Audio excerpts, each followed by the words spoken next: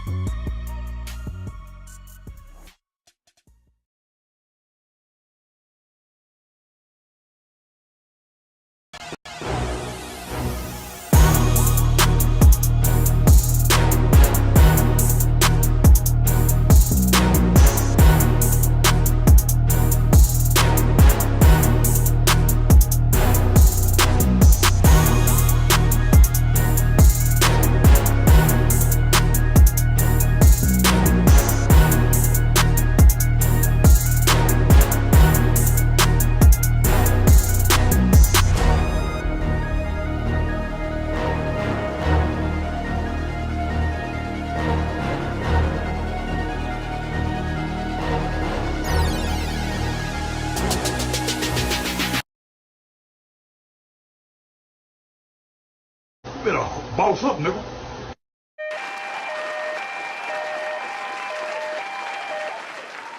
What's going on, everybody? It is Coach Greg Adams back in here with another YouTube live stream. Shout out to the Coach Gang. And that's you. For being in here, being involved, and being active on this YouTube channel. And welcome back to the Wake Up Show. Back in the Desert Storm Bunker. Part of the Free Agent Lifestyle podcast here on the Free Agent Lifestyle channel. You in here with the Bruce Wayne in this ish. The King of Kings, the King of Content, and the Speaker of Truth. Yours truly, the Notorious One, a.k.a. Mr. Coachellini, better known as the Prognosticator, Coach Stradamus. And you're in the Desert Storm Bunker with none other than...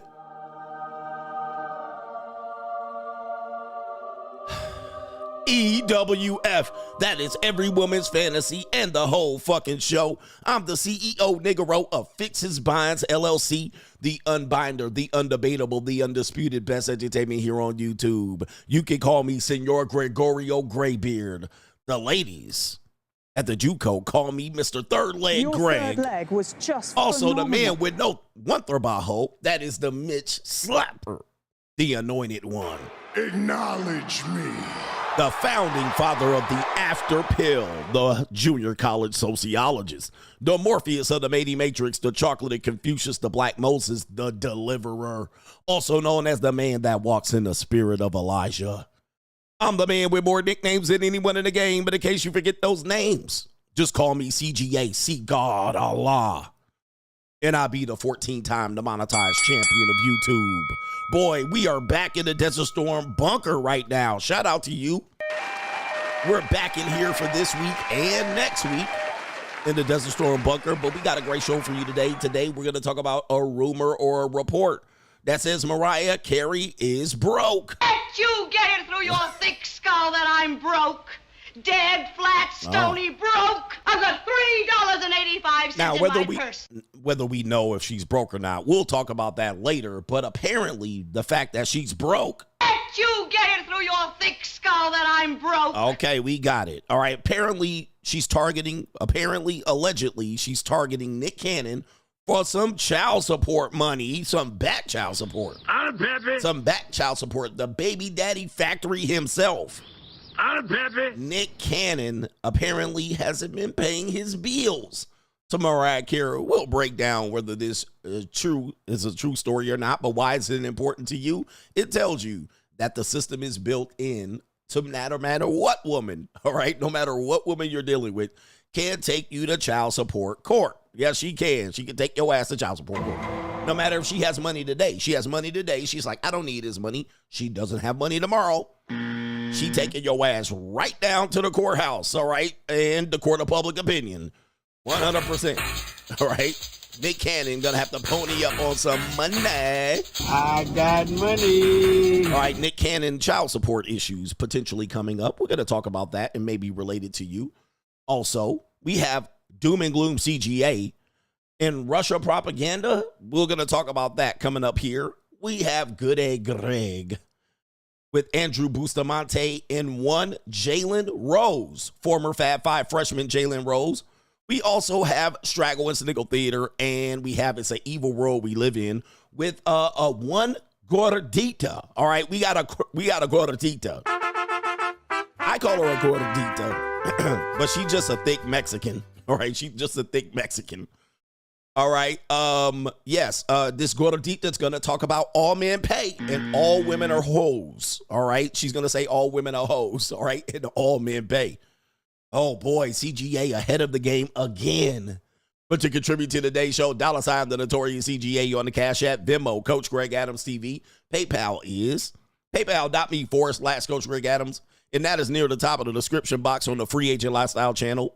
And you can super chat by clicking the link on the top of the live chat. New world order. On the Free Agent Lifestyle channel. Man, what a weekend I had. Let me tell you, gentlemen. What's up, nigga? What's up for the weekend, all right, nigga? What a weekend I had. I toured 3 universities, 3 major universities, high-level research centers. As you guys know, my son, who's going to be making his social media debut, meaning that he's already on social media, but we're going to start pushing him out to my audience in particularly, so you guys can give him a follow and send him some encouragement, and the haters can hate on a young man that's about to be great. All right, but he's touring universities. He's been admitted to 9+ universities. He selected it down to the Final 4, and we are now visiting the Final 4. We visited 3 this weekend. What's up, nigga? What's up for the weekend, and all nigga? I can say is, well, Where the white women at? yeah, there's that. All right, and if you follow me on Locals and you're a premium content payer over on Locals, I showed you. Hey, where are the white women at? One of the universities that we was at. All right, one of the prime Calico universities. Yes, CGA Jr. is ready to launch into the atmosphere. He's going to be at the age of majority, so he can control his own shit and his own haters and his own supporters. But coming up live next week, he's going to pick one university. He believes he's ready to pick one university that he's ready to go to. We have one more to visit this weekend. Yes, this weekend we're visiting our last one. Nigga? What's up for the weekend, nigga? All right. We're shout out to the Gen Z. We're visiting the last one. Then he thinks he's ready to pick. All right. Now, you know, his top college has been bumped already because he's been visiting we visited 3 universities last week. All right. And you'll get to know those universities that he's picking sometime next week. And then if you follow me on my stories, probably after the weekend, you're going to see me show a part of his visits and what he's looking for. And then we'll show him his social media so that you guys can give him a follow and all of that stuff. All right. But yeah, man. All right. Young CGA Jr., you'll get to call him by his real name coming up as he's graduating from high school in about 2 months. All right, 2 months and entering into the real world out here. Yes. New world order. All right, he's ready to take over my spot. He said he's going to take over my spot. Yes, he is. He is. But anyway, he said not my girl, too. All right. He said not my girl. But boy, did I get a bird's eye view of the future. Boy, the future looking bright. Where the white women at? The future looking bright at these universities. I'm going to tell you right now, and it's good to touch grass and get outside. Boy, was I in teen spirit heaven. Hello. Yes, indeed. All right. Yes, indeed. It was, boy, it was fresh out there. But apparently, you know, I bumped into this guy. I was at one university, and we stopped at McDonald's to, you know, a little pit stop and to, you know, relieve ourselves of our pee, you know. And what happened was a brother recognized me hanging out, and he said, "Hey, man, this looks like you." And it was the Fresh and Fit thumbnail. And I was like, well, that's me, all right. And that's you. All right, that's certainly me. And he was like, what are you doing in Phoenix? All right. All right. And I was like, Phoenix is great. All right, but I told him why I was here, and he just happened to have some game. He transferred to a university, from a university, but my sons are looking at both of those schools, and he was able to give us some great insight on those universities and his opinion on why he chose one school over another and so forth and so on. Shout out to that brother. I don't remember his name, but shout out to the brother that recognized me outside of McDonald's. All right. And he said, this guy right here on this Fresh and Fit thumbnail, he didn't know who I was outside of Fresh and Fit thumbnail. So that was the first time he was introduced to me from that weekend's video from Fresh and Fit. Look how the world works. Look how the world works. It just works that way. So he recognized me from the previous show. And he decided to talk to me, chat it up, and give my son some inside information on some universities. But with that being said, the future looks bright. But he also said these girls are some skeezers. All right. He also said, and he's not the only one listen. He's not the only one that has been saying this. A lot of young men on the college campuses says these girls are getting around. All right. They out there. All right. They are out there in these cotton picking streets. In these streets. Which is not a surprise. Not a surprise at all. And yeah, he had to tell my son, yeah, these girls is hoes. All right. But anyway, we're going to talk about hoes. You know, the women are going to talk about, and I don't dislike hoes. All right. Hoes have a place in our society. But all men pay and all women are hoeing. All right, we're going to hear this from our gordita, our residential gordita is going to tell us all men pay and all women are hoes. All right, but it is what it is. And later on in tonight's show, we're going to talk about the dating strategies for women from age 19 to 45 and why it offends men. Yes, indeed. I'm going to go through each of these generations, although this is a hot topic. All right, we're going to go through all of these generations, and we're going to bring this conversation back up. It is offensive to men. Female dating strategy is offensive to men. All right, it is. It is highly offensive. Men don't like the dating strategy that women have employed over the last 20, 25 years. They simply don't like it. Some men settle for it. Some men don't have no choice. You know what I mean? They have a moral code to follow. You know, they're following the law. All right, we need to do it the right way, and they want to track on our way back to the future, turning hoes into housewives. But we got that coming up. But anyway, enough about that. We need to get to the earlier contributors to today's show. And I appreciate all of my contributors, even the people who contributed. There were some people that contributed. Since I wasn't on Tuesday, I had to take the day off. We were going from city to city, then coast to coast. All right, we were going all over Arizona. All right, shout out to everybody in Arizona. Tucson, Arizona, coming home. All right, but let's get to the earlier contributors to today's show. All right, and you guys are a very, very important part of the show nonetheless. So let's get you guys some shine and some recognition. Okay, all right, now that I refresh my screen, shout out to Jay McGee says, I need to hear the Reverend X. Let's go. I don't give a fuck what you think, bitch. Cut that bitch off. Next caller. There's the Reverend X right there. All right, shout out to our brother, and his name is Jay Goldfire. He says, thanks for the edutainment, King. He says, glad to see men are still willing to tell the truth. That's politically incorrect instead of socially acceptable lies. Tom Likas taught me about dream killers, and you're teaching me how to boss up in 2025. Boss up, he says, thank you, sir. Appreciate you, man. Yes, Damon Wayans. You know, Damon Wayans watches the show. Shout out to Damon Wayans. I got inside information that indeed Damon Wayans watches my show. In fact, he has a TV show where he's copying me. He's mimicking me. All right, look it up. All right. But anyway, shout out to Damon Wayans. Damon Wayans talks about this, that men can't, comedians and people, political people can't tell the truth anymore. We just are so politically correct, and we only can tell what's socially acceptable. And if you don't say what's socially acceptable, there's something wrong with you. All right. They're like, hey, man, we can't help this person continue to talk because people are hopeful. Yeah. They want to be filled with hope. Shout out to our brother, and it is no government name. He says, Coach, you should do. Okay, that was from other day. That was our suggestion. And he said, Coach Alini, what are your thoughts on the growing trend of Gen Z men refusing leadership positions? Okay. And in the workforce, only looking out for themselves, knowing that no one has their back in society, especially corporations. Young men know they can't trust anybody. In fact, I did hear a video of people basically saying one of the problems of society is that people are going for self. And especially younger men, they're going for self. All right. Everybody's like going for self. It's every man for themselves. In fact, this is our society is the first time we've ever done this. This is reverse progress, I suppose, or it's regression. And that communities have been built where people looked out for the greater benefit of everybody, but not anymore. People are going for self. People are trying to get their own bag, and Gen Z men are like, nah, man, no management, no leadership position. Just give me my money. All right. They rather work 2 or 3 jobs as opposed to try to work themselves up to management, because management and coaching and leadership is a thankless position. Yes, it is. He says they have your back with a knife. Yeah, it's a thankless position. I worked in leadership and coaching for many, many years, and it's thankless.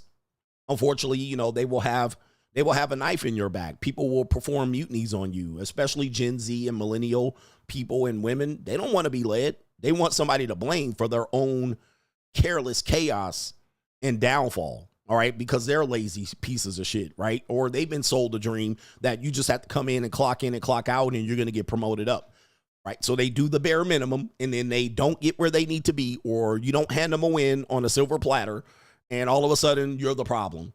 So who wants that? We're seeing even the top leader in our country, President Donald Trump. I mean, he can do no right. Everything he does is wrong to a lot of people, not the majority, but a lot of people. And of course, the people that support, they're not loud enough. It's always the loud people that are the people who are the losers. And because they can't do anything, they feel helpless and hopeless. And now it's just attack the leader. So why in the hell would you want to be a leader in this today's world? I'm a leader. I'm coaching up a group of people today.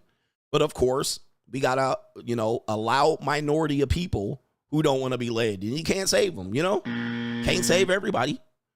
Well, yeah, being a father is a thankless job. Like we tell people, you got to pitch a shutout if you're a father. Like you can't make any mistakes, where a mother can be a crack fiend mama, and now she's just a black queen mama. Nigga, you leave for one day to go get a carton of milk. One motherfucking day. It's a problem. What happened? It's a problem. One day you go to the liquor store to get a pack of Newports. You come back 10 years later, it's a problem. All right. Know what to tell you. Shout out to our brother Joshua Moon says, Ninjas was looking around like, where is the coach? And he says, yesterday, yep, no coach yesterday. I tried to tell y'all, but y'all didn't remember. And it says right here, he says, YouTube is boring without CGAs. Yes, the cricket sound effects. How many people were bored yesterday? How did you get through work without the Notorious one? I'm going to start doing IRL streams, because I do feel like, when I'm not here, I'm going to not be here all the time in 2025, because it's boss up. I'm outside, brothers. I'm going to be outside, but I feel like I could do some IRL streams while I'm out there, but I didn't want to do IRL streams while I was at universities. I was checking them out. I was checking out them calicos out here. All right. But I'm going to have to start streaming IRL when I'm not here, so y'all can at least get a little bit of something. But YouTube ain't shit without the Notorious one. New world YouTube order. ain't shit without the Notorious one. Even if I get 600 people on my IRL stream, for sure. All right. It's better than nothing. Shout out to our brother. He said, it is Terrence Cole says, for bumming off your content, LOL. I appreciate you sending some tuition. I appreciate that. And you admitting it. It just is bumming. All right, anyway, shout out to you. And yeah, if you ever miss me, check me out on Locals or Money Mindset. I'm over there teaching. I'm going to be teaching over there all the time. You got mad replays over there. But let me do this, man. We're going to get into this part of the show, which is going to be, I believe, Doom and Gloom CGA. All right, Doom and Gloom CGA. All right, yes, there's a lot of Doom and Gloom here. President Trump spoke yesterday, so maybe we'll cover a little bit of that. Let's go.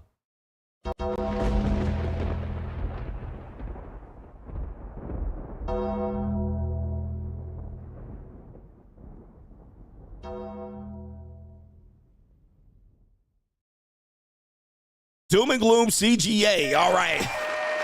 And that's really brought to you by the I'm out of sync here. All right. Apparently, we have the Democrats. Donald J. Trump spoke last night in his presidential State of the Union address. Shout out to President Donald J. Trump. Look at my African American. I didn't see the whole thing. Look at him. All right. Because are you the greatest? I flew in from Phoenix. About? I flew in from Phoenix, so I didn't get to see the whole thing. And it was on. And then I caught a little bit of it, but I had to catch up on some work and prepare for today's show.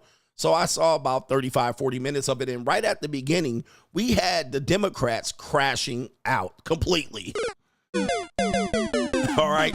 So let me see if I can pull this up because I didn't mean to talk about it. All right. The last night's speech. Let me see what happened here. Dems crash out. We had a couple of Dems threaten that they were going to throw eggs. They were going to throw eggs at Donald Trump, and this includes Jasmine Crockett, I believe, who that strag with the wig on. Let's see the Democrats crashing out at Donald Trump and breaking decorum in the House of Congress. Yes, the House of Congress. Let's play the video. Small business optimism saw its single largest 1 month gain ever recorded, a 41-point jump.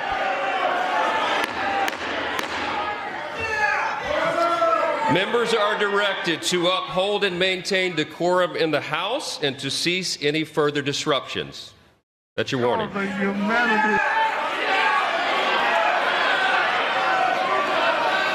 Members are engaging in willful and continuing breach of decorum, and the chair is prepared to direct the Sergeant-at-Arms to restore order to the joint session.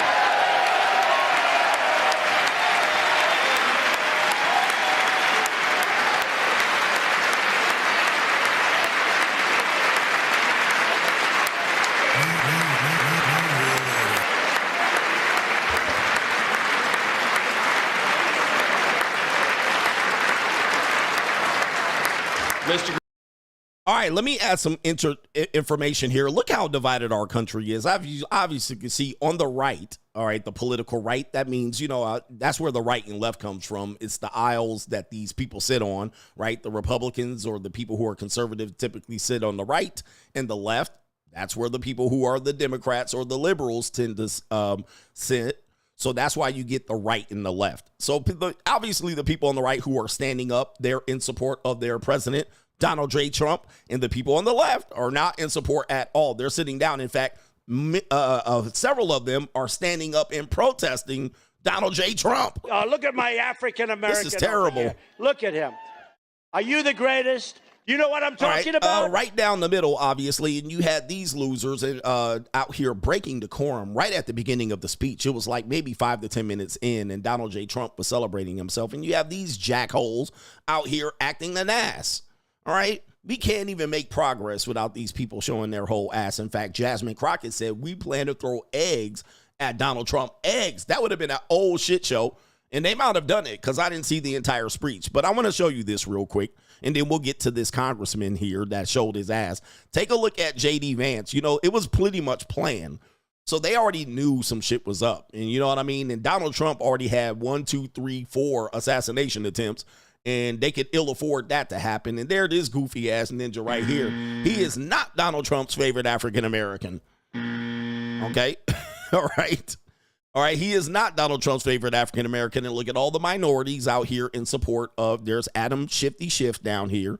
And these are all your Democrats who's supposed to be the party of unity. Looking like an idiot here. But watch J.D. Vance here.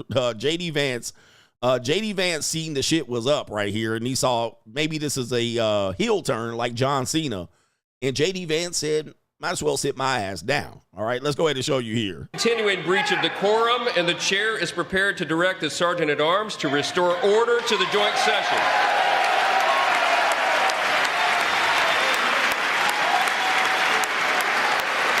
No. All right, so there's the guy right there. Who is Al Green, by the way? I think his name is Al Green. He's up shouting, and J.D. Vance said, okay, before the eggs start flying, might as well sit down. All right, yeah, the party of tolerance. This is the Democrats showing their ass again, and there's J.D. Vance. Take your seat. Oh, look at this guy. They so angry. New world. All right, he's sitting up there like, I'm not happy. Oh my! All right, look at this piece of who does he represent? All right, look at J.D. Vance standing strong up to Zelenskyy, but he said, might as well sit down. Take a look at this right here. When the shit started getting hot, J.D. was like, let me go on and take a seat. All right, J.D. said, I don't want no eggs thrown at me, fam. I am not the Secret Service. All right, but they standing tall. All right, pipping Congress. All right, yeah, there it is. There it is. This gentleman from the chamber. All right, tell him. Kicked out. Take off. Take a hike. All right, and basically. Shut your bitch ass up. Yeah, shut your bitch ass up. Shut up. All right. Silence, you fool. All right, what kind of pimp? What is he represent? Birmingham, Alabama? What is this shit? All right, look at him, man. He looking like a woolly bat. Oh, here come the white men. All right, look out. They about to evict this nigga. All right, get out, nigga. All right, this or he's a Mexican. I don't know what he is. Is he a Native American? I don't know. Get out. All right, get the. Shut your bitch ass up. Yeah. Oh, look at him. Ain't nobody want to hear this. This is who voted these people in. It's always the brown people, isn't it? It's always the brown people. Look at y'all's people, man. And y'all want to vote for these clowns. All right, Jesus, man. These people. All right, they brought in the white men. The white men started coming down the aisle. These white men did not look like they was about to do nothing, though. All right, look at these ninjas right here. Look at these. All right, these ninjas is a little too old to be doing anything, but that's neither here nor there. He from Texas? Must be Houston. Look at this ninja right here. Shut up. All right, ain't nobody want to see this shit. Why you got a cane? Shut your bitch ass up. Oh, man, sit down. Sit your clown ass down. Who voted him in? All right, this is crazy. All right, he's from Houston? Oh, I knew it. He's from Houston. All right, is that a ninja? Is he a Negro? He's got to be a Negro, or at least partial Negro. All right, with that being said, we have more in Doom and Gloom CGA to report here. This is according to MSNWO. New world. Or that's MSNBC. Apparently, they said Zelenskyy, he ready to talk peace. All right, let's see what's going on here. Some breaking news. Ukrainian President Volodymyr Zelenskyy says his country is ready to come to the negotiating table to end the war with Russia as soon as possible. He also called last week's Oval Office blow-up regrettable. Zelensky's comments come, of course, after the Trump administration paused military aid to Ukraine. Here's Vice President J.D. Vance. What the president has said very clearly about our Ukraine policy is that he wants the Ukrainians to come to the negotiating table. We want the Ukrainians to have a sovereign and an independent country. We think the Ukrainian troops have fought very bravely, but we're at a point here where neither Europe nor the United States nor the Ukrainians can continue this war indefinitely. NBC's Gabe Gutierrez is live in Washington, and also with us, Evelyn Farkas, former senior advisor to the Supreme Allied Commander of Europe. All right, who cares about what these jackass people got to say? But what we learned an important lesson, guys. We learned an important lesson. Money talks, bullshit walks. Money talks, bullshit walks. All right, so men, I want you to hear this. I know y'all don't want to think it's this way. Money talks, bullshit walks. What did we learn, guys? One more time. Money talks, bullshit walks. So Zelenskyy came in with his bullshit, but he needed the money. But he said, I'm going to go ahead and talk that shit. Now, y'all dumbass, there were some jackholes out here defending this jackass. All right, y'all was defending him, and y'all was like, he's right, and he's standing on principle. Guess what happened? Oh, we going to cut your bitch ass off. No money for you. I got money. Right, no money for you. And then all of a sudden, you realize you ain't had no money to fund your war. Like Donald Trump said, you don't have the cards. And Zelenskyy was ready to, not Zelenskyy, Putin was over there sitting there like, okay, nigga. Pop, pop, ka, ka, ka. Skitty keep pop, pop. And a pop, pop, boom. You knew Putin was going to fuck you up, all right, because you ain't had the money. All right, so guess what? All right, you knew Putin was about to fuck your ass up as soon as you ain't going to get no funding, and guess what? I can do some shuffling too. Look out, man, what you gonna do? Look out, boys, it's coming through. Yeah, man, yeah, man. All of a sudden, morality and principle out the window. All right, hey, gentlemen, what did we learn? Money talks, bullshit walks. You can talk shit and swallow spit all day. You can have a moral code all day. You can stand on your square all day. But if you ain't got no money, guess what? You ain't got nothing to stand on, all right? So Donald Trump was like, okay, nigga, we can do this the easy way or the hard way. And I'm going to stand on my square. Okay, you ain't going to have no money for your war. I can do some shuffling too. Look out, man, what you gonna do? Look out, boys, it's coming through. Yeah, man, yeah, man. All of a sudden, I think we can make an agreement. That's what we thought. That's exactly what we thought. Talk is cheap, right? Money talks, bullshit walk. Big bank take little bank every single time. So again, you know what I mean? We talked about this with religions and war. Listen, the winners, all right, go the winner. To the winners go the spoils, all right? Whoever got the bank wins, all right? Whoever wins controls the narrative. Who cares if you're right or wrong?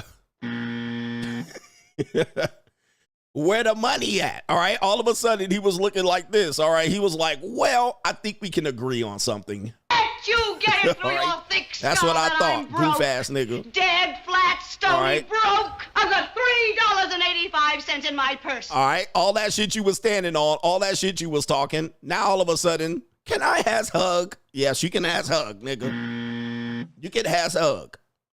All right. And your wife can have a new Bugatti. A new Bugatti.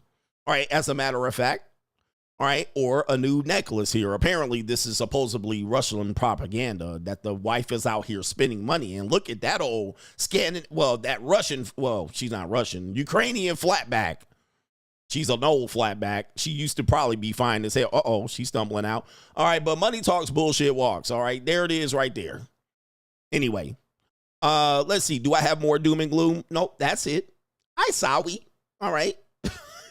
Donald Trump's an asset for Russia. Okay, yes. And guess what? Now he ain't got no money to fight a war. They got money for war but can't feed the poor. All right, yes, indeed. That's Ukraine. That's Doom and Gloom CGA.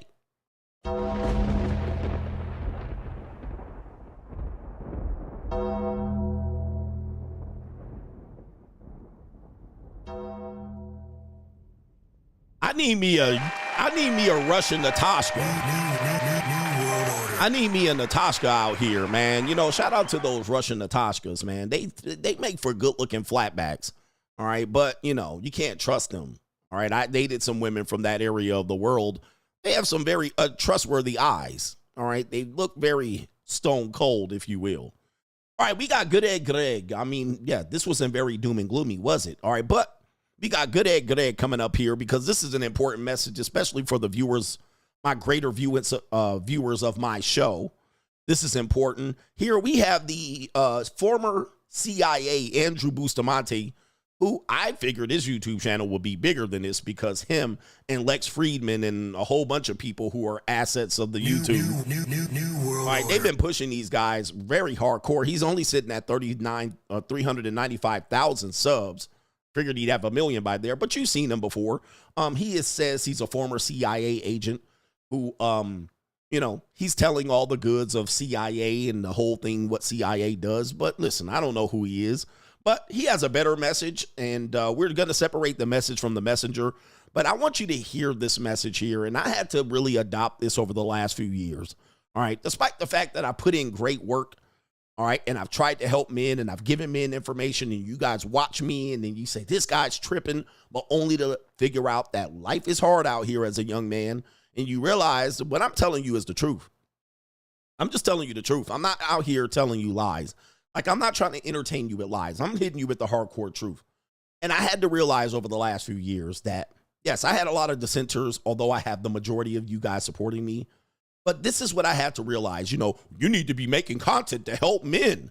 I had to change that mindset because I made a lot of content to help men, and men were stuck in the same spot after many, many years. And then they would complain that they're stuck in the same spot. And I finally had to throw my hands up. So I'm going to listen to what Andrew Bustamante says right here. And I wanted you to think, is he telling the truth here? All right. It says, why trying to help everyone is the biggest waste of time. Yes. And I had to take a gamble. Somebody said, Coach, your content is now pivoting to it's only going to help the top 10%.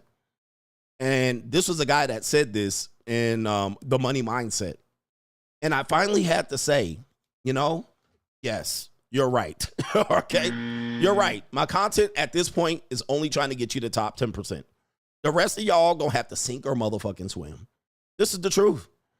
It's the truth. I can't help all the Mitches. I had to finally say, Mitch ass ninjas, fuck y'all. All right. And I know people are like, you're turning against men. No, I'm not turning against men. I'm turning against the Mitches. All right. The Mitches got to go because there's nothing I can do for you. You watch my show for a good 2-3 years and then say I have no solutions. I can't help you. I can't help you. All right. Literally. So let's listen to this good egg, and apply this to your own life, your own family, your own friends, your circle of influence, your social media. Apply this. Trying to help everyone is the biggest waste of time. Here's the secret, Kelsey, that nobody wants to say out loud, but that is super powerful from CIA. You can't save everybody. Some people, the biggest contribution they can make in this world is to be a cog. The biggest contribution for them is to sacrifice themselves. The biggest contribution they can make is literally to be left behind and forgotten. In fact, if you look at it empirically, mathematically, there's something called the 80-20 rule.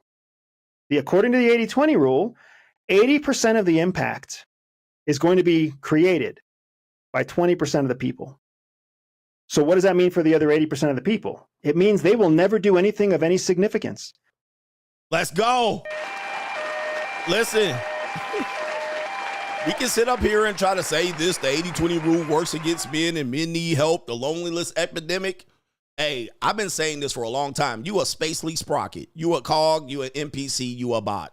All right, and listen, if you're a bot and you start off a bot and then you listen to me and then you want to help yourself, that's one thing. All right, but if you listen to me after 2 or 3 years and you still a bot, like, I can't save you. And you're still going against me, and guy, you're trying to find a better solution. All right, there's no better solution than the motherfucking free agent lifestyle. I'm gonna tell you this.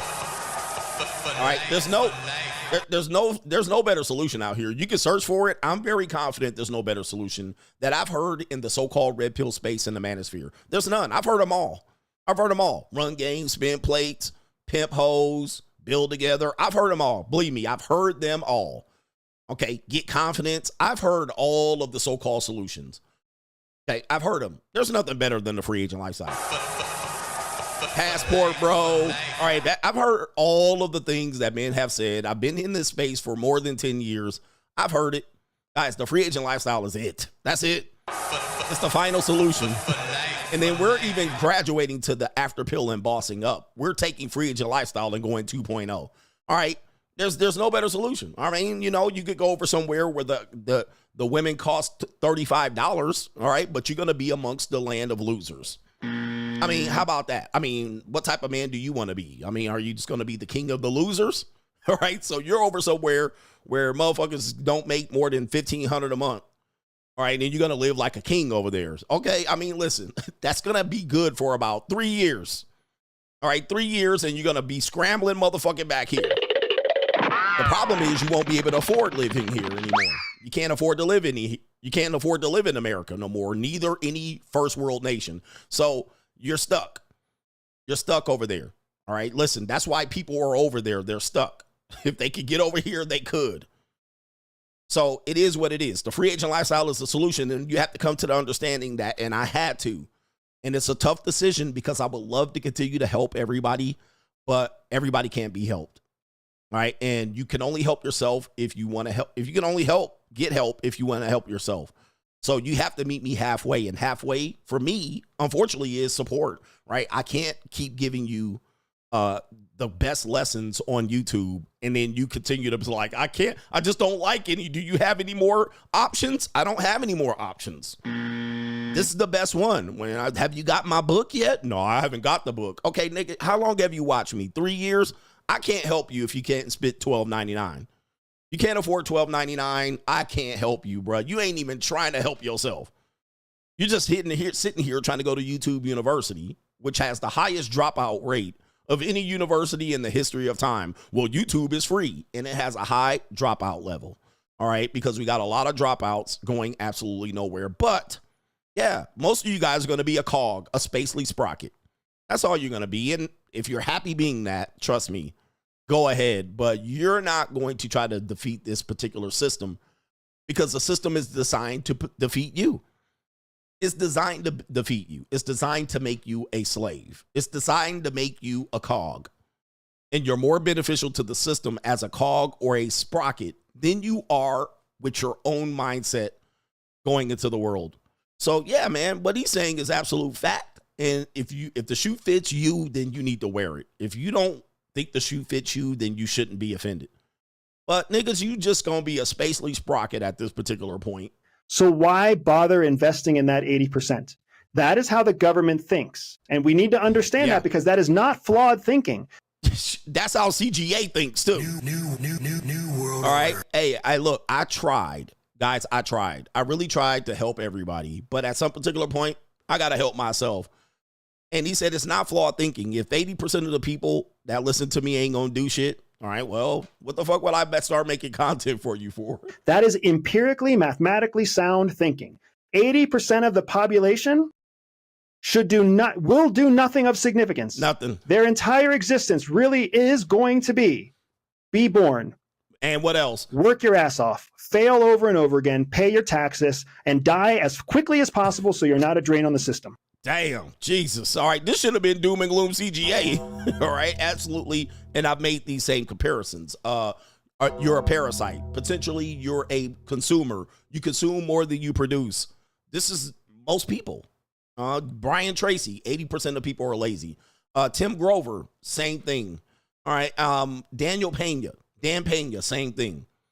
But we would hope that you would want to be better. And yes, being better doesn't mean you're going to have a change immediately. It takes years to break out of this system of being a consumer and a parasite, a useless eater, or more or less a person that doesn't help another person. Okay, even your mothers and parents completely sabotage you with their own laziness, right?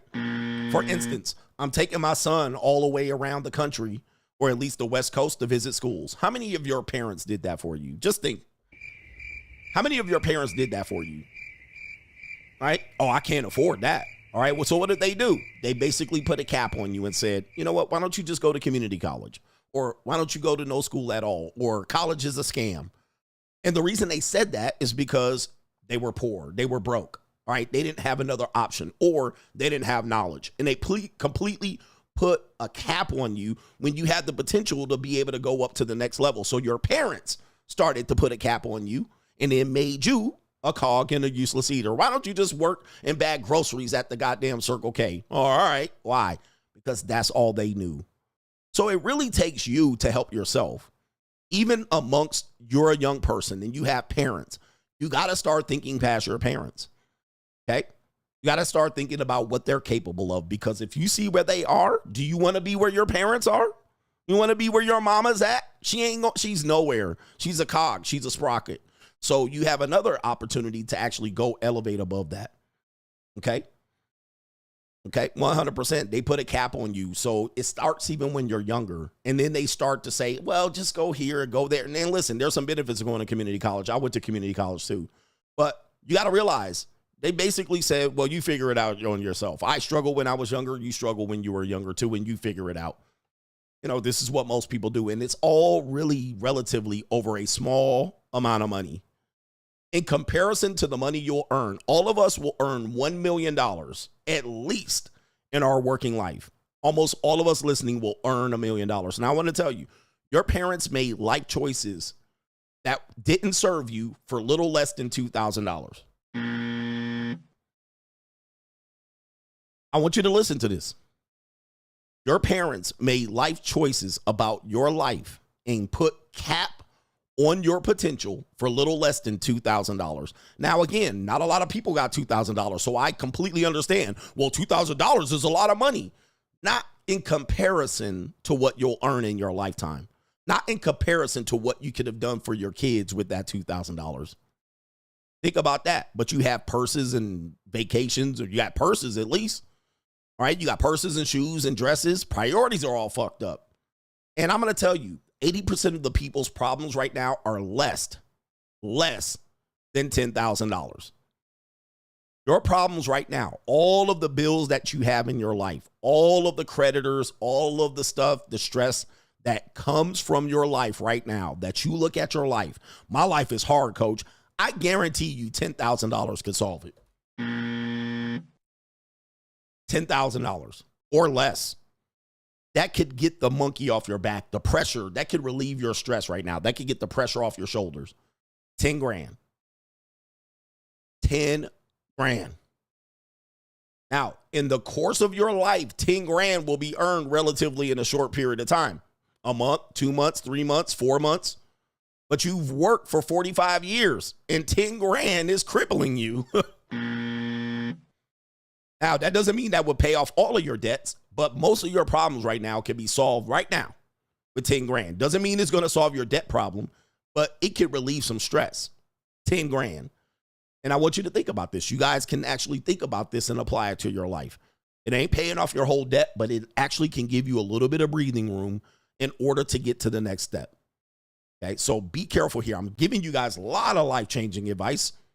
But as Bustamante says, and the right mathematical principle says, don't ever focus on the 80%. Focus on the 20%. And this is how I pivoted my message. Can I add one more thing? I've told you this a lot of times, and I tell you stories over and over again so they can sink in. Listen to this. I once had a person when I was a fitness trainer. She told me, she was a marketing director. She said, oh, you're a fitness trainer. She says, here's my advice. Market to fit people, not fat people. And the reason why you want to market to fit people is because fit people, fit people invest in themselves. Fit people already know what it takes to sacrifice. Fit people just need you to hold them accountable. Fat people, on the other hand, which is the majority, which you would think fitness trainers would focus on, I'm going to help people lose weight. Well, those people don't invest in themselves. Those people have the most excuses. Those people have the less likelihood to stick through it. Those people want the solution to be fast. All right, I want to lose 80 pounds in 3 weeks. That's fat people, right? And so if you don't live up to that, all right, because they're not used to doing something and sticking with it over a period of time, years, they're the ones who are going to complain. Well, you didn't make me lose 80 pounds in 3 weeks. So she said, focus on the 20%. And market to the 20%. Do not market to the 80%. This is what Bustamante is saying. And this is what I have to do with my message. I have to now market to the 20%, right? Meaning that the 20% of people that invest in CGA, that's who I got to market to. Because the 80% is not going to, they're not. And they're going to come up with excuses, and they're not going to see past their pain and trauma, and they're not going to invest in you. In fact, he's saying the government thinks the same way. We're not going to focus on the 80%, not the poor. Who cares about the poor? They're going to be poor no matter what. And every now and then a few will rise up. All right, but why focus on them? Let's focus on the 20%. Let's go. New world order. And apply this to your life. Apply this to your life. We have a last good egg right here, and then we'll get to some super chats. We have Jalen Rose. Think about this one. I had a message that once said, if it doesn't add up, start subtracting. If it doesn't add up, start subtracting. Write these things down. These are life-changing quotes that people end up stealing from me in some sort of way and taking credit. Okay? When things don't add up, start subtracting. Now, Jalen Rose has another message about people in your life that bring confusion and shit. This 3-minute lesson will save your life. We're going to interject into this message here and maybe not play the whole thing. This is an old clip, so this is not something new. This definitely is old Jalen Rose from his old TV show. Listen to this about people in your life. Okay, here we go. I will be like, basically, are you leaving a voicemail because you're here to add, subtract, multiply, or divide? Please state it in your message. Because that's what happens when people call you. They're hitting you up for one of those 4 things. Explain. If you're calling to add, that means you're calling to let me know about something that we can do positive and we're going to break bread together. Sure. You're bringing me that can't lose I want to deal. add some shoes to the Jalen Rose Leadership Academy. No doubt. You're bringing something to the table. Mm-hmm. You're a positive asset. Mm-hmm. If you're there to subtract, you're there to take away. You asking. Yes. You want gifts. You want a loan that we both know you're never going to pay back. For whatever it's worth. Not a diss, just a fact.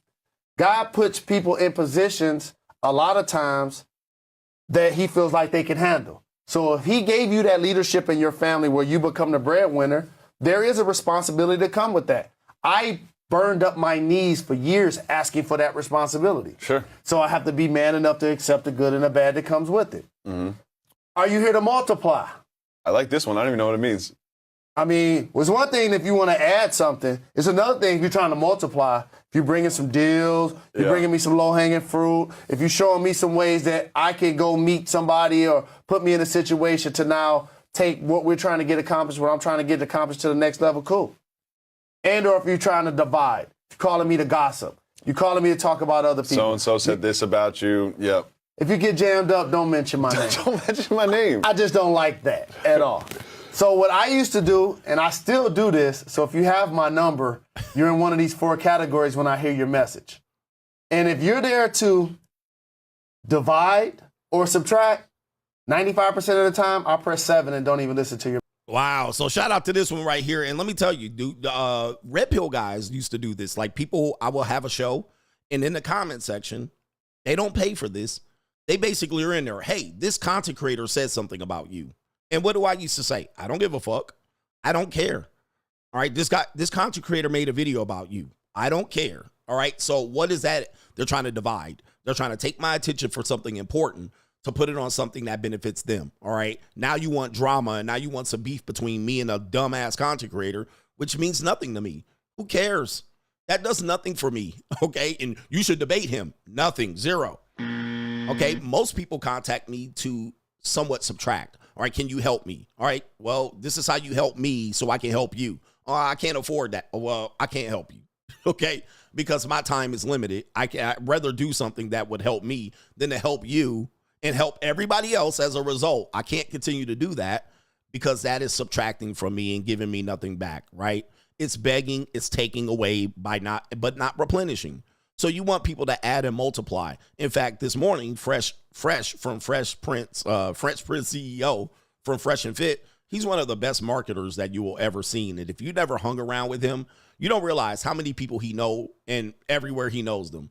All right, we were in Vegas. He ain't even from Vegas, and he knew more important people than I knew. I was like, nigga, how you know these people?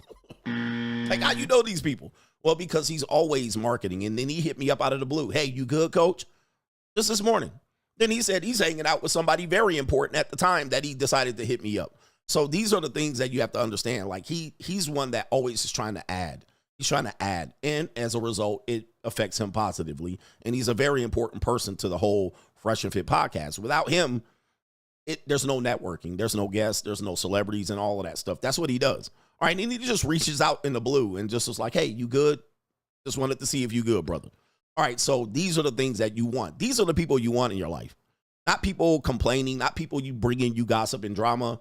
So these are the people that I want you to focus on when you're focusing on trying to make yourself better. If people are not adding, they're subtracting. All right, if things don't add up with the women in your life, start subtracting. Start subtracting. I said this back in 2018, 2019. If things don't add up, start subtracting. If you carry these lessons, they're going to help you. They're going to help you 100%. If you don't listen to them and you're only stuck on trying to make a woman better. Coach, we need to make these women better. Guys, that's subtracting. That's really dividing. You can't not make women better. Nothing I'm going to say is going to make a woman better. Maybe one here and there, but not enough of them to make your life better. All right, there's nothing we can say to make them better or change the direction of dating and relationships. There's nothing. So the best thing to do is to subtract yourself from that if you want to see an impact. And by the way, your boy been at this for 10 years, single for 10 years. Last relationship was like 2016. And I'm going to tell you, I have had the best fucking life of all time. My life has gotten better the minute I got rid of relationships. The minute I got rid of relationships and dating, especially dating without leveraging options and broke dating, the minute I did that one thing, and I'm telling you, you can do it for a short period of time or a long period of time. You do it for a short period of time, you're going to see that it's going to be positive. It's going to be positive. I'm here to tell you that a lot of people want you to be, they want you to be in relationships and miserable. They want you to be married. They want you to be out here producing kids and all that stuff for the greater good. But of course, it doesn't help everybody. A lot of people have their biggest detriment be that one thing. It's the biggest debt. You become bankrupt from these things. And I've decided to say, for a man at that particular point in my life, it would be more beneficial for me to stay single. But no, the world tells you, no, you want to be in a relationship. You want to not be lonely. You don't want to die alone.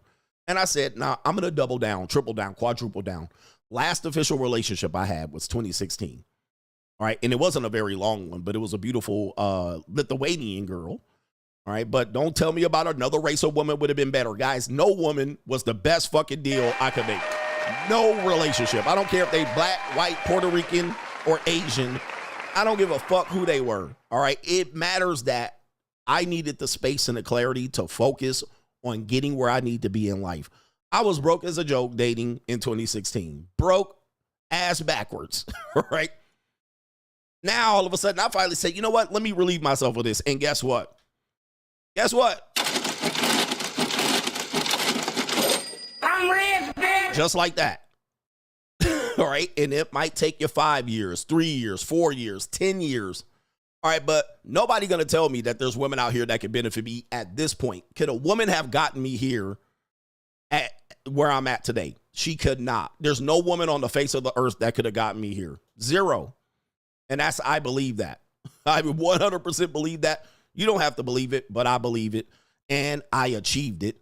And I do have one more good egg in the egg. This is Damon Wayans here talking about why people don't like the truth anymore. He says society is sensitive now. Now, society's too sensitive now. Why you can't be real. Why I'm the most dangerous podcast on YouTube. You see Damon Wayans getting back on stage? When I was doing it, I loved it.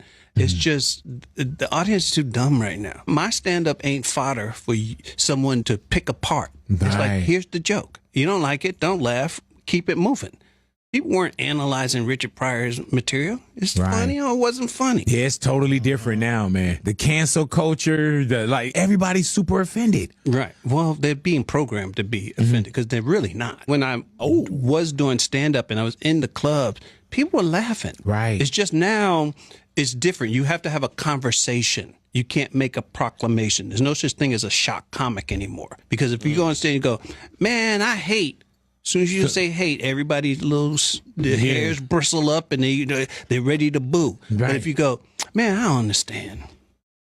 Gotcha. It helped me figure out what's going on with these people. And then, yeah, and he's right about this. We don't have to hear the whole clip. He is absolutely right about this. Most people, and it's mostly useless eaters, it's mostly losers, it's mostly people who major in the minors that are most offended.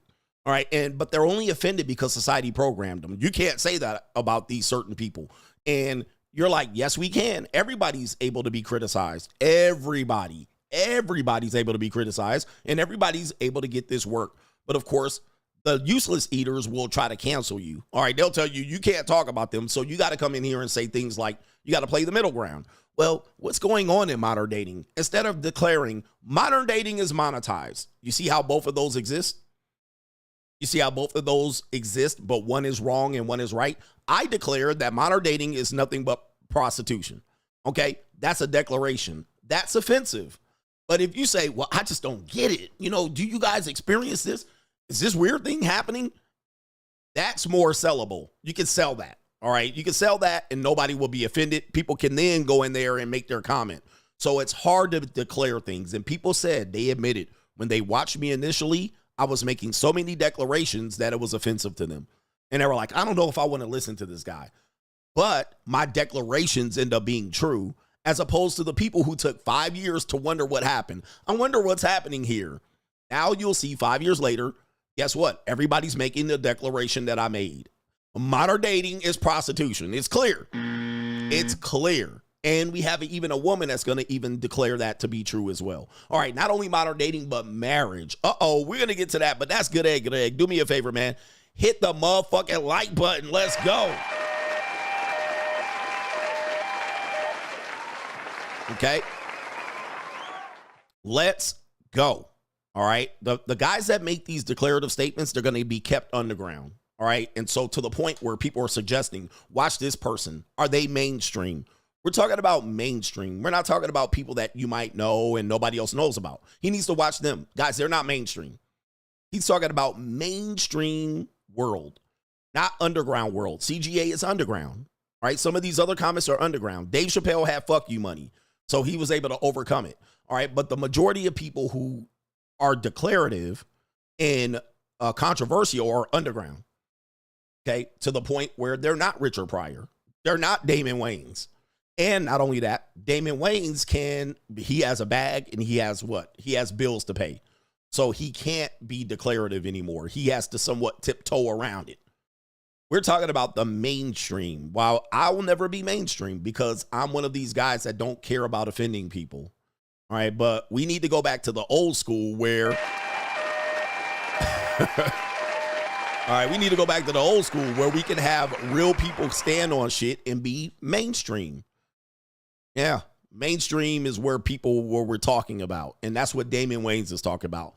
He's mainstream, but he can no longer do two men in a circle, snap in a circle. He can no longer talk about gay people. He can no longer do it. All right. All right, Ninja said he was the #1 podcast at a point. Is he today? I mean, come on, guys. Again, exception does not prove the rule. An exception does not prove the rule. All right. We need to understand as men, you make one exception, it doesn't disprove what we're talking about. I mean, guys are like, hey, this guy did it. Nigga, that's one guy. Why I'm not the #1 podcast is the question. All right. Hey, you men, thank you, sir. But guys, that's an exception. Exceptions do not prove or disprove. Exceptions prove the rule. All right, you nigga talking about one dude. All right, shout out to him. And he was. Meanwhile, CGA is and still is not the #1 podcast. And by the way, I'm the #1 most dangerous motherfucking podcast on YouTube. Come on, man. Why ain't he mainstream? Why ain't the #1 podcast? I need the #1 podcast spot. And as long as I ain't got it, well, then guess what? You can't even look up my channel name. Jesus. That tells you, that proves the rule. That proves the rule. Anyway, shout out to you, man. Look, let's get to some contributors to today's show because we don't want to shadow ban and censor our contributors. Because our contributors are very important because they keep the show going. Y'all pay the bills for the internet. Okay, where we at here? Let me see here. Where we got here? All right. Oh, man. All right. Somebody donated a grip. All right. Do me a favor here. I got some commercials to show y'all, too. So we're going to take a commercial break here in a second. But Kalen says, what does he say? He says, what's up, coach? With March Madness coming up, would you consider doing a bracket of the top universities for 304s? I personally would like to see where USC and UCLA rank. Have you ever been on UCLA's campus? All right. It is phenomenal. Okay. UCLA's campus is phenomenal. All right. It's got some talent over there. And shout out to our brother here, Pro LeGrand. I'm 22. Even I understand Punani is not free. It boggles me how men a decade or two older than me don't get it. Literally, they live in a country where, as a human, they have to pay for water, the most basic of needs. Even third world countries, not just tourists, but locals have to pay for water. If even water is not free, then yes, indeed. Okay, yes, Punani, women aren't free, but guys will still argue that. But again, they're not arguing from a pragmatic point of view. They're saying that they didn't have to make a financial investment in it, which is weird to me. I'm like, yes, you certainly did. All right, shout out to our brother here. Marcellus is in the building. He says, hit the like button, Coach Gang. Thanks to CGA for providing for us. And he says, I put these lessons to good use. We're going to say great use. Put these lessons to good use, man. And yes, the solutions are that it takes a lot of time for men, unfortunately. Time is your friend. Shout out to Nathaniel says, hey, coach. Shout out to you and the coach gang. Did you hear about the rapper G Money Lil Ronnie and his 5-year-old daughter getting gunned down at a Texas car wash? I didn't hear that. He said, it's sad there is no beef with other genres of music like jazz that translate to death down the line. And whenever someone does die because of it, it's other black people. He says, I just don't get it. Shout out to you, where there is no community. All right. The biggest hater of black people is black people themselves, and not black people that don't consider themselves black. It's black people that consider themselves black. Nobody will kill a black man like another black man. All right. They will kill you, gun you down, disgrace you, fill you up with 50 gunshot wounds right there in the cookie store, and they won't give a fuck. All right. Not even for $850 in the PlayStation. They'll do it. They'll fucking just humiliate and desecrate your body for $850 on the PlayStation, for jealousy, for rims, for cars. They'll gun down your daughter, man. What did I tell you about the black community? I refuse to help the black community. First of all, I ain't black, but that's neither here nor there. But I refuse to help them because that is where the biggest hate was. They will gun you down and step over your body and forget you tomorrow. All of your contributions, they don't give a fuck about you there. And black men don't typically care about other black men in general. So there's no helping them. There's no helping them at all. Let them stay where they at. All right, for real. All right. Your 5-year-old daughter just absolutely gunned down over some what? I mean, was it a rap beef? I guess you're saying that the your point is that the rap industry also is like you don't see any other industries gunning each other down type of thing. Yes, I know. Yeah. So it's sad, man. Damn. Yeah. You don't see jazz people gunning each other down. Maybe you would have in the past. All right. But even then, you don't see other jazz musicians gunning each other down. But of course, rap music is filled with this type of lyrics. So what do you think is going to fuel? If you continue to tell people, shoot people, strong arm, rob them, sell drugs, if you continue to push that message, well, then it's not a surprise that will visit you at your doorstep. So you got to be careful. All right, you got to be careful, man. It's sad. 5-year-old daughter gunned down here. And he says, Nate Daniel says, hey, coach, he says, I also think it's unfair to Nick Cannon to get back sent to court or sent back to court. Back in 2022, he said that it cost Mariah Carey $150,000 or $200,000 just to walk away and get out of the house. In addition to that, she's the one who drafted the prenup for their marriage. Why do women have a lifestyle issue when they can't go backwards after finding out the upkeep is too much? Well, we're going to talk about that. That's a very important question when it comes to understanding. We're just giving you a constant understanding of, you know, dynamics between men and women. All right. And here's the thing about this. Check this out. I wrote this today as a lesson, and follow me on X. If you guys have X, follow me on all of my social media. Lesson of the day. And I want you to really digest this lesson. This isn't to belittle men or women, but listen to this lesson here, because this sums up what you're talking about. The women in your life don't have a plan. Understand that. Even your mother doesn't have a plan. What they have is opinions and an idea. They have a lot of ideas, and they have lots of opinions. And opinions are like assholes. Everyone has them. But what happens is they don't have a plan much past funding these opinions and ideas. All right, so this goes for your mother. This goes for your wife. This goes for even your daughter. This goes for your nieces, your aunts. They have a lot of opinions. But at the end of the day, in order for those opinions to be seen into fruition, they need somebody to pay for it. And there's normally not going to be them right here. Yes. They're normally not going to be them. They have an idea on how to get shit done. They have an opinion on how to get shit done. They just don't have the funding. They don't have the funding. Yep, I posted this on my Instagram story too. They don't got the funding. They just don't know how to make it happen. All right, so they're like, this should be the way it happens. So what they'll do is they'll make you, as a man, pay for it through blood, sweat, tears, sacrifice, work hours, and money. Okay, so now they got to go ahead and get you to fucking lay your life on the line to make their idea or opinion come into fruition. So simply ask any opinionated woman with a lot of ideas how it will be carried out financially, then wait. And it says, usually the idea requires a man that will pay for it. Blood, sweat, tears, sacrifice, risk, okay, money.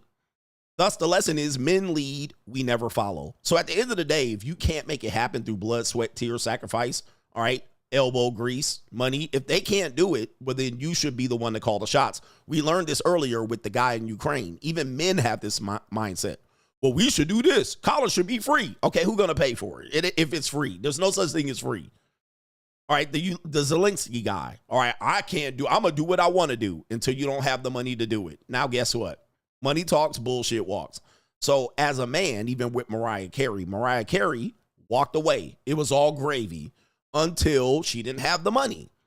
Now, all of a sudden, she don't have the money. She leans back on the system, right? Which is the court of public opinion, the legal system, the family court, using children as pawns and so forth and so on. She then leans back on the system. Now, we're going to say she's allegedly broke, which for people that say she got plenty of money, guys, listen, you don't know who got what.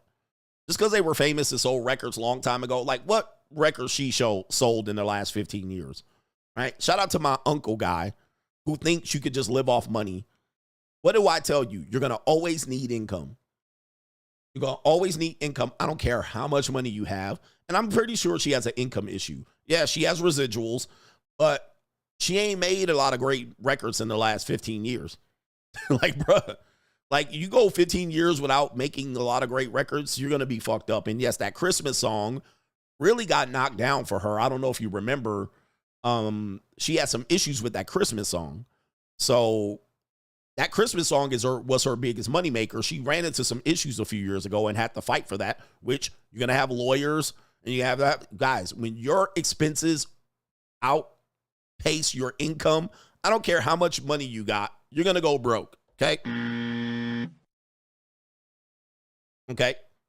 And somebody says she don't get millions every Christmas. See, again, guys, you guys don't get it. I'm going to teach you guys about money. All right. And you're learning this from a guy who was dead, flat, stony broke, meaning that I was just paying bills. If you don't have income that far out exceeds your expenses, you're going to go broke. Now, I'm not saying she's broke. This is what they're reporting. You need income, not just a motherfucking Christmas song. Okay. A Christmas song gonna get you 2.5 million. I guarantee you she's got a team of people to keep her fucking hair weave, assistants, people that bring her coffee. I guarantee you her expenses far exceeds any money she brings in from a Christmas record. Far exceeds. And it ain't even close, but we're gonna break this down. Same with the women that you deal with, right? We're gonna show you again a wife that does the same thing. Okay, taxes.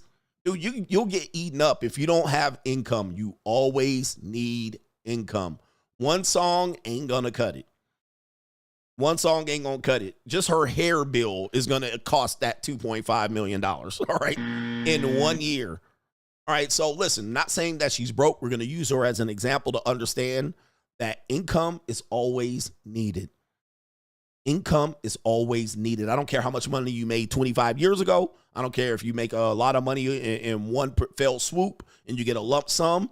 People understand that until that money hits, you might need to take a loan out in order, and then you use that money that you're going to get. I get money every January from my Christmas song. You're paying back loans. We're going to talk about this. Talk about this later. All right, but we can't talk about it now because we got to get back to these super chats. But we're teaching you men what's up. All right, let's see here. So we're talking about Nick Cannon being taken back to court. I don't think he will go to court, though. I think what'll happen is that he'll settle. He'll have to settle. All right, he'll have to settle, and he'll have to probably save face, all right, because he has a public image there, and he cares for his kids. But, of course, I'm going to tell you he didn't plan for this type of thing. He didn't plan for this type of thing.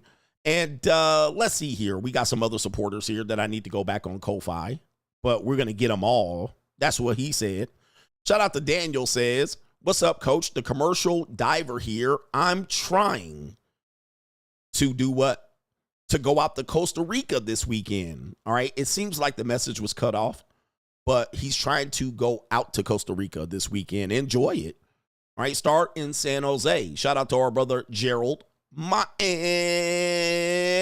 Shout out to DK says, Monk Mode, 2 jobs, $2K a week. Free agent lifestyle for life.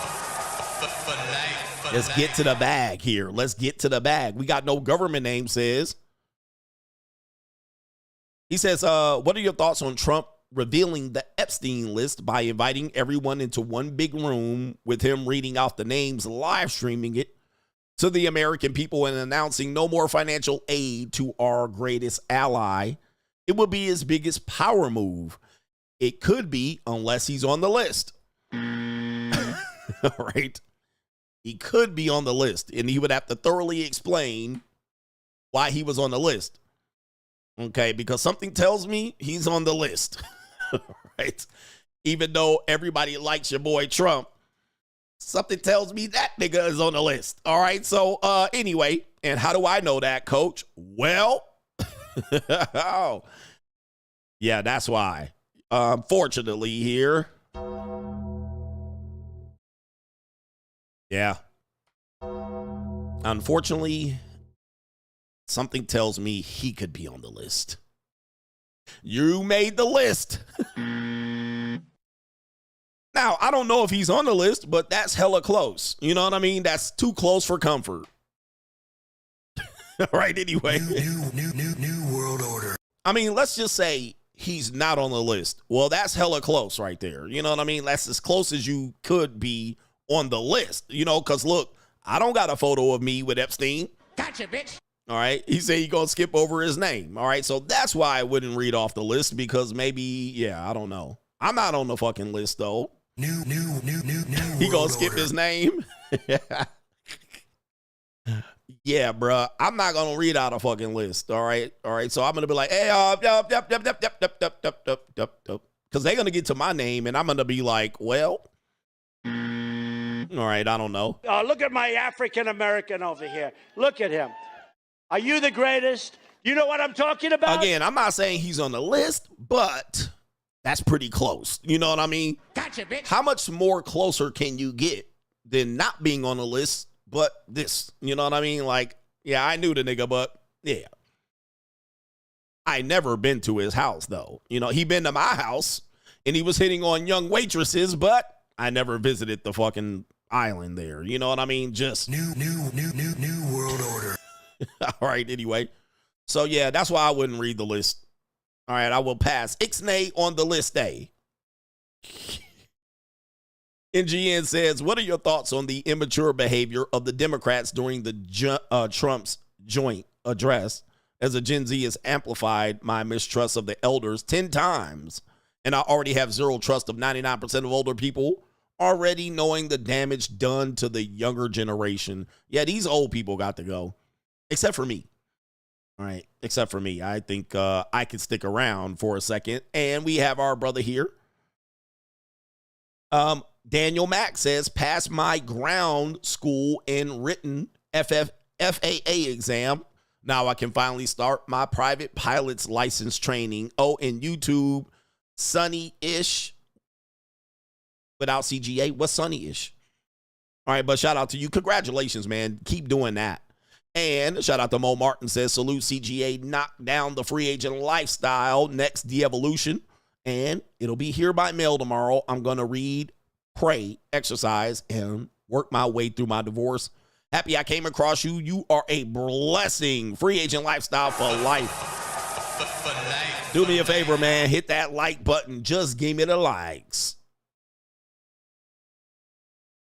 Has the modern dating landscape confused you? Have many of the standards that you heard you're kind of tired of hearing about, and you're wondering, what does it all mean? Well, look no further.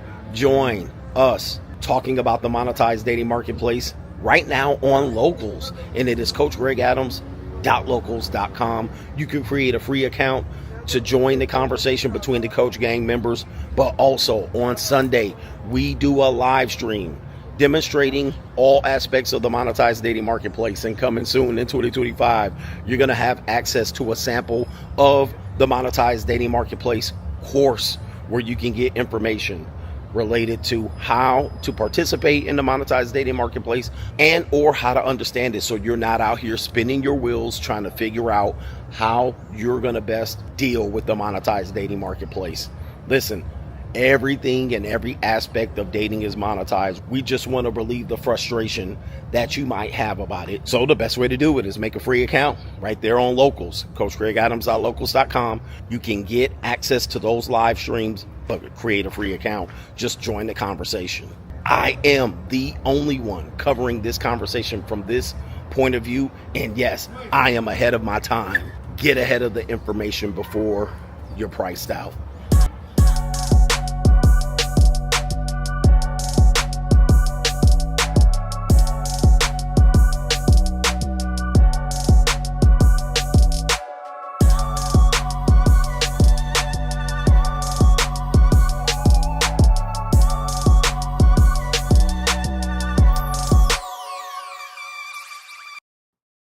Yeah, just give me the likes, don't pass the scroll. Mugga. Do me a favor, man. We had some great coaching calls last week. It was a fantastic week of coaching calls. Book your coaching call on Calendly.com/Coach Greg Adams.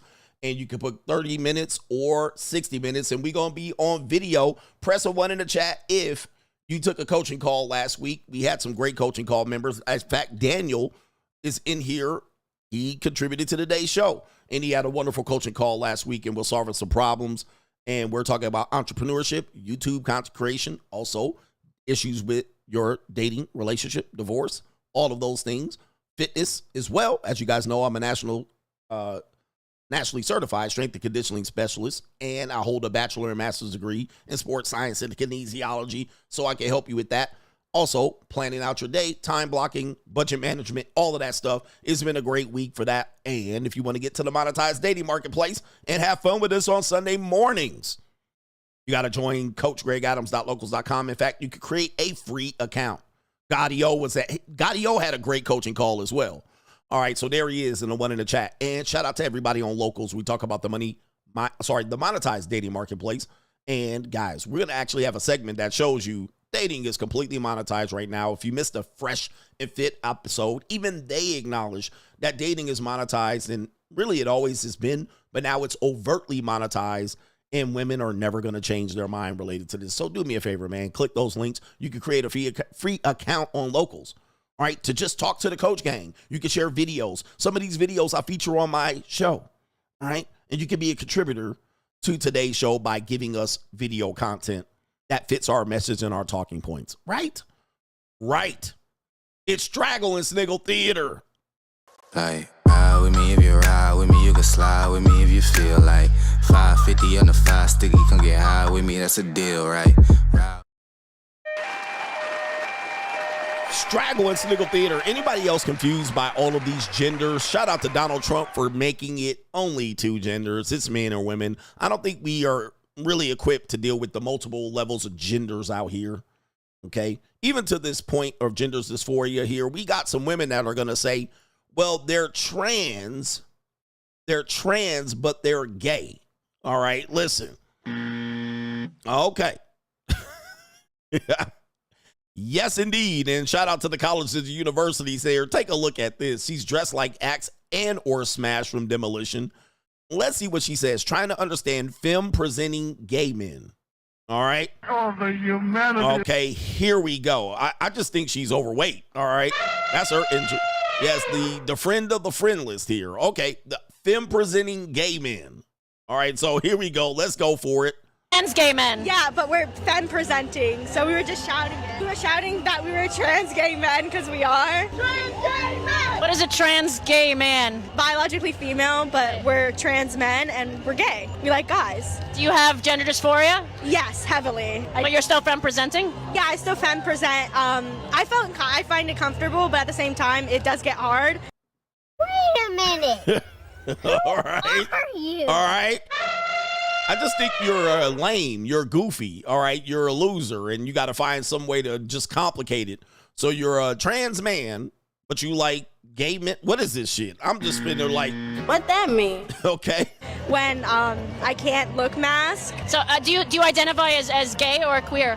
As queer. As queer. That's fair because you're trans guys, right? That's fair. What about you? Queer as well. Queer. What about you?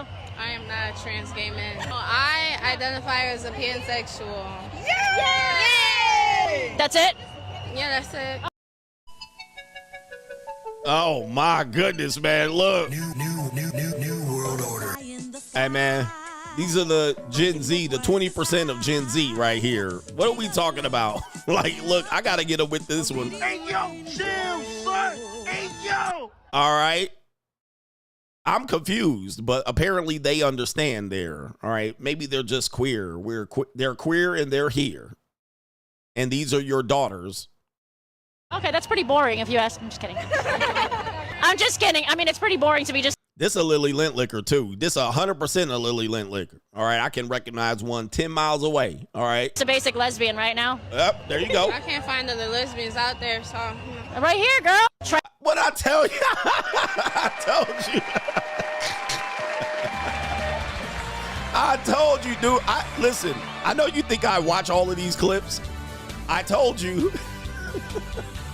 All right, what'll happen is somebody will suggest a clip and I'll watch the first couple seconds and I'll be like, okay, that's good. I can react to that.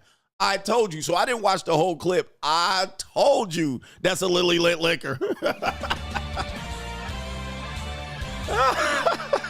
Jesus. Sometimes I surprise myself. All right, but I don't. All right. Oh, my goodness. And yes, she is also. I'm not going to say what race, what people. We know I can't say that. All right. Yes, indeed. But yes, this is crazy. Trans gay men. Yeah, but we're fan presenting, so we were just shouting it. We were shouting that we were trans gay men because we are. Trans gay men! What is a trans gay man? Biologically female, but we're trans men and we're gay. Okay. That means we're all lesbians. That means we're all Lily Lint liquors. All right. Can we say that? I guess we are Lily Lint liquors. Hey, yo, chill, son. Hey, yo. All right. So, man almighty. All right. I believe the children are our future.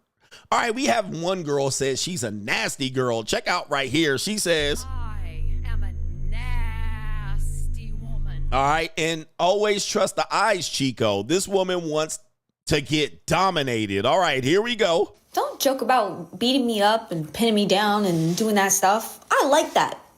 I like that. Do it. Don't joke about beating me up and pinning me down and doing that stuff. I like that. I like that. Do it. Oh. I like to get dominated. All right, what did I tell you, gentlemen? I told you this a long time ago. These women like to get dominated. Choke, whoop, spank, hair pulled. All of this, I told you this. Y'all don't believe me. No, they want to be romanced and loved. Once they get one man to do it, spit down their throat, they want all men to spit down their throat. All right, this is why good guys get no punani. And guys, always trust the eyes, Chico. She has hungry eyes. And of course, she's a cat lady, and she's going to be on the carousel for quite a bit. All right, and she looks like one of the good girls, coach. Look, she's a plain Jane. She's a girl next door. Average Becky, and she likes to get dominated. All right, she said. Don't joke about beating me up and pinning me down and doing that stuff. I like that. I like that. Do it. Oh my goodness. All right, she says do it. I like to get dominated. She does. I like to choked, whooped, spanked, told what to do. I need a man to take charge. And let me just, be goofy. But, Coach, man, I'm going to catch a case. All right, this woman definitely likes to get choked. All right? All right? She just can't let she can't let her parents find out about it. All right? But this girl definitely on the JUCO. All right? Because only older men that could choke her the shit out. And look at that neck. All right? Definitely would get that neck. All right? But them eyes tells you everything right there. Them are some crazy eyes. All right? Them girl right there, boy. But she presents like a normal chick. All right, she presents like a normal chick. All right, I like it. She says, do it to me. Do it. All right, anyway, we got Straggle and Sniggle Theater here. Let's go to the Straggles. Take a look at this. Sista, you've been on my mind. Sista. All right, take it to the sister, man. Look, I know you guys like sisters like this. I just can't do it, man. First of all, it's the wigs. You know what I mean? Sisters, I'm sorry. I don't like the wigs. I don't like the wigs at all. But, guys, you got to be careful out there. Minister Jap, he warned y'all. Minister Jap warned y'all about this trans energy in the black women. All right? Yes, he did. Shout out to Minister Jap. Let's take a look, guys, of why y'all got to be careful. Y'all, this man just showed us a stack of money at the gas station. That's him right there in that car. Alright, this is outside, but let me This how much money he put in his car. Oh, the humanity. Y'all ready for this? Wait a minute. Who are you? What that mean? Oh no! Oh, that's why I can't do. Oh my goodness, that's why I can't do wigs, man. This is exactly why I can't do wigs. Hey, Yo, chill, son. oh man, sister, hey, black women, this is why I can't do wigs, bro. I can't do it. All right, because y'all niggas be looking like, you know what I mean, burlesque dancers, and I can't do it, bro. Y'all, this man just showed us a stack of money at the gas station. Oh my goodness, what is this? Oh, the humanity. Who in the, what is this, brothers? Hey, man. What the hell? Can't do it. Oh my God. No way, yeah. Atlanta, Georgia, check in. Church, check in. And Atlanta, Georgia, check in. And that is a lot of neck for a woman. I mean, a man. Or, well, I can't tell. But where's that? Oh, my goodness. Ninja, this is a little too. Oh, the humanity. This is crazy. All right. But, yo, y'all got to be careful out there in Straglanta. Gas station. That's him right there in that car. Sounded like Brittany Griner. Look at, oh my goodness. Oh, the humanity. And y'all want me to save the black community? I think not. How about we torch it? You know what I mean? Just blow it up. Hey, just blow it up. What should we do with the black community? Putin? Nuke it. All right. Y'all got to be careful out here. Speaking of wigs, anybody ever been, you Houston brothers, Straglanta? All right. Anybody have ever happened to you right here where you meet a woman, but her lace front wig starts lifting up? All right, let's show you what would happen in Atlanta or Houston, Texas here when the lace front wig starts lifting up. So how many wigs does she have on, first of all? And shout out to Tommy Sotomayor with the hair hat. This is definitely a hair hat. This is why I can't do wigs, because this shit is ridiculous. And take a look at this ninja right here. He's sitting there like, hold on for a second. Hey, bro, come on now, dog. Come on, man. Yeah, he like, oh my goodness, this will happen. I can't do. Oh my Lord, that's terrible.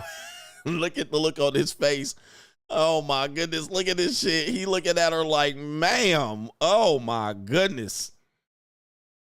He like, ma'am, what are you doing here? This is how I look if I was down in Houston dating here. I can't do wigs. I can't do it. They look ridiculous, man. Look at this guy right here. I love his face. Oh, no. Yo. This is crazy. This is nuts here, man. Goodness gracious. Okay, look. Oh, no, I can't do it. Real hair only. Yeah, you need to fix your wig there. Oh, yeah. Oh, ooh. Oh, the lace. Okay, it moved up. All right, listen, I can't do it, man. No fucking. Shout out to y'all brothers that like sisters, man. But shout out to y'all. No, her glue ain't gluing no more. Oh, she pulled it down. Oh, this ninja like what? Oh, the humanity. Look at my brother. Hey, shout out to him. That's how I'm feeling too, man. Hell no. Hell no. Hey, bro, come on now, dog. Come on, man. All right, they're going to call him a broke Dusty. Yes, when the lace front is lifting up. Yeah, I'm not a fan of the wigs, man. Yeah, I can't do it. I just can't do it. It's just so unappealing to me from every angle of the world. And why so much hair? Why so much hair, man? This is this is how I look at women that wear wigs. I don't care what race they are. When they wear wigs, I'll be looking at them like this, like, what? This is the exact look on my face. All right, goodness. All right, that's the exact look on my face. Is there more to this one? I guess is that it? All right, for a second, let me see here. I guess I'll include this right here into it. Straggle and Sniggle Theater. We have Ling here, and she's going to tell us the difference between men and women in relationships. What do I say? Men are in love. Women are in business. Men are in love, women are in business. Let's see if Ling comes to a different conclusion here on Straggle and Sniggle Theater. Men love. Woman love money. But coach, you need to give us solutions. All right. I need a girl who's mine, all mine. All right. Even Ling, and of course Ling's will tell you, man, especially certain type of Lings like Vietnamese, Korean, Chinese, mostly Japanese. They tell you, yeah, bruh, that love shit got to hit the dough. All right, bruh, where the money at? I got money. All right, let's play it again for y'all to really figure this out. CGA been telling y'all the truth since forever, but you got to digest it. Here it is again. Men love. Woman love money. Yes, indeed. They love money. I got money. Yes, indeed. Yes, indeed. Gentlemen, ain't no secrets to this. It's the real deal. Even Ling knows. Even all the women knows. And we have a gordita later on that's going to tell us, well, all men pay and all women are hoes. We got that coming up. That's Straggle and Sniggle Theater. Like, ride with me if you ride with me, you can slide with me if you feel like 550 on the 5 sticky, come get high with me, that's a deal, right? Straggle and Sniggle out. All right, it's been a good show. I do have to catch up on some super chats because I'm going to get too far behind. But you guys have been supporting. Shout out to our brother here. It is Omar F. He says, it's been a while since I pulled you out of the elevator at the Palms in Miami. He says, send him my respect, coach. Keep preaching. Shout out to you. I remember that. Damn, brother. That was a brother that I think I was in Miami at the Palms Hotel. It's funny where people recognize me. All right. It's funny being a celebrity. Well, I call myself the infamous, the notorious one. I'm infamous. I'm not famous. I'm infamous. But this brother, I'm going up the elevator. I'm at the Palms Hotel. I'm sitting there waiting to get on the elevator. He there. And Omar, you must have been macking and finger fucking that girl that you were with. I caught you, ninja. I caught you. Gotcha, bitch. I caught you because the elevator's door had opened up and he was all sitting next to his girl. And then he saw me and he tried to straighten up. All right. And the door opened up and he was like, CGA? All right. I was like, yeah. Right. At the Palms Hotel in Miami. That was funny. All right. That was funny. I remember that. Caught y'all ass in there finger fucking that girl in the elevator. All right. He was like, this is my girl. All right. Smell my finger, ass nigga. All right. No, it was not a gordita. She was fine as hell. All right. So she was a good looking girl too. All right. She was good looking. And he was an older guy. I think he's like 40s or 50s. And he was with a good looking woman too. She was good looking. But the elevator's doors opened up. And he was like, there's no way this is happening right now. CGA was right here in front of me in Miami at the elevator. All right. Anyway, that was funny as hell. Shout out to him, man. Shout out to Omar. I remember that. Definitely remember that. And just to let you guys know, that's a sponsorship. I'm rich, bitch. All right. That's a sponsorship. Shout out to you, man. Thank you, brothers. It's good, man. And if you ever recognize me, man, just say what's up. All right. Shout out to our brother Saint M. Appreciate you. Indeed. Mo Martin says, Coach, can't remember when I read this or where I read it, but it stated that the man's biggest breakup in life is with his parents.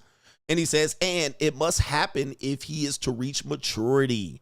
He says, now, think of all the black men who are raised by single mothers that can't break up with their mothers. Cause and effect.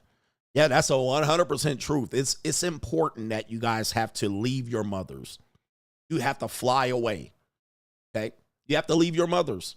Okay. You have to leave home. And this is one of these things where it gets tough because a lot of Gen Z boys are like, well, I can't afford to live. I mean, you can have roommates. There are people in college that have 3 roommates. So there is an opportunity for you to leave your mother, and no, you're not saving for a house. Very few of you guys are saving for a house for the future. So you do have to leave your mothers. You do have to leave the nest.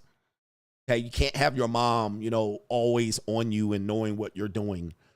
Okay. And also there's something to be said about, if you live in a small house and you have many adults, you can't grow. Just think about this.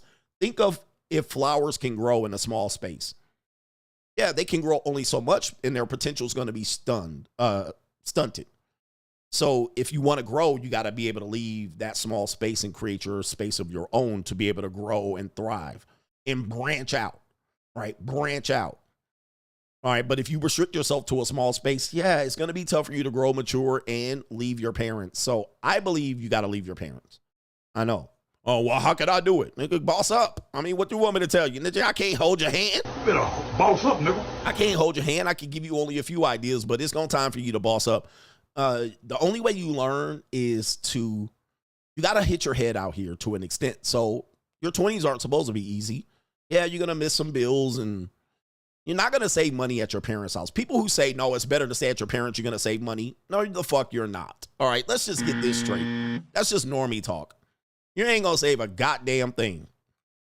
All right, you ain't saving shit. All right, there's like 20% of people are going to save money and thrive. The rest of y'all ain't going to do a goddamn thing but sit up under there playing video games while you're the assistant manager at Baskin and Robbins. You ain't going to do shit. For 8 years straight, you'll be 25, 26 looking up. Now, how you supposed to be out here getting women and you live at your mama's house? All right. You live at your mama's house. All right, you ain't going to save shit. All right, most of y'all don't save a goddamn thing. You just sit up there year after year while your parents claim you as a dependent. They're going to make more money off of you than you're going to save. All right, you ain't going to do shit. All right? All right, just remember. All right, how you supposed to fuck in your mama's house as an adult? All right, so anyway, it's absolutely crazy. All right, it's absolutely insane. Niggas be coming up here saying they saving money. You ain't saving a goddamn thing. All right, I'm going to tell you that right now. In 8 years, you save $7,000. In 8 years, you save $7,000. How the hell? All right. $7,000 living with your parents in 8 years. I guarantee you could have pulled that off yourself with roommates. All right. So anyway, these people are crazy. All right. Anyway, shout out to you. Yes, you must fly the coop. In order to mature, you got to leave your mama behind.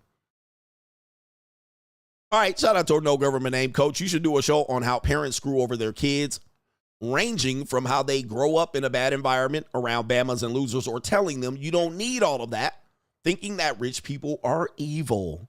As a Gen Z locals and Money Mindset supporter, raise your prices. It could be coming up soon. All right, because Money Mindset is getting that good. And don't say I never gave your ass a chance. Money Mindset been the same price for 2 years. So is locals, but at some particular point. All right, we're going to whittle down that audience a little bit here. It could be in 2 months. It could be in a year, but be ready. Now, going back to what you said earlier, this is important. Anybody that tells you how to accept less, well, you can just accept less. Money doesn't bring you happiness. Let me tell you, these are losers. I'm going to tell you, man, listen, and don't be mad that I shitted on you for saying that, but these people are losers. All right, they're accepting less by doing less. Now, if they could have done more, they would do more. But they can't, so they tell you to accept less. And then they kneecap you by saying, well, it doesn't bring you happiness and you don't need all that. Guys, I'm going to tell you, man, please do not listen to these people. I'm going to tell you, do not listen to these people because they haven't explored the possibilities to do so. Now, if they got $1 million and they show you that they don't need it, that's completely different. Yeah, I have $1 million. I don't need all that stuff. That's a whole different mindset. They have it, but they choose not to have it, right? They have it, but they choose not to have those things. And I have the ability to do it, but I can buy 10 of those today, but I don't need it. That's completely different. As opposed to they ain't got it, so they tell you that you don't need it, okay? Yeah, these people are setting yourself up for failure. And trust me, I've been around a lot of these people. You need to completely get away from these people. These people are absolutely abject losers. And they won't get it, and they'll watch you get it, and they'll tell you you don't need it. And you're like, nigga, but you can't get it. Like, all right, you can't get it. So why would I listen to you tell me that I don't need it when you can't get one?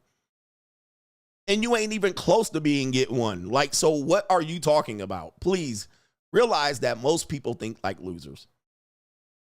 You should go to community college because it's better than a 4-year university. Said nobody ever who could have gone to a 4-year university and chose the junior college instead. It's only people that can afford to go to a 4-year that go to a 2-year. Like, stop. Realize that most people talk like the thing is, they just don't want to be better than what they are, or they think they can't. So they say shit like this. Okay.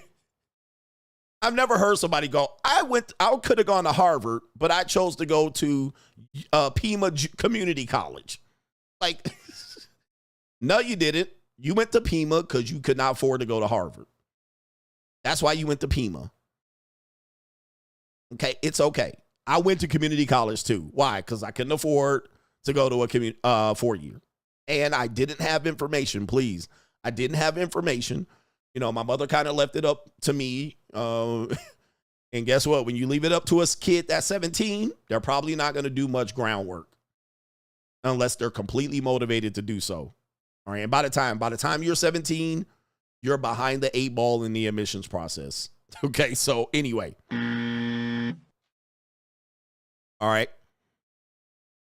All right. It is what it is. All right. So anyway, it's 100%.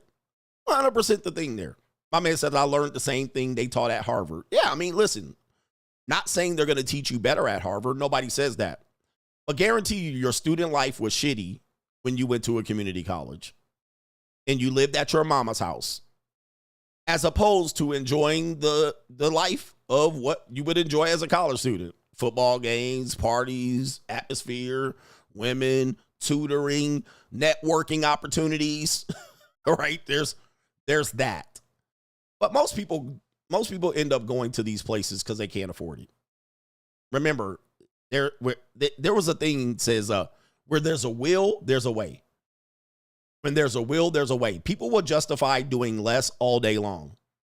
They'll justify doing less all day long. So now you got a alumni, Pima College alumni versus Harvard alumni. Like, this thing ain't no... You just basically killed your network, and now you're working at Baskin and Robbins, learning the same thing you could have learned at Harvard. You see how people justify shit? You know what I mean? Like, listen, they justify it. Well, I learned the same thing over here. Probably not, number one. You didn't. But number two, where's your network? Where's your alumni? You got none at Pima Community College. And you got nothing but fat, ugly broads at your community college, as opposed, well, Harvard is not that much better. There's a lot of fat, ugly broads at Harvard, too, but that's neither here nor there. All right, shout out to everybody at Harvard. New world order. All right, anyway.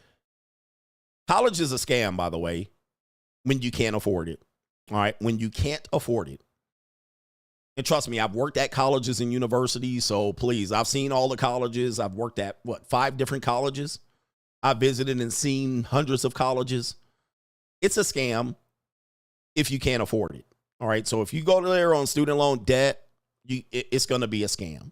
All right. You're not going to, and you go there and major in anything that ends in arts, liberal arts or studies, gender studies, nigga studies, Chicano studies, liberal arts, Bachelor of Arts. You wasted your time more than likely. You should have just stayed at home and worked at Baskin and Robbins at this point. Psychology, anything ends in ology other than biology, you wasted your time. Right. All right. Waste of space. All right. So anything where if your degree says of arts at the end, you should have just fucking did something else. All right. Anyway, if you took student loans out, you're going to be a slave for a good 20 to 30 years. All right, 20 to 30 years. So, yes, I believe college is absolutely pointless for 70% of the people that are there, but you do you. All right, so anyway, and people with a arts degree will tell you.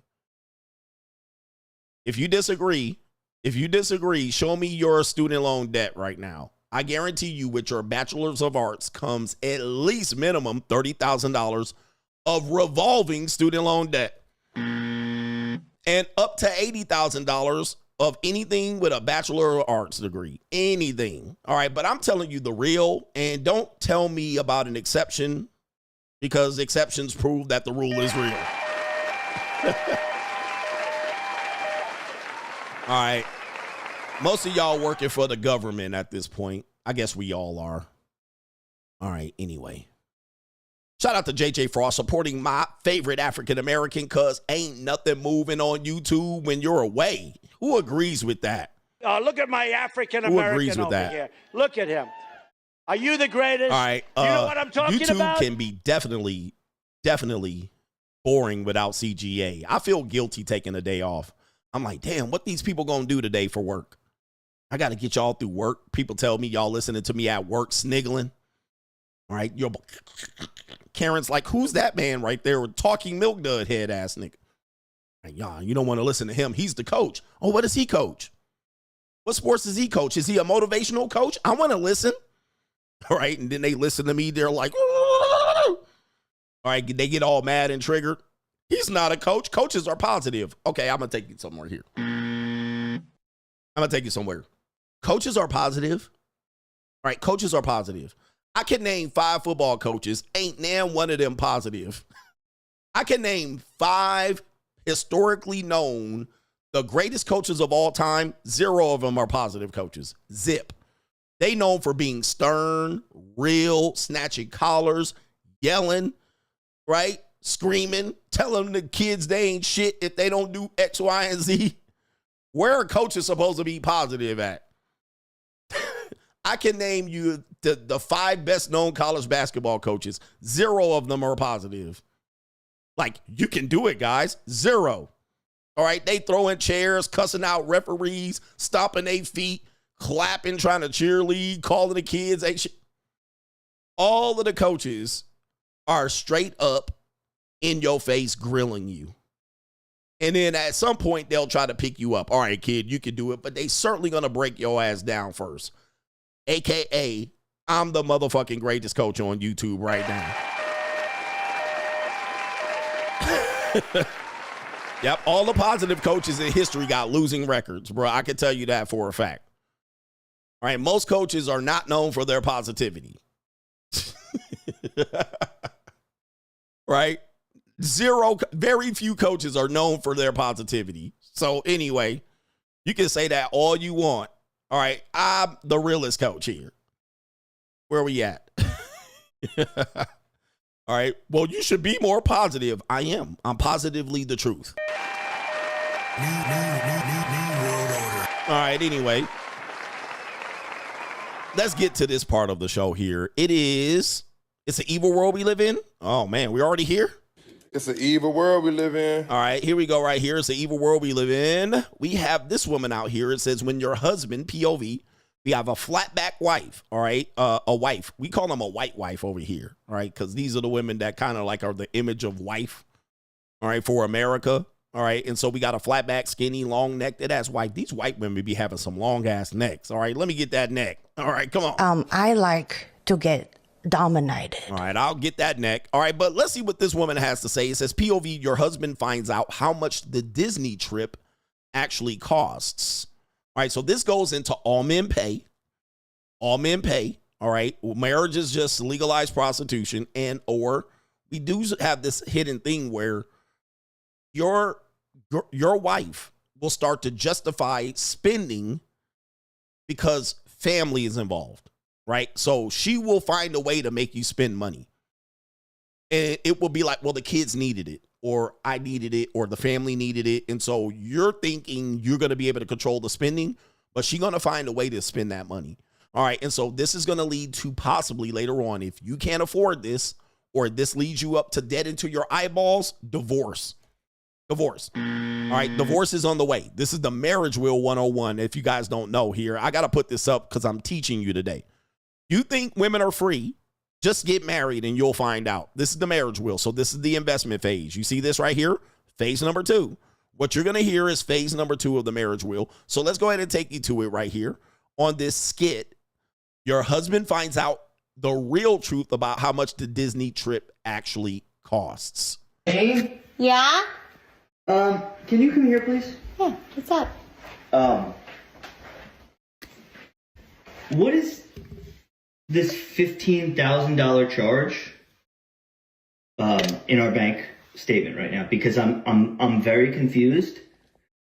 what, and because I see the name on it and it says Disney, but we talked about this. Yeah, Yeah, what? we talked. We talked. We didn't make a decision. There's a $15,000 charge for Disney. What is this for? That's for the Disney cruise. That's for the cruise what? ship. The cruise that we're going on.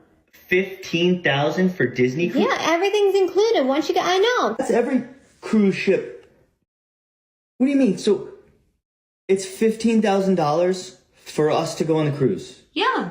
Me, you, and the kids? All four of them? Yes, honey. Okay, so people are gonna just say this is a skit. Okay, you could say that all you want, bro. But listen, this is real life. This should be real life. All right. So she went and charged it and said, "Fuck it. I'd rather do it than get permission." Okay, so she's not gonna get permission. She's gonna do it. And guess what? What are you gonna do? What are you gonna do? Nothing. You gonna divorce her? No. You gonna tell her, bitch, move out? No. You gonna tell her what you pay for it then? No. This is gonna be you, but only 3 or 4 pieces of sex. And she ain't gonna swallow your kids. She ain't gonna lick your ball sack. Nothing. Nothing extra is gonna come with this. All right. You're gonna still reach over her on her and try to fuck her, and she's gonna say, I haven't showered in 3 days and I smell like a bag of onions. Is any of this turning you off? all right. Nothing. And so she's just as much involved in the Disney cruise as the kids. And so she wants to do it, and she's gonna say, well, it's the kids, and it's their only time in life.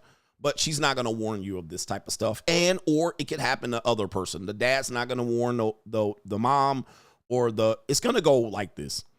So now you're cooked. All right. So you could have got a whole bunch of Juco Punani, but instead you're going to get 6 pieces of sex. Lazy, lethargic sex too. Lazy, lethargic sex. And so vacations are real, but let me tell you, you think vacations are expensive for only you to go to Thailand? Imagine when you're married and you're living existing. He probably makes good money. She probably makes decent money. You combine those incomes, they probably make $200,000 a year. But what happens now is now you're going on a cruise, and that's just a deposit. All-inclusive Disney cruise.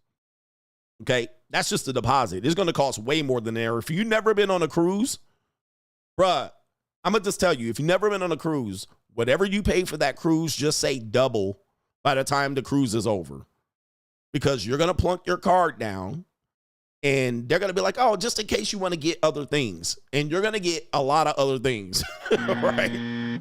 You're fucking going to get cooked, all right? Whatever's included in the all-inclusive, they also have other shit on there, all right, that is not including the all-inclusive. You're going to get got when you get on that fucking boat. Gotcha, bitch. A week later, that shit going to be double, all right? Easily, all right, with kids. For shiggity. And so there it is right there, the look on the man who's a pet wallet stressed the fuck out. This is how husbands look. That's how they look, man. I'm trying to warn you guys. This is coming.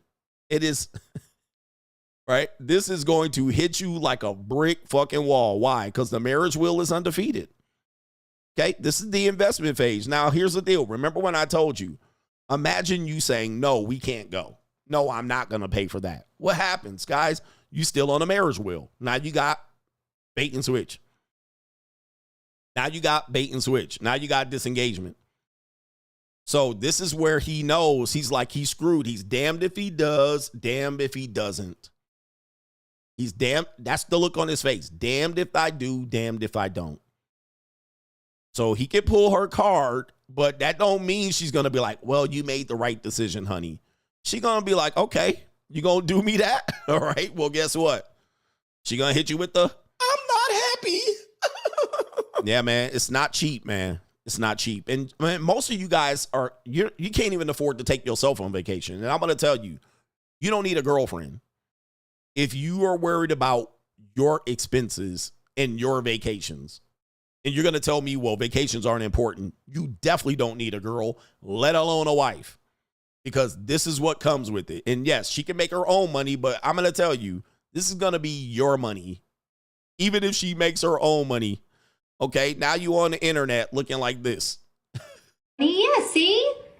See, No, all not of see. us. What do you mean, all of us? That's 15,000. You're not thinking about the memories. You're not thinking about all the fun they're gonna have. They're gonna remember this forever. You're just thinking about the number, but think about the experience. Yes, the number itself is very important. And That's a good price because the flights were, ooh, you don't even want to know how much the flights were. Wait, this is just for the cruise. This has nothing to do, what about the flights and the hotel for before we go there? Exactly. All right. So yeah, 15,000. That's just for all inclusive. Probably not alcohol, but it could be, just depending. But you got to take the flight to get there. And if you guys don't know, most of the time these cruises take off. Disney cruises in California all the way up to Alaska, or it could be from Seattle to Alaska. So you got to fly there. All right. You take a cruise, you got to be somewhere near the ocean. So you got to fly to Miami. You got to fly to Southern California. You got to fly to a coastal area. Yeah. And now you need plane tickets to get there and plane tickets to get back. All right. Yeah. Shit gonna add up fast. And as I told you, I was on a family vacation. You can spend $20,000 to $50,000 on family vacation. 20 to 50 grand if you take more than 4 people. All right. I know what it costs for me to go on vacation alone. And yes, you're going to save a little bit if you put 2 to a room and stuff like that. If you see a family on vacation, it's 20 to 50 grand minimum. I don't give a fuck where they're at. I don't care if they went from Atlanta to Miami, 20 grand. Right? Easy. So you guys think you want a girlfriend and a wife and a family. And when I tell you you're broke and you can't afford it, I'm serious. If you're broke, having a family and struggle love ain't it. All right, stay away from it. Stay away from it because you're not ready. You're not ready for this shit. And for the guys that want white women, I'm going to tell you, bro, they have an insatiable appetite to spend your fucking money. So if you want white women, do not think white women going to struggle with you. All right, they want to be in good communities, good neighborhoods, and that costs. They want to be in houses and SUVs, and that costs. They want the kids in fucking vineyard vines and family pictures, and that's going to cost. White suburban dudes get eaten up like gumps for lunch in marriages, and they lose way more in the marriage than they ever lose in the divorce. So they have an insatiable appetite to spend money, all right? And they ain't about to struggle with your ass. So if they see their friends doing shit, they going to want to do it too. They're like kids. They're like monkeys. Monkey see, monkey do. And white women and suburban women, they cost lots of money. I don't care what race the woman is in the suburbs. If you want a good family life, it's shit going to cost you thousands, hundreds of thousands of dollars before you even get the divorce court. Right? Before you get there. Yep, she'll have a whole closet full of bags and shoes and shit and dresses that she never wears. All right, so you guys need to stay away. If you broke ass niggas, stay away from suburban women. Where the white women at? Right, they not about to struggle with your ass. They not about to struggle with you. All right, stay away from them. You guys be wanting them flatbacks. Flatbacks are expensive, bruh. They expensive like a motherfucker, man. So stay away from them flatbacks. Any of these motherfucking white women, bro, they are expensive, man. Yeah, that's just the cruise. So don't even be worried about that because that's not the total. Jane? Yeah. How much is the total, honey? Don't worry. I have to worry. You can't take it with you. But apparently I can't have it here either. What do you mean? Jane? Yep, there's Jane right there. Plain Jane. Just running your credit card up. Right? Running your credit card up. All right. And they act like this is what we're supposed to do. You cooked. Cookity cooked. And where was that one brother that said $100 a week is just ridiculous? I'm like, please do not get married. If you think $100 a week is too much in a marriage, all right, you are not ready for marriage at all. All right, my goodness. All right, get ready out here. So we have this guy out here. This is the monetized dating portion of the program in which a lot of you guys are going to say that dating is not monetized, coach. But let's see what people are experiencing, and let's see if people draw the same conclusion as me, that it's fairly obvious that dating is now overtly monetized. You really got on here and said, I'm no longer looking for love. I'm looking for a generous king. Listen, when will you hoes ever realize that transactions doesn't mean effort? You bitches be getting tossed and thrown around the city by niggas who save up bread to do shit for hoes. I don't think you hoes understand. There's niggas out here that will go do jobs and do certain shit to save up a couple dollars to take a bitch out on a date. And you thinking this is Mr. Generous, this is Mr. Effort, this is Mr. Low and about to go. This nigga is about to fall off the face of earth, but he gonna get him some pussy before he do it. And you the stupid bitch to ding ding ding give it up. I don't understand you hoes. All right, so he's doing a little Captain Save a Hoe, just to be honest with you, a little dirty macking right here. Let's go ahead and give him a... All right, so this is a guy who's trying to save these hoes. I don't understand you hoes. So these are the typical guys that says, I'm going to teach these women what they're missing out on. Gentlemen, guys, you're an idiot. They know exactly what they're doing. Nope. All right, they know what they're doing. And guys are so dumb, you think, I got to teach her what she's doing and see her error of her ways. I'm going to teach her to see her error of her ways. Brothers, that don't stop rent from being due out here, bro. Your rent's due, motherfucker. They don't care, bro. Dude, like I said earlier, for you guys that don't understand this, I'm trying to teach you this. This is pragmatic advice. Women don't have a plan. Their plan includes somebody else paying for their shit. Okay? As soon as they can find a generous man, they call these men generous, sugar daddy. Okay? Generous with their money. Sell pussy, right? Luxury dating. This is what they want. So they go day to day to day with this strategy until they don't employ this strategy no more. Then it's... And that's you. Okay. He says he be cooking broads. I get it. He thinks he's cooking broads, but I'm going to tell you, he doesn't know they don't care. This is what we're trying to tell you. You guys think that the women are going to listen to this guy and care about what their dating strategies are. All this is men cooking women for men. This makes you feel good. All right? This makes you feel good. Oh, he cooking these hoes. They don't give a fuck. All right? That's like, dude, you ever heard don't save a hoe? He's trying to save these hoes by cooking them, but he ain't saving no hoe. He has saved no hoes. And he has now cooked these women for y'all's entertainment, but he saved not one hoe. Neither will he save any hoes. He's just making men feel good by cooking them. You bitches need to understand. Remember I said this all the time. What women need to understand is they'll never be successful with high-value men. These high-value men will just use them and discard them. Has that ever stopped one woman? I'm going to ask again. Has that ever stopped one woman who was hell-bent on doing it? No. All right? We just got to understand that. So this is what I'm hearing from him. When would you hoes understand that this man has options, is just using you as a cum dispensary, and he's making money from it? He's paying low wages, but it's high wages for her. You think she cares? She doesn't care. Nope. This doesn't work anymore. Although it's funny and it's true what he's saying, it doesn't work. It doesn't save women. This is why I got out of that business a long time ago. I got out of shaming women.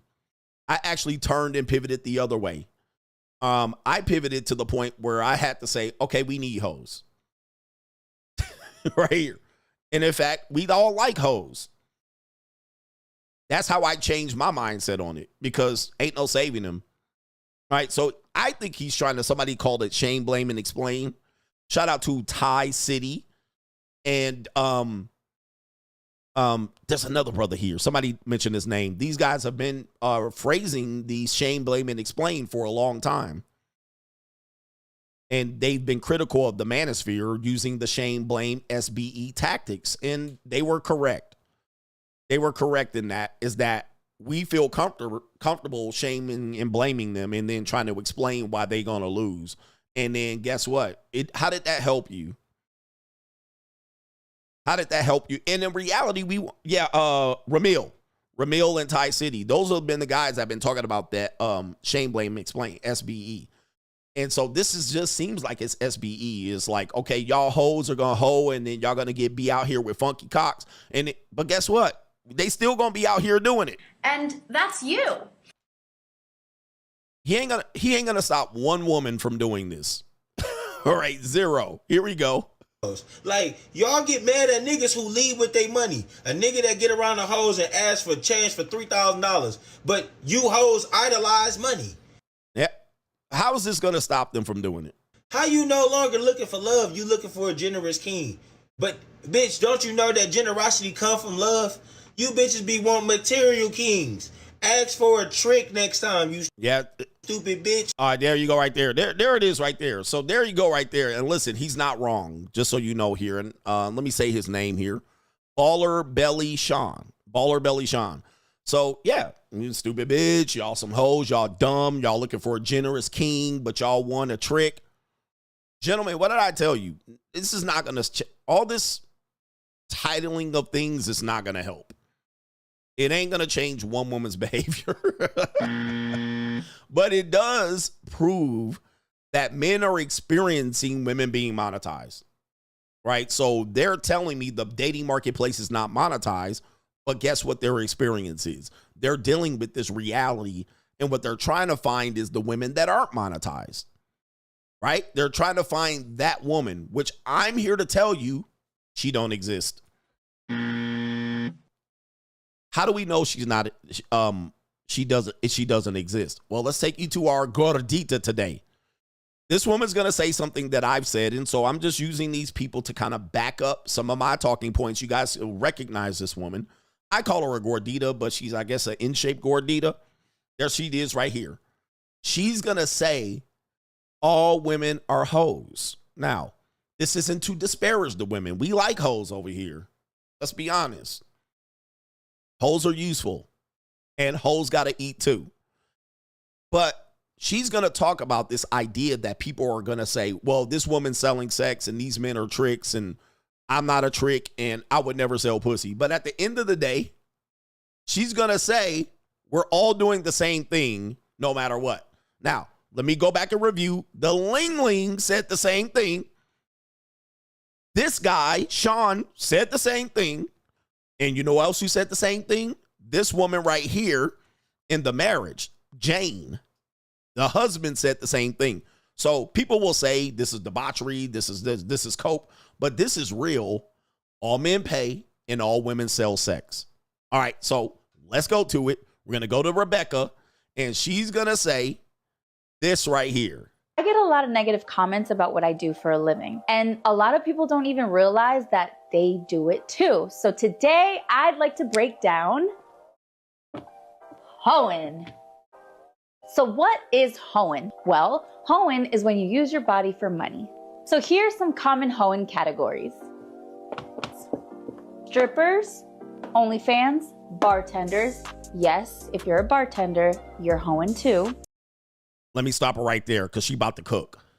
Now, what I told you is these are women that are monetized.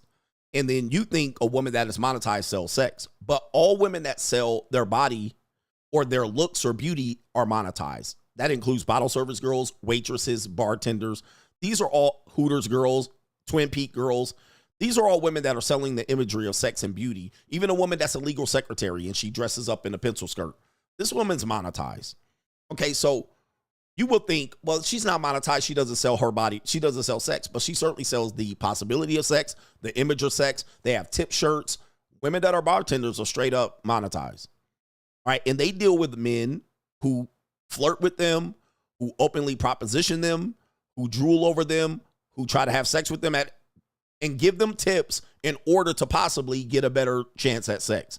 So these are all monetized women, and they all belong in the same category. Now, she's going to flip it again to the other side, which are the good girls, and she's going to talk about the monetized women over here that possibly sell sex or relationships. All right, generous men, if you will. Let's go ahead and play it. Prosties, corn stars, and housewives. Yes, housewives, you're contractually hoeing. Shout out to this woman out here.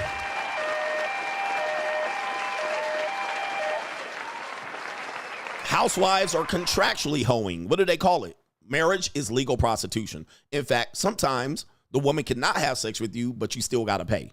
Where do we learn that? Well, let's go back over here. Let's learn back to this husband right here. Okay, so now she can pull sex off the table at any particular point, and now you're still paying. So you pay for less.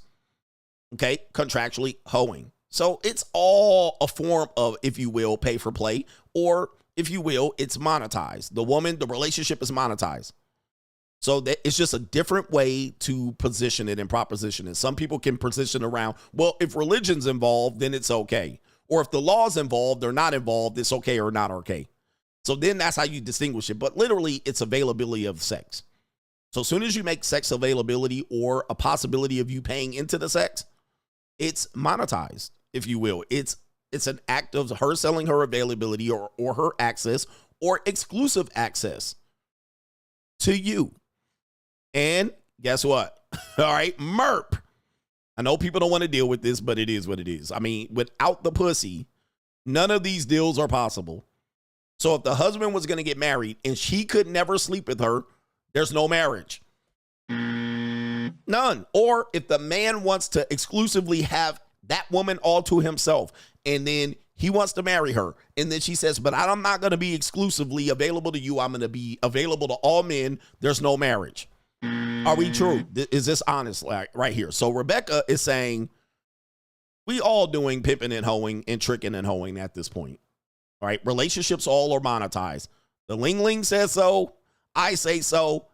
This skit says so. This guy said so. Even grilling these girls. And now Rebecca, let's continue. Same thing. And now for my favorite category. Single women. If you didn't fall under any of the past categories, then you're actually not hoeing because you are getting fucked for free, which makes you a slut. Oh, no. And the only thing worse than being called a hoe is being called a slut. Oh. In conclusion, since we all are aspiring to be housewives, we're all hoeing in one form or another. So let's just all get along. Okay, bye. All right, there you go right there. Look at them saggy waggies. Boy, I bet you them things are heavy. All right, you never realize how heavy those saggy waggies are right there. But yeah, she's a very well-known OnlyFans girl. I've definitely had her on my Gordita rotation back in the day. All right, but she said, if you're not a hoe, you a slut. Oh, my goodness.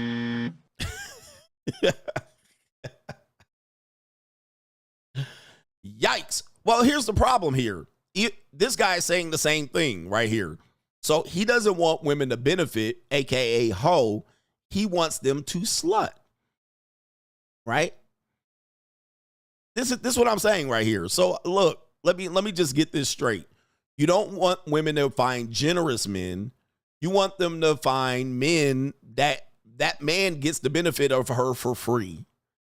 So that's what you would prefer women be. All right. No, the best version of women is women who get it, who give it up for free, AKA sluts. But what do they get from it? That's the question. This is where women are finding themselves to be monetized, right? What am I getting from giving up free sex? Well, the guy calls me a slut.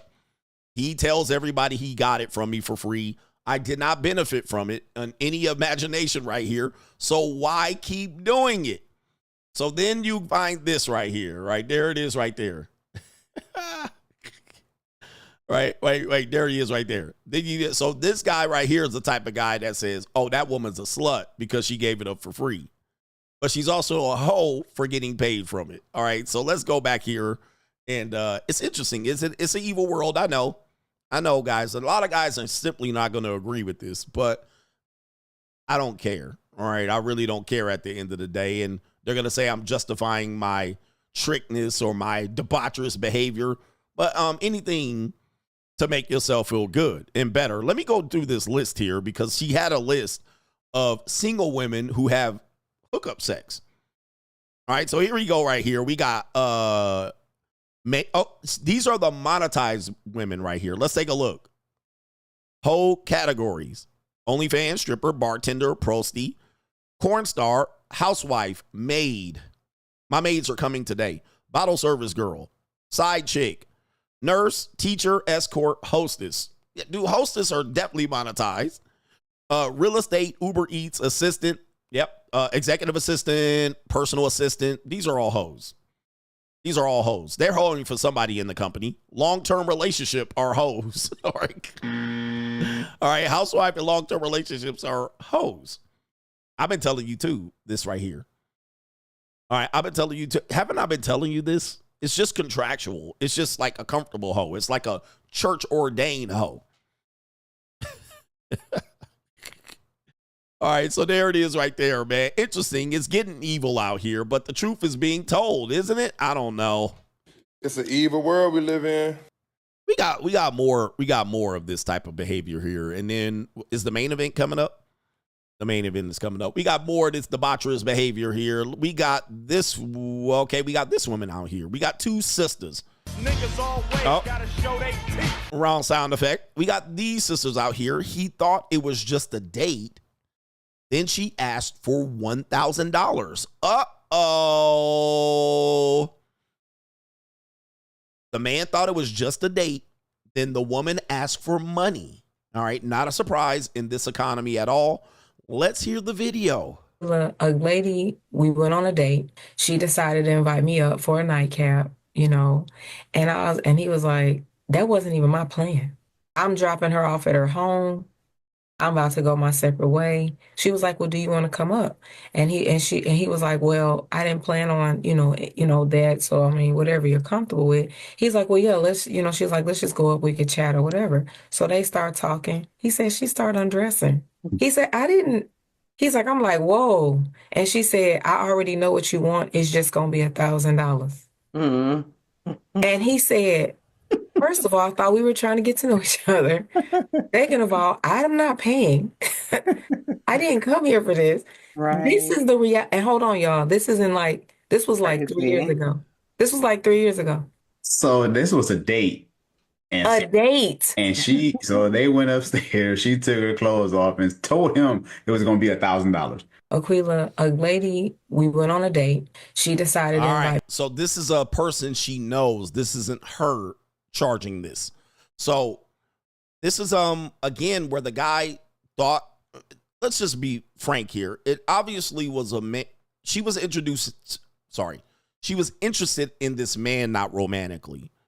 Right? So, but she was interested in this man to go on a date with him, knowing that this was her intention. So her intentions were there the entire time. But he thought, oh, maybe I got lucky. Okay, maybe she likes me. And then he tried to pull the old slow roll, slow burn. And then she was like, nah, come on upstairs. So maybe he thought, oh, okay. So let's go back to this guy. This guy would have said, oh, okay, cool. I'm going to go upstairs. I'm going to get that punani and I'm going to dip. Then after I dip, I'm going to hit it quick, pump and dump. This guy right here. But what ended up happening was she said, well, my rent is due. And your rent's due, I hope you understand. It's a thou wow. Now, trust me, guys, this is happening more and more. As I keep telling you, the dating marketplace is overtly monetized. More and more men have had experience with this type of date.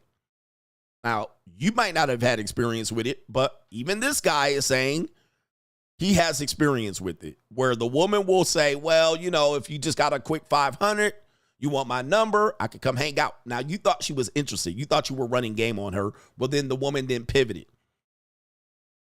The woman pivoted and said, well, I'll entertain you, but here's what it is. If you say no, she'll just go to the next guy.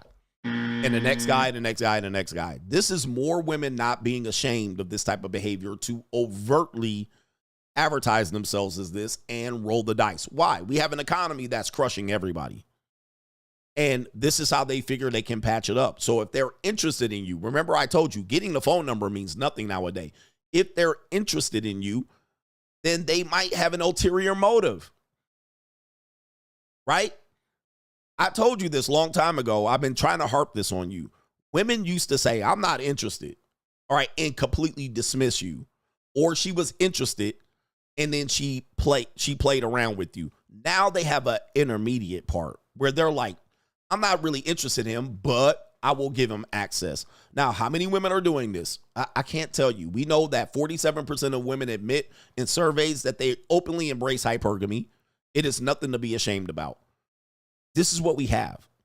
And it's going to only get worse in the next 5 to 10 years because the marketplace economically is going to be worse.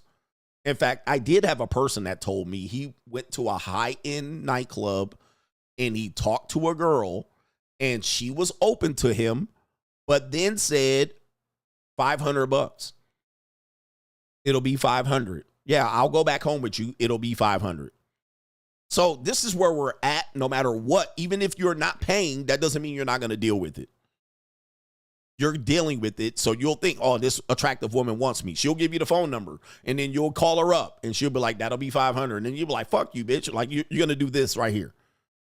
You're going to do this. You're going to be like, nah, man. Then you'll rage and call her a bitch and funky cock hoe. Right? That's what you'll do. And then you'll be like, I'll never pay. But that doesn't mean you're not going to have that type of activity being offered to you.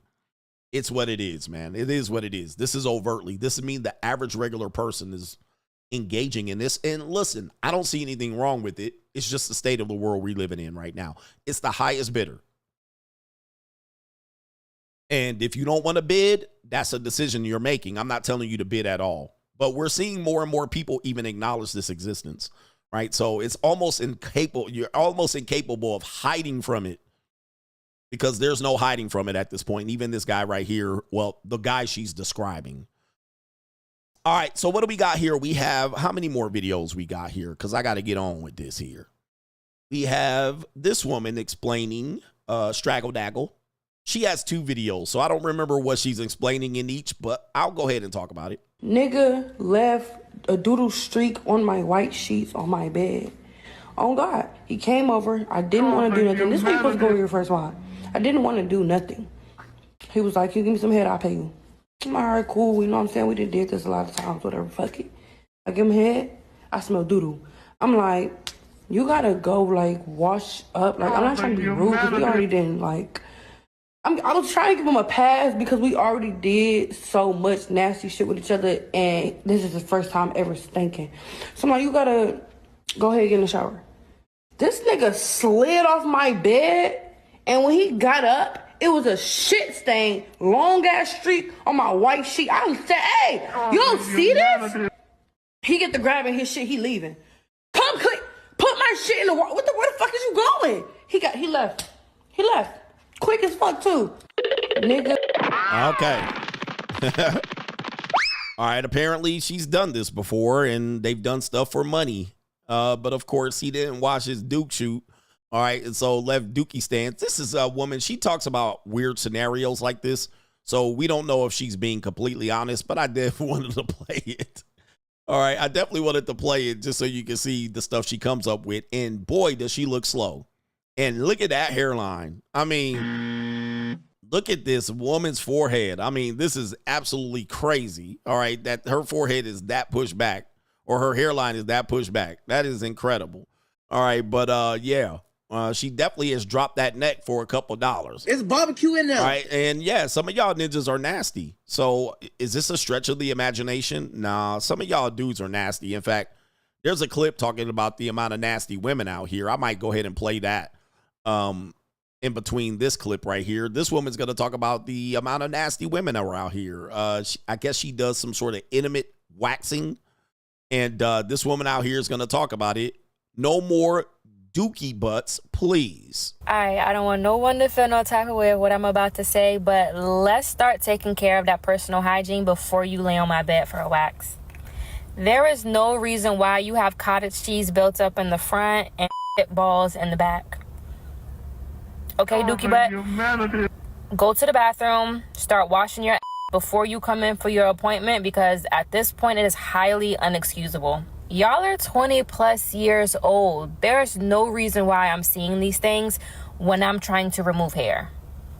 I'm not wiping you down, but I will tell you to excuse yourself to go take care of yourself. Serving that to somebody, you should be embarrassed. Oh. They need to be embarrassed for taking it, but you need to be embarrassed for even offering it, okay? Oh, Jesus. Let's do better, ladies. All right, she talking to the ladies, all right, with the dookie butt. So we got nasty ninjas and we got nasty women out here, man. This is... All right, everybody don't take care of themselves. In fact, one thing I've often told you, you've been far caught lusting after women that haven't been taking a shower in 2 days. All you see her is in her tights. You see her in her leggings. And a lot of times women wear leggings out of complete laziness. All right. You don't have to take a shower. You can hide things. You know what I mean? They do. I've seen women. I've dealt with women. They come over, do nasty shit, and throw them leggings back on. All right, or they don't shave their hair, leg hairs. All right, and you lust after them, and she ain't jumped in that shower for 2 days. This is a fact. This is a fact, especially younger women. Younger women are absolutely lazy. All right, so be careful. This is one of the things about younger women is that they don't really know their body yet. You know, they don't know their hygiene yet. Younger men too. Y'all nasty as hell. Y'all wear a pair of boxers, basketball shorts, and jeans on top of it. Go play hoop, and then go over there and try to get some punani. And you ain't jumped in the shower. You ain't did nothing with your whole existence. And you over there trying to get some pussy. And then guess what? You fuck, don't even wash your dick in the sink, don't even piss the AIDS out. And then you running around here with the dirty herpy dick. All right. And then you go play basketball. You go play basketball afterwards. And then go home and wonder why your shit looking like Almond Joy in 2 weeks. All right. So, all right. It's some nasty people out here. And a lot of y'all nasty niggas and a lot of y'all nasty strags. This is why I stay away from y'all. So I stay away from y'all. All right. Absolutely pathetic. Pathetic. Poor hygiene ass ninjas and strags. All right. So this woman again is going to show up again. And let's see what she has to say on her mind in this clip. I feel like the $1 million question is always, would you get a train ran on you? And I've been keeping it secret for a very, very long time. So now it's just time to speak on it. Oh. Bitch, my fantasy is getting taken down through there by 5, 6, 7 big black mandingos, ho. Yeah. That's the fantasy. Yeah. Did I do it yet? No. I told everybody, like, I'm gonna wait till I'm like 40 or 50 if I'm not married with kids. Oh. If I'm not married with kids, I'm getting took down through there. Man, fuck Pound Town, bitch. Fuck Pound Town. I'm trying to go to Crush Town, bust this motherfucker open. Trying. Okay. All right. There you go. These are your future wives here. Trying. Coach, the dating marketplace ain't all monetized. Okay. Well, then there's that. Trying. Then there's that. Oh, my goodness. She tried to get ran through and dominated for sure. My goodness. She tried to bust it wide open. Yeah, so I feel like that's a lot of girls' fantasies, though. Like, a lot of girls want to get took down through there by a whole bunch of niggas at the same time. Like, what? Oh, no. Take it down. Yeah, I want to get bust out, bitch. Oh, my. Trying. Oh, my goodness. Hey, yo, chill, son. Hey, yo. She said that's a lot of girls' fantasies. It is an evil world we live in. By the way, evil world we live in. If you don't know, a lot of women have great fantasies. All right, I'm going to tell you about this. Listen, women ain't going to tell you this. All right, and what they'll do is say they read smut magazines and romance novels and stuff like this. But I did a show on the stats of great fantasies. In fact, I'll play another video that I meant to play. That I play later tonight. But 61% of women, okay, have fantasized about being forced to have sex. Meanwhile, the number of for men were 54%. All right, what the fuck is that shit? All right, but there it is right there. And the median frequency of these fantasies were 4 times a year. 14% reporting that they have great fantasies often. All right, often, which is at least once a week. That would be often. And then people don't realize this. And so what'll happen is they'll learn about it a little bit too late. All right, a little bit too late. In fact, let me play this clip here. I got a lot of clips to play. So my evening show about to get cooked. We have an older woman that is going to basically show you this. That it looks like she's in a hospital bed and there's somebody's nana right here. And now that she's hopped up on drugs and morphine, let's see where her mind goes. Let's take a listen. No, I look for pornos where, basically I don't like women and women. I like men with women with huge boobs, which is very uncommon, I guess, and sort of where they take advantage of the women. Like there's a story. They're in the country, they're friendly, and the girl is saying no, no, no, and he's saying yes, yes, yes. Trying. All right, the great fantasy for the guys who still are not understanding right here. The National Library of Medicine right here. All right, published. 62% of women have had a great fantasy, which somewhat higher than previous estimates. For women who have had great fantasies, the median frequency of these fantasies 4 times a year. 14% of participants reporting that a great fantasy at least 1 time a week. All right, this is the source. The National Library of Medicine. All right, sourced. All right, sourced information. The nature of women's great fantasies and the analysis of prevalence, frequency, and content. Okay, right there.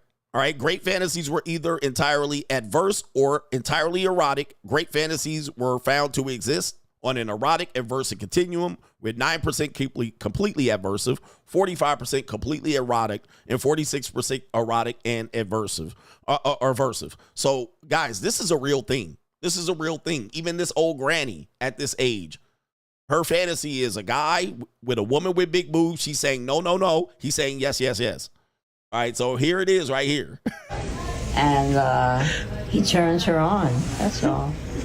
And she's, you know, and of course, oral sex is great. You know, no, I look for pornos where. Yep, that morphine talking. You know, basically, I don't like women and women. I like men with women with huge boobs, which is very uncommon, I guess. Okay. I like to get dominated. And sort of where they take advantage of the women. Take advantage of the woman. You know, like there's a story. They're in the country. Yep. They're friendly. And date grape. The girl is saying no, no, no. And he's saying yes, yes, yes. All right, there it is right there. I like to get dominated. All right. A lot of y'all think women are just these sugar and spice and everything nice type of thing. They don't have dirty fantasies and stuff like this. And they're nice girls and they only give themselves to the men they love. Let me tell you, man, that is not reality. That is not reality at all. It's an evil world we live in. That they never sold themselves. They don't sell themselves on a high bid. This is all not reality. It is actually, that woman is like a needle in a haystack. That woman is very less likely to exist. And I don't care what she looked like. She could be dressed like a librarian. She still is going to be like that. In fact, they're more likely to be like that because they are more likely to read smut. All right, that type of girl, that type of stuff. The women that are dressed like skeezers, they're kind of like, I call them cock teasers many times. All right, they're actually trying to tease you like they're like that, and they'll come off like, well, just because I'm dressed like this doesn't mean I do it. All right, but you'll be surprised out here. The women that are actually not dressed like skeezers are more likely to be engaging in this and reading these type of things here.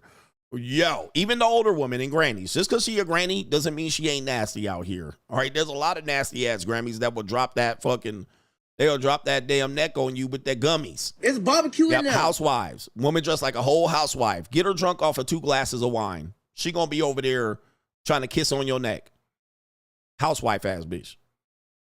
All right, go to one of those parties, and where will you most likely see swingers? Suburbs, housewives. That's where you see swingers. Married couples, they've been married 10, 15 years. They got 2 kids, and they going to Duke University in Vanderbilt. Swinger. All right, he a cuck. All right, he a cuck. So you're going to see her engage in this openness of fantasy, and then all you got to do is bring in a bottle, a case of Ace of Spades and champagne and wine, and them women go and turn into a demon. They ain't going to turn into a demon. All right, and then y'all think, well, she was one of the good ones, and she was a mom. Demon. New world order. And they sit around just fantasizing about this shit. 100%. Yeah. All right, look, we are now ruining everybody's experience in the real world out here, but it's an evil world. Let's get to the super chats. Evil world we live Let's get in. to the super chats, and then guess what we're going to do? We're going to get to the main event coming up. Going to get the main event. All right, shout out to the coach gang. Let me see here. Let me pull this up. Pause.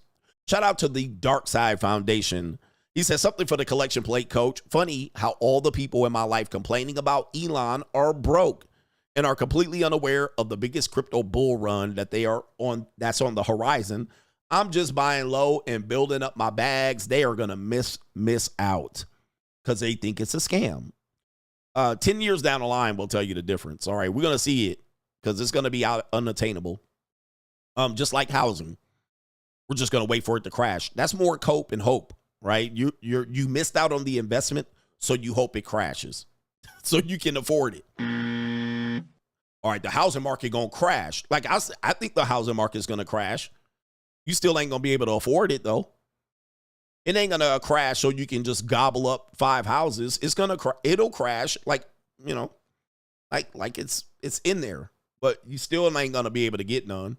All right, so you hope cryptos crashes, and then all of a sudden Bitcoin is going to be worth $1 million. You get 10 years down the line, and you're going to be fucking shit out of luck.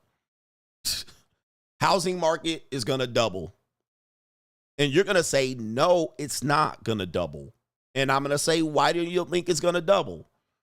Well, how can Americans afford it if it doubles? And that's where I say, you're an idiot. You're an idiot. So because you're a dumbass can't afford it, that means somehow they're going to make it affordable for you.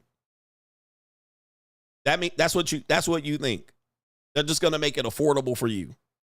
That's what they're doing. They're holding the price down so you can afford it. Well, how are the other Americans going to afford it? You're not. You're going to rent it. You can afford rent. You're going to need a place to stay. So hoping crypto crashes so everybody loses their money so you can sit back and just wait. I told you I was going to be right. Well, I don't think that's a good strategy. Now, if you decide not to invest in it and put your money elsewhere, okay, that's a better strategy. But putting your money nowhere and just waiting for it to crash is dumb ass position. That's stupid. Because you need action. You need action. People who take no action are cowards. Just say you're a coward. Like, you can short crypto, right? If you think crypto's a scam, short it. If you think housing market's going to crash, short it. Now, that would be you you're putting your money where your mouth is. But just calling shit a scam and you never put nothing in it, you never shorted it, that ain't no fucking, that's not smart. You're just talking shit and just waiting for your reality to be better and everybody else to lose. You see what I mean? Like, there's a mindset that we have to teach people with this. Saying something, college is a scam. Okay, did you go to college? No. What the fuck are you talking about? Like, wait. You never went. It's a scam. Now, it's a scam if you take out student loans. That's a scam, right? It's a scam if you took out student loans, went and experienced it, and it took you 25, 30 years to pay it off. That's a major scam, right? You got scammed, for sure. I would feel like I got hoodwinked and bamboozled. And you ain't never going to pay them off. Imagine living your whole life, ain't never going to pay them off. And you know that. Yeah. All right, you know that. All right, anyway. Let me see here. He said they don't know how to short it. Exactly. They don't even know how to buy crypto. People that say crypto's a scam, and I'm not a crypto bro at all. But don't tell me, I got money in it. All right, I'm not a crypto bro. But I'm saying, like, there's dudes that don't even know how to buy no crypto. I can guarantee you don't even know how to buy none. Because it ain't easy. All right, I'm going to tell you that. Many of these places ain't even easy to get none. And I guarantee you, if you got you some crypto, nigga, there's a dude out here that can steal it in 10 seconds. All right? In 10 seconds, they can rip your crypto off. There's dudes sitting around stealing people's crypto right now. All right. All right, real quick, because I know some dudes. Right? I know some dudes that can steal your crypto in 10 fucking seconds. All right, so you cooked. All right, they out here all day looking for people to steal their crypto. All right, so anyway. And again, I'm not promoting it. What I'm saying is people are cowards and they're posing as they're strong. I'm strong. I'm not going to invest. I'm strong. I'm not going to do this. And you don't have a reason to not do it. Now, if you give me the reason or you short it or you say, well, I'm going to take this down payment on my house and put it into the S&P 500 and in 3 years, I will make more in that than I would have made on the house. Okay, that's a stronger position. That's a stronger position. That's a stronger statement. That's a strong, but you have neither. And then you're saying, yeah, you got nothing. No skin in the game, nothing. You just talking. And again, let me just tell you, man, there's a lot of people that just talk shit. They just talk shit. Zelenskyy talked shit until the money started coming up. Now, all of a sudden, he started bending said knee. Okay, you're a Zelenskyy. I'm going to talk shit. Okay, guess what? We ain't going to give you no money. Okay, I'll do what you want. All right, a lot of people got opinions and ideas, but no plan. Understand what you have. Do you have an opinion? Okay, that's fine. Everyone has an opinion. Opinions are like assholes. Everybody has them, and they all stink. You have ideas. Okay, do you have ideas, but do you put money towards your ideas? No, it's just an idea then. It's just an idea. Do you have a plan? Okay, yes, I have a plan. What is your plan?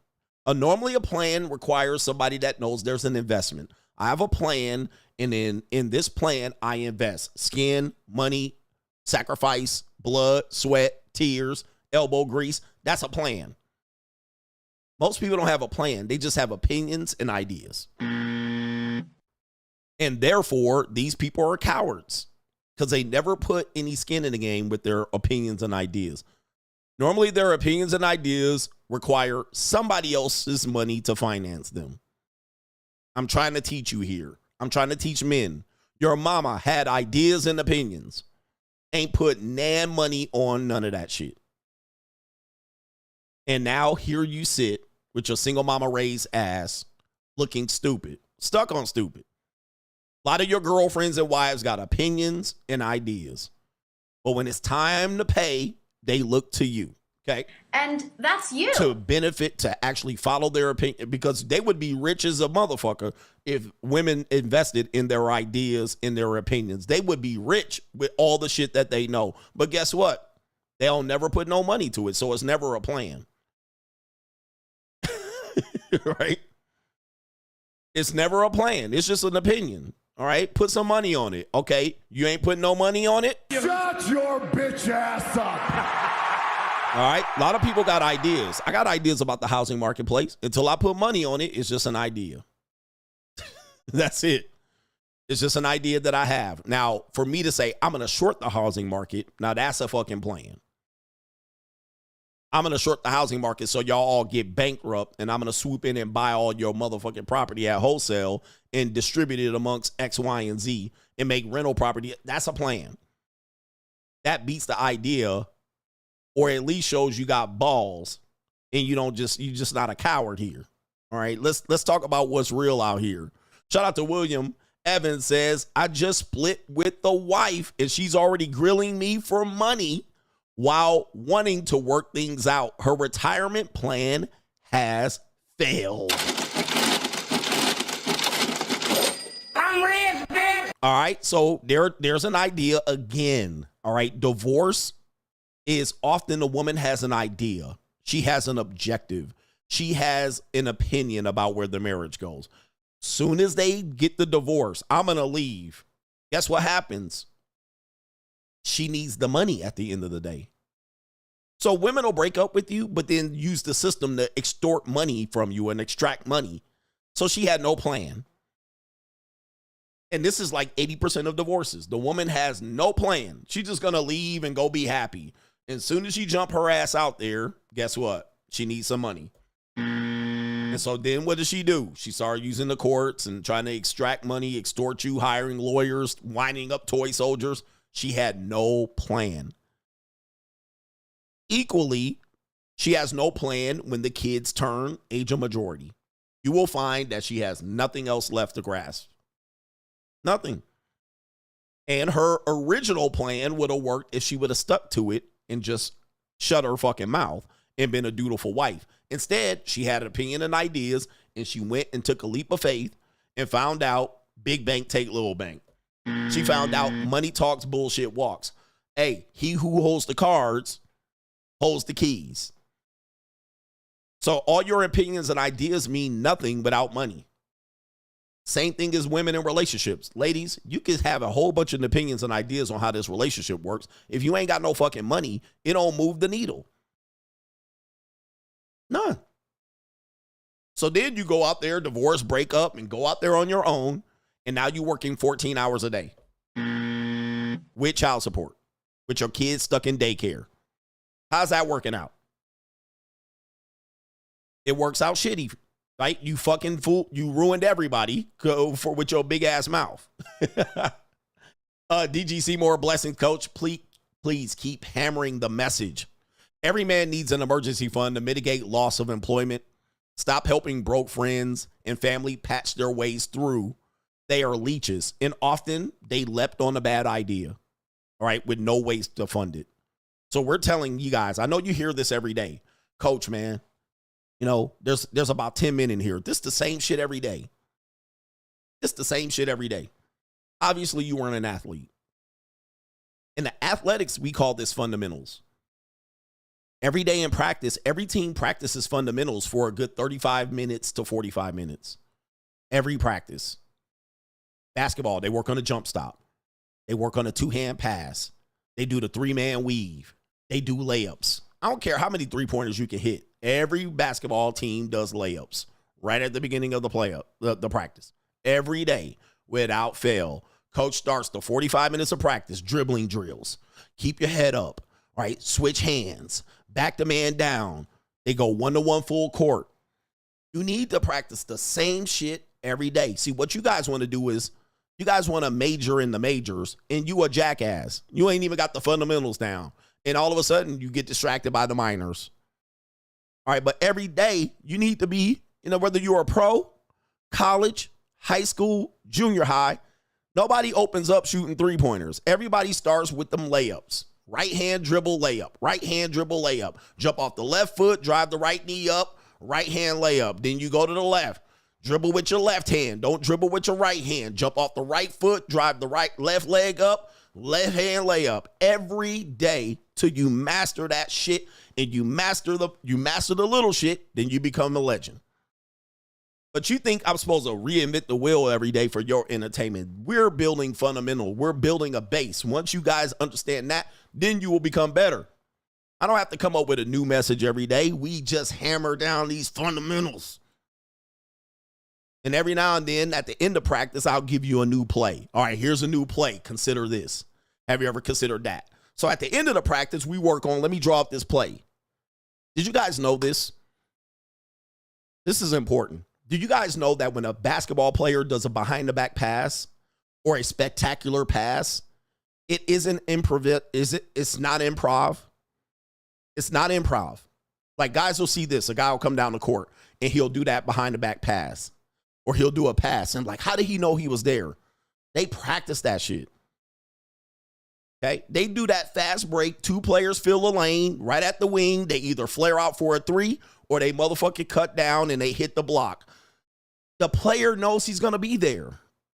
And they practice that shit every day. They do the three-man weave. They do the fucking UCLA fast break. They do that shit all the time so that when they know, I know my man's going to be there because the coach makes that player run the lane and then hit that point. They practice that shit. So that by the time the game comes in, it's muscle memory. All right, we practice that shit every day. He doesn't do a basketball player or any athlete has done more spectacular shit in practice than they've ever done in a game. And I've been to thousands of practices and hundreds of games. Basketball players do way more amazing shit in practice. You ain't seen shit until you seen them in practice. And the reason why is that they're reinforcing this. They run that same drill 100 times. In the game, you might see it 8 times. So that they've already know he's going to be there. He's going to be there. He's going to be there. All right, he running a lane. He calling his lane out. I can hit him with that behind the back. Same thing here. This is practice so that when you get to the game, you already got it down. All right, I got the fundamentals. I know. So when a woman hits you with this, I'm different, you already know. Coach, we done already ran the I'm different play 1,000 times. Then you go out there and the bitch bat her eyelashes and says I'm different, and you could just go, okay. You see the difference? You see why you have to practice the fundamentals? And you also got to practice hitting that like button. But this is a fundamental course of making sure that I'm not trying to come out here with some theory now. Oh, coach, change this theory. Now I understand. Fundamental. Practice the fundamentals of life and you will win. When you're coming out, guys, and I know I'm jumping around here, but there's dudes out here that do shit and they'll do it for 2 weeks, 2 months, and it don't work, and then you're moving on to the next thing. And then you do that for 2 weeks, 2 months, and then you move on to the next thing. 2 weeks, 2 months, and you move on to the next thing. Guess what? You're never going to win that way. You're never going to win. Because you're not putting in that time to make things grow. You're desperate. That's called desperation. Okay? When a coach calls a timeout, I've been in the coaching profession for a long time. When a coach calls a timeout and he brings the team over to the huddle and he gets the clipboard out and the grease board and he draws up a play and he says, you're going to go here, you're going to go there. Do you guys know that 95% of those plays they've already practiced? I'm going to say it again. 95% of the plays that you see in an end of the game situation, right before halftime, a full court play, the coach didn't come up with it right out of his ass. He didn't say, I'm going to draw up this amazing play and then draw it up on the board and the players saw it and said, yeah, that's going to work. 95% of the time, they practice that play once a day, twice a day, 5 times a day, every practice. They've already practiced that play so that the execution is there. They go, oh, okay, we're going to run the full court 3-second play. That play is already in the playbook. They practice it every practice, at least once or twice, maybe 5 times a day. And then the coach will just call it out, all right? Because we have full court plays. We had 3/4 court plays. We have half court plays. We have under the basket plays. All right, we only got 3 seconds. Practice that. And then the players fuck it up. They fuck it up, and then you just go ahead and fix it. So that by midseason, you just tell them, hey, run the sideline play. We used to call one diamond. Run diamond. All right, diamond was a play that we only had like 3 seconds left, but we were either at half court or 3/4 court. Run diamond. So I'll just say run diamond. All right, and the players knew. So that if there was no timeout, I would just say diamond.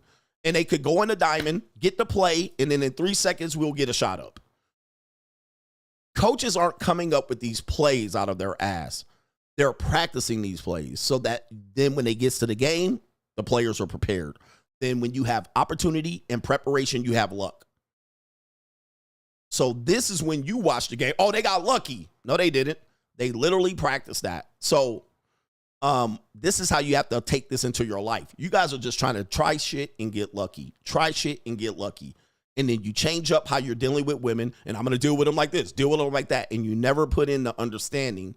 You just think it's Hail Mary out here. Your whole life is fucking Hail Mary. Your whole life is Hail Mary. It's never calculated. It's never planned. It's never intentional. It's never use of your fundamentals. It's never building one thing on top of the next. Okay, you're just out here Hail motherfucking Mary. And then you wonder why you're getting the results.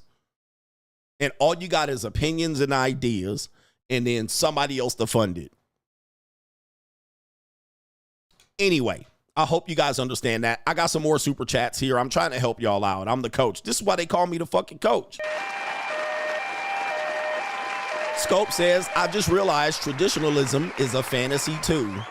Traditionalism is a good game. It's a game that we all play. We agree to play it, right? So we're going to be all traditional. Now, until the players and the Macs and the skeezers come in to torpedo your traditional behavior, you're cooked. No government aim. Coach, if you were the president, how would you turn Gen Z men more patriotic knowing that they only look out for themselves and they don't want wife or kids? Also know another country is prioritized over the U.S. The West cannot be saved. Boomers done too much damage. I would force them to go to the military. I would. Cam Stream, well, shout out to you. Sorry. He says, well, coach, all I can say is court was very interesting, but I will have my daughter this weekend and every weekend for the next month until everything is finalized. After court, I saw my attorney's Portia. Goddamn, 11 grand in 1 month. My pockets got hit. Gotcha, bitch. Yes, indeed. You got cooked. Okay, realize these attorneys are in it for the money. With court, I went from a diesel truck to a compact, but I still got the bike after a week on Ashley Madison, and the JUCO is Liddy in Vegas. Free agent lifestyle for life. Shout out to you. All right. Remember, if relationships were so successful, why do we have so many people in businesses that bank on the fact that your relationship is going to fail? Okay. If relationships are so easy, why do we have so many people that are employed and make thousands of dollars and drive Porsches based on one thing? Your relationship failed. Okay. We have industries, marriage counselors, therapists, judges, attorneys, child support services, CPS, all right, down the fucking line, dating coaches, okay, matchmakers, dating apps.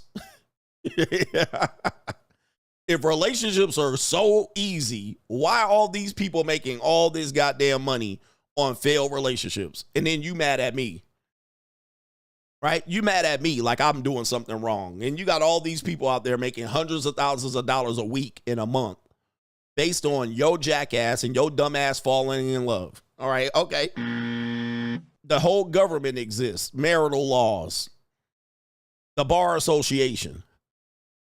All right, come on, man. They literally spend hours going, these dumbass people are going to do the dumbest thing they will ever do in their lives over some fucking hormones and love. All right, we need some shit for this. How are we going to get rich off of this? Kevin Samuels, Kendra G, the Red Pill, feminists. I mean, you guys got everybody just benefiting from this failed relationship. All right, so anyway.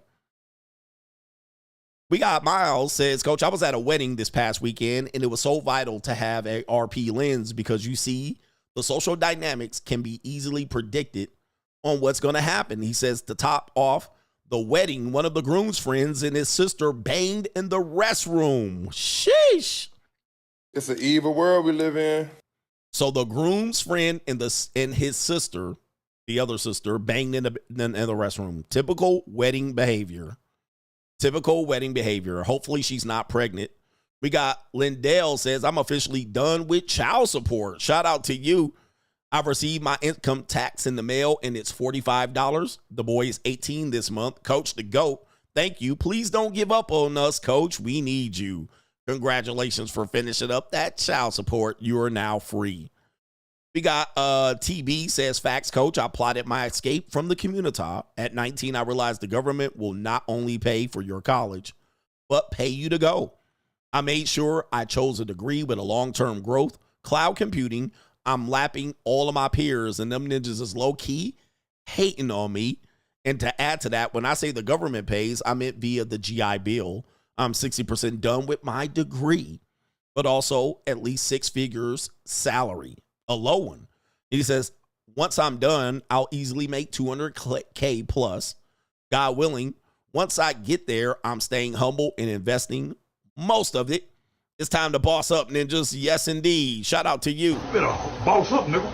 Did you guys know that whatever the college says you owe, like you go to college, you pull it up, and the college says it'll cost you $55,000 to go here. You guys realize you're not going to pay that. Okay? You're not going to pay that. That's not what you're going to pay. That's what the people who are going to pay who can't qualify for financial aid. More than likely, you're going to pay a reduced cost of that. So what it'll do is your parents will say, this costs $55,000. We can't afford that. Again, your parents will put a cap on you. You ain't going to pay that. By the time they get done with Pell Grant, scholarships, they'll automatically try to apply scholarships. Then you can research your scholarship. Then you can use your GI Bill. You're going to pay a far reduced cost of that. Then you're going to do, you could get your residence in that state. Then you can drop the cost expeditiously.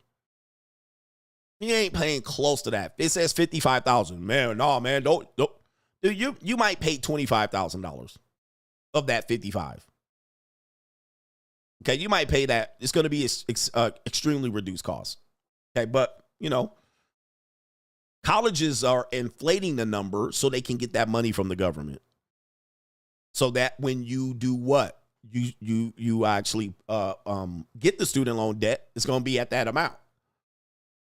So now they can charge the government that amount and more for the student loans.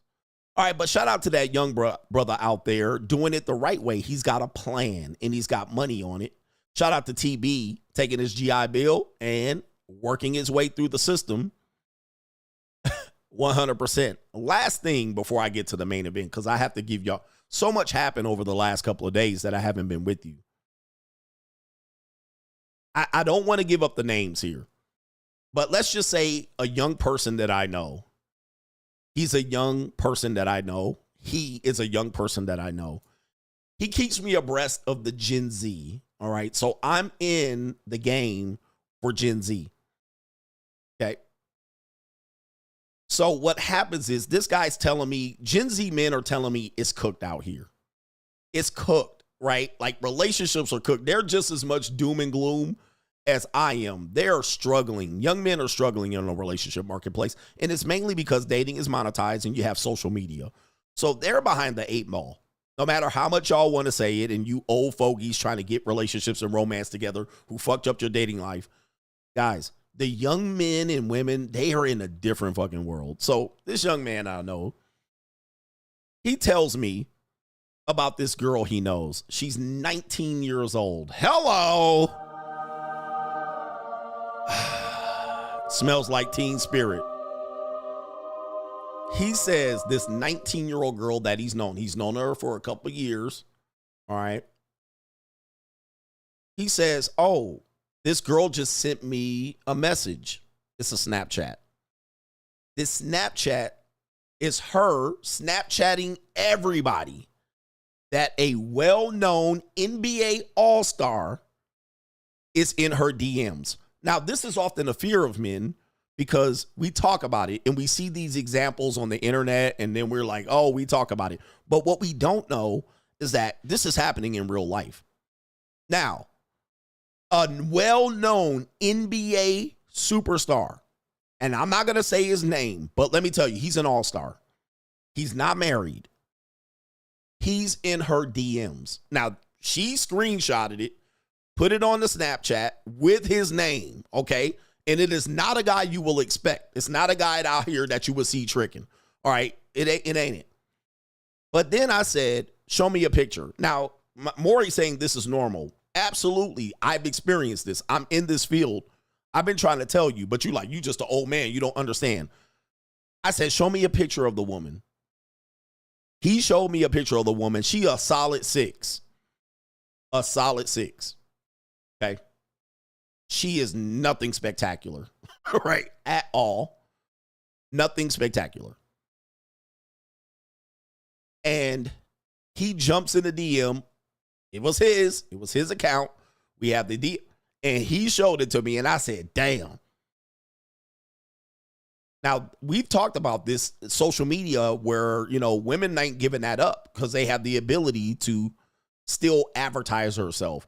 And I saw her Instagram. It wasn't anything spectacular. It wasn't like she was a baddie. It was just a regular girl. But she's 19 years old.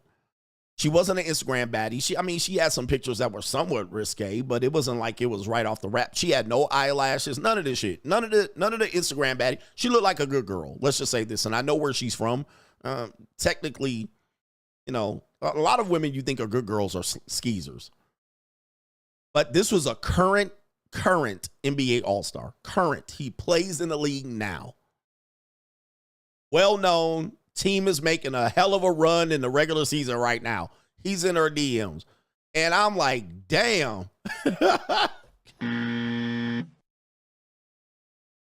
All right. And she wasn't nothing to write home about. Nothing. And he was doing the, oh, wow. I saw the DM and I was like, well.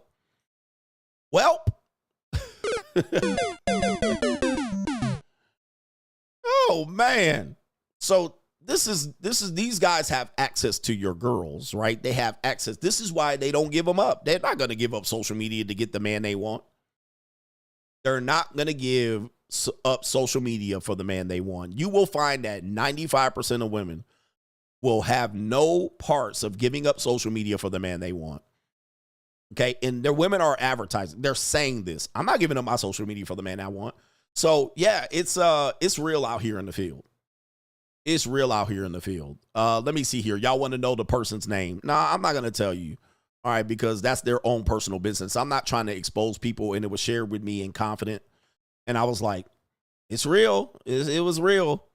All right. It was a real message. And the girl, I was like, show me the girl. And I looked, I was like, damn, bruh. I was like, yo. So imagine if you were fucking good looking. You know what I mean? And I knew girls that were good looking and had private accounts, and celebrities, actors, entertainers, and athletes were in her DMs. All right. Easily. It's easy peasy. I won't tell you the team, but I'll say it was on the Eastern Conference. All right. So there's that. All right. All right. So there's that. But that's a monetized sexual marketplace. He didn't offer her to pay. She didn't say you need to pay me. But that's monetized sexual marketplace. So anyway, let's get to the main event. It's the 3-hour mark, so let's do it. Let's do it.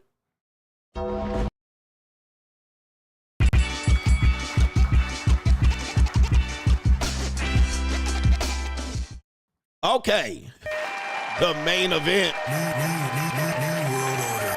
All right, here we go right here. The main event. Nick Cannon, a deadbeat daddy. All right, Nick Cannon, a deadbeat daddy. Let's see what we got here. According to this, we're going to still educate you. This is not a rumor show. We still got to educate you as to what's going on out here in this marketplace. All right, so with that being said, let's take you to this report. Now, this report is by a rag mag, so everything we say here is alleged. Okay, everything we say here is alleged. Okay, and it says right here, exclusive, baby making machine, Nick Cannon. He's not in these streets. Facing multi-million-dollar back claim for child support for his and Mariah Carey's 13-year-old twins after deadbeat dad dodged payments. Okay, so 100%, I actually had to get two sources for this one before I reported it. And that's why the title says report. All right, that's why the title says report. Now, we don't know this to be true. It could be completely a rumor, but in the situation, we can learn from this. So we're going to learn from the system itself that the system is available to you no matter how good or bad of a dad you are. This could be highly possible. Now, you're going to first say, oh, well, how can Mariah Carey be broke? Can we handle this first? We need to handle this. Number one, we've seen celebrities of Mariah Carey's caliber go broke all the time. All right. So now we don't know it to be true that she's broke. But what we can say is a lot of these celebrities do take loans out on their money, and it's going to make them look broke because what they do is they either have to sell their catalog because of financial strife. They could have a divorce, and there could be a lot of your money. They could actually outlive their means, even making millions of dollars.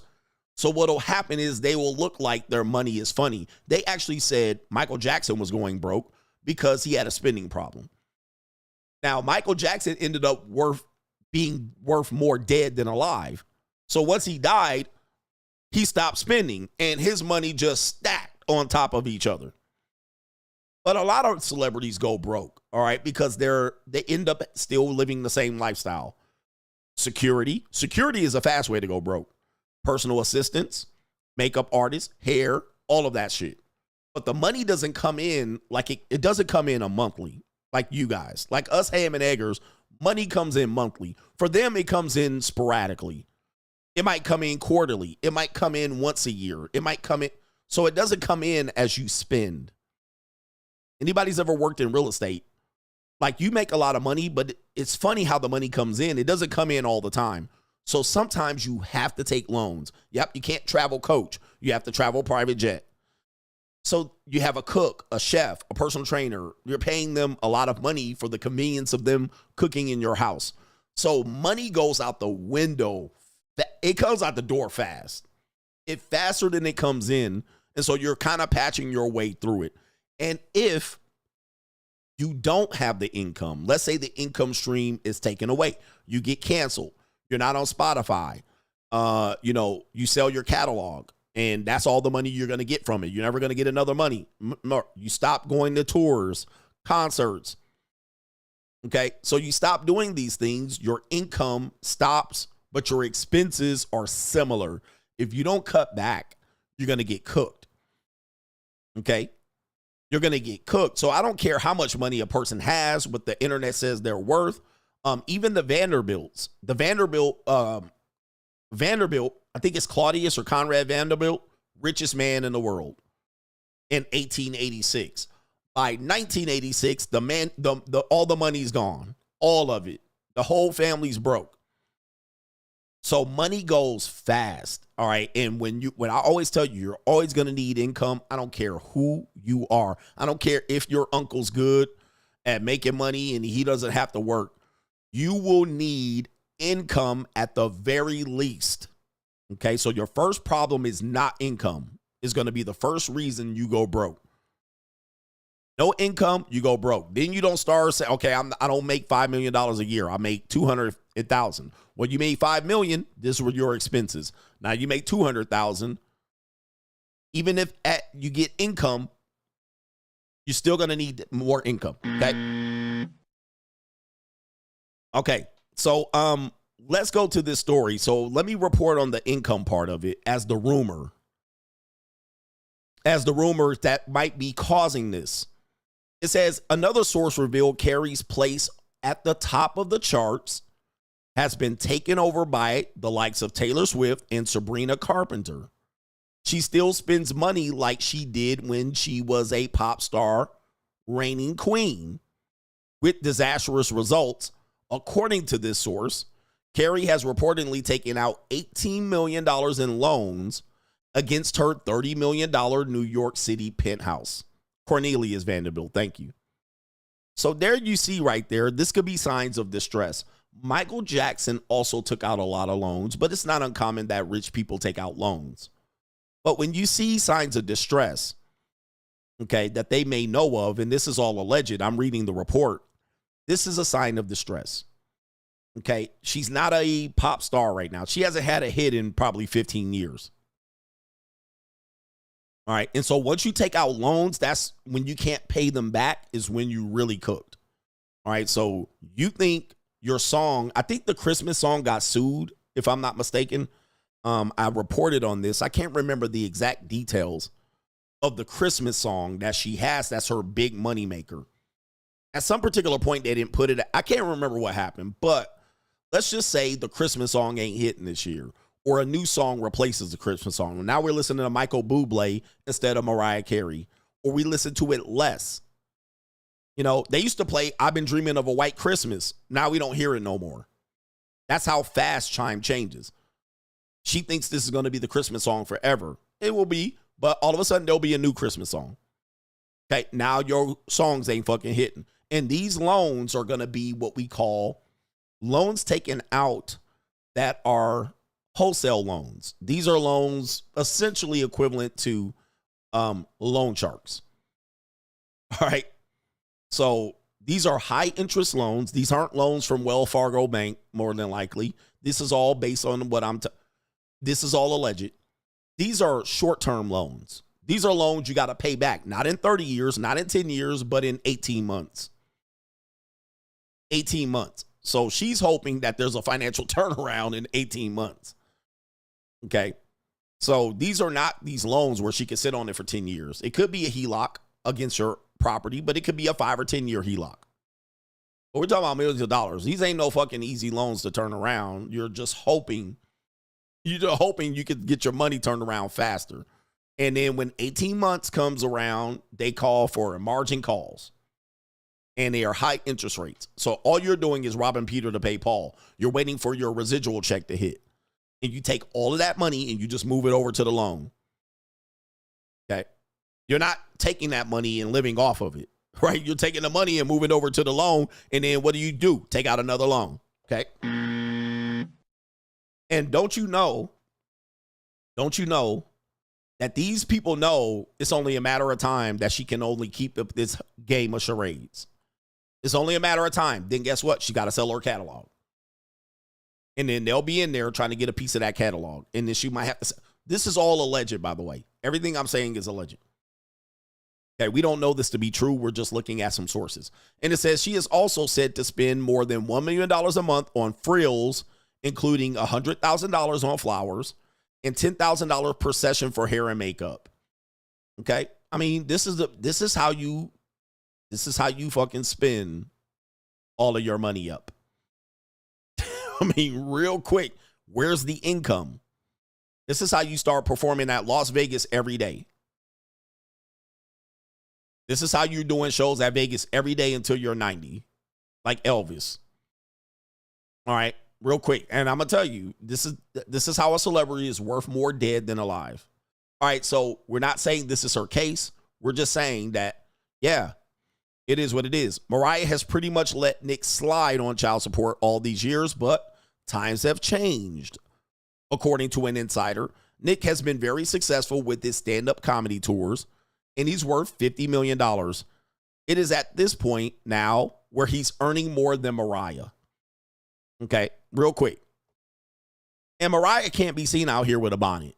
She got to have full makeup and hair everywhere she goes, right? So, this is the plight of the celebrity. This played out in the early movie. I think it was it was one of the early movies where they didn't talk, if I'm not mistaken, or if it was the first movie that they did talk in, where the woman was an aging celebrity and she thought she was still famous, but her time had passed her by. And she still thought people should treat her like she was famous, like she was 20 years ago. Somebody knows this movie, what I'm talking about. But it was like the sad reality of an aging star.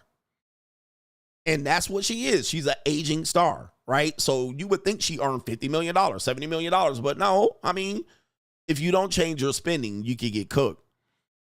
In fact, Mariah Carey also sued Sunset Boulevard. Thank you. You guys are fucking smart. All right, here we go. You guys are some smarty pants. But Sunset Boulevard, go look it up. It was an old movie. It was one of the first talking movies, if I'm not mistaken. It was this, where the woman was an aging superstar. She had all the money, but she didn't realize that time has passed and is gone. The dying star. Mariah Carey also sued another man for palimony, or for not marrying her, for wasting her time, an inconvenience fee for not marrying her. So this does show some desperation right here. This shows some sort of desperation. So we can then try to deduct that if he is getting taken for child support, people will say she got her own money. But why is she suing this man for $50 million for being inconvenienced and keeping the $10 million ring? She's doing strag behavior, right? She's keeping the wedding ring. She pawning it off, right? She's suing him for palimony. She's suing him for not marrying her. That means she's trying to make these her income. So as I said, women have a lot of ideas, but they don't have a plan. So this guy figured out, oh, by the way, I remember this story. In the story, the guy was saying this woman was spending up all his money, right? So she was with him. He was assuming since she was a multi-millionaire, she would spend her money. But what he found was, and he dodged a mega bullet. Somebody said he dodged a missile. What he was finding was, even though she was so-called rich, she was spending up his money left and right. So that's why he got rid of her. He was like, this bitch was spending money. I actually have an interview with him. He was like, she was spending my money up left and right. So guys keep saying, well, she rich. All right. Apparently, you know what I mean? The guys in her life are finding out she ain't, either she's frugal or bad with money. All right, she bad with money. So let's see here. Let's go back to the top of the article. Let's talk about how this could easily happen to you. You can get with a woman that has money today, but as long as you have children with her and she don't have money tomorrow, guess who about to pay? You, nigga. I got money. You about to pay the difference. And only reason you're going to pay the difference is that you have children with this woman. That's it. That's the only reason. And I don't care if she had money at the time you divorced her. If she goes broke, you are now the plan. This article says baby making machine Nick Cannon has happily skated on paying any official child support for his 13-year-old twins with superstar Mariah Carey in the nearly 10 years since their divorce. But RadarOnline.com is reporting .com can reveal that the now cash-strapped songbird is looking for that to change. According to the source, Nick's gotten away with keeping his cash in his pocket, but Mariah's ready for him to start paying up. All right. Says right here, the comedian and TV host, age 44, has proven to be one of Tinseltown's most prodigious baby makers, siring 9 children with 5 different women since splitting with Carey, age 55.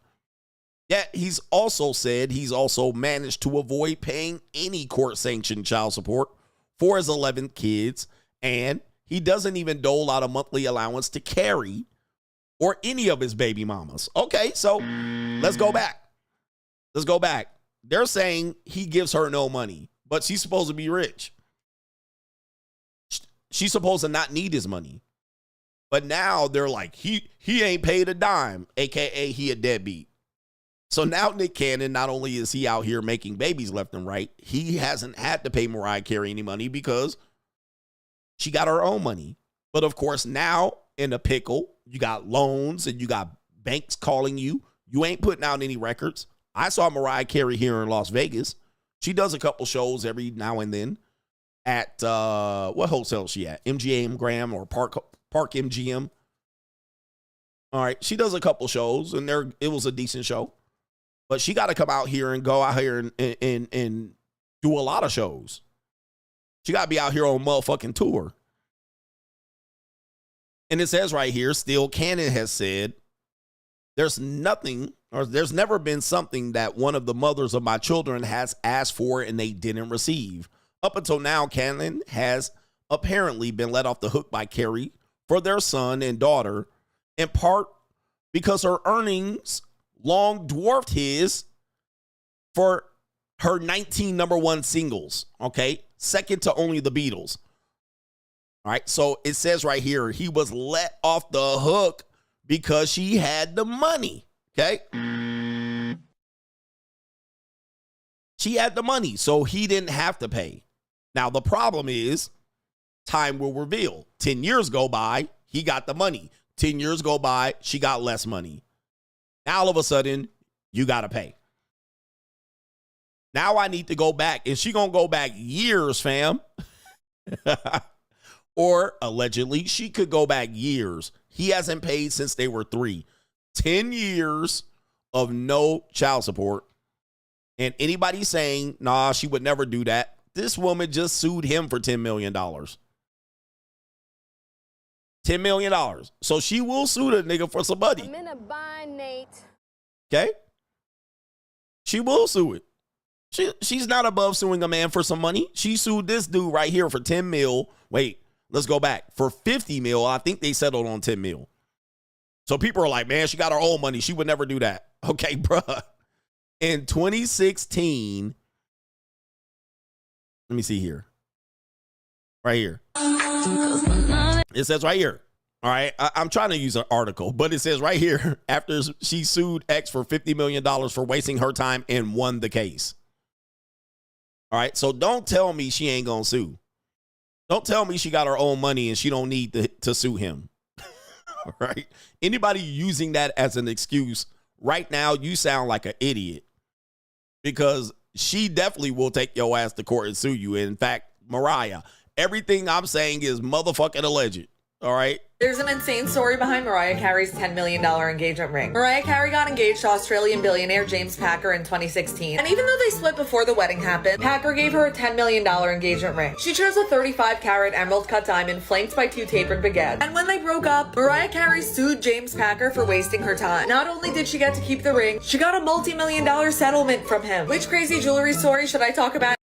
All right. So anybody saying that she don't need the money, she won't sue. That torpedoes your argument right there. And let me tell you, whatever she got is long gone. That was 2016. That was 10 years ago. That was my last relationship. That money gone. Bye-bye. All right? They don't got that money gone, fam. All right, that money gone. All right, so, yeah, that was 10 years ago. Now, that money gone. Now, potentially, she trying to get it from Nick Cannon. So all men pay, right? All right, and it says another. Okay, this is the source that the source said that she's disastrous with her spending, and he's now making $50 million or worth $50 million with a lot of baby mamas. And this is right here, and that could lead to him finally being saddled with an official bill. It says Mariah lavishes Oh, these are the kids. Mariah lavishes the kids with the best of everything, but she feels she can't keep up with the spending pace any longer. This is according to an insider. They added she broached the subject with Nick after making regular child support payments, and it says right here with the legal foundation behind it, so she can display it as income to creditors. Woo! This is detailed. This is detailed. So this isn't she got her own money. Oh, she trying to get it on the legal foundation, so it looks like income to her creditors, so she can keep getting loans. But they're butting heads because Nick doesn't like the government in his business. He just wants to dole out money when there is a need. Well, that's not how that works, Nick. So Nick wants to just say, hey, what do they need? I'll pay it. That's not how this works. This is why this is an important lesson. You think that you can call this shot, but you can't. Because if she wants to, she'll just take it to court. And then the government will say, no, you just pay her this. Never mind how she spends it. Now, the problem is she could spend it as recklessly as she already spent up her own money. Right? So what makes you think she's going to be responsible with $30,000, $40,000 a month? Because she's not even responsible, according to the report, with $50 million. And she's got all these loans. And you're like, this money's just going to go pay off these loans. So, yeah, we got a problem. We got a massive problem here. And Nick Cannon is a guy, man, that's one of these lover guys that got to learn. You know, he's a liberal. I like Nick Cannon. I don't dislike him at all. But, you know, in this story, if this is to be said true, this is a guy that got to learn the hard way. And, you know, he thought he had money to burn forever. And of course, I think he had lupus. So he might have been looking at maybe his life not extending as long as he wanted. So the way he overcame that was to impregnate many women and become somewhat immortalized and, made deals with these women, number one. But he also doesn't realize that, yeah, these women can all turn on him too. So you got all these women pregnant. They're in agreement now that they're getting money, but what if they don't? Or what if one woman says, hey, I want my official child support money. I keep having to ask you for money and you keep just dropping it off. This is not working for me. I don't want you asking about my needs financially. Just give me the money I need and you stay out of it. This could easily happen with the current women that he has pregnant. And this is going to go on for at least another 2 decades for him. Okay. So he trusts this game too much. That's what I'm talking about. He trusts this game way too much. But all it takes is one woman to do this, and guess what'll happen? He'll have to tell the other women, well, I got less money to give you now that Mariah got to my pockets. Guess what the other women gonna do? Nah, bruh. Nah, fuck that. All right, I want my cut too. And you get eaten alive. What do I tell you? It only takes one woman to make you pay for all the other women you were getting for free and had a good deal. Your game don't matter when it comes to this legalities with marriage and divorce, cohabitation. There's no game. The game is the court game. The game is the government. All right, and you gonna go broke. He'll go broke next. All right, but it only took Mariah to open up the door here, and Mariah's looking at it like, I got 5 years left, and I need to get as much money as I can in 5 years to potentially keep up with what they're saying is her financial condition here. Okay, and this is an easy out. This could be another $5 million of what I call unearned money, because now she doesn't have to do anything to get that money. She can keep doing exactly what she's doing, not fucking Nick Cannon anymore and raising the kids just like she was raising them. All she did was just go to the court. That's all she did. She just came in and said, okay, I'm going to need some money. Help a sister out. She did absolutely nothing to change. She never got an extra job, nothing. All right. So this is the danger of some of these games that we play. Okay. Let me see here.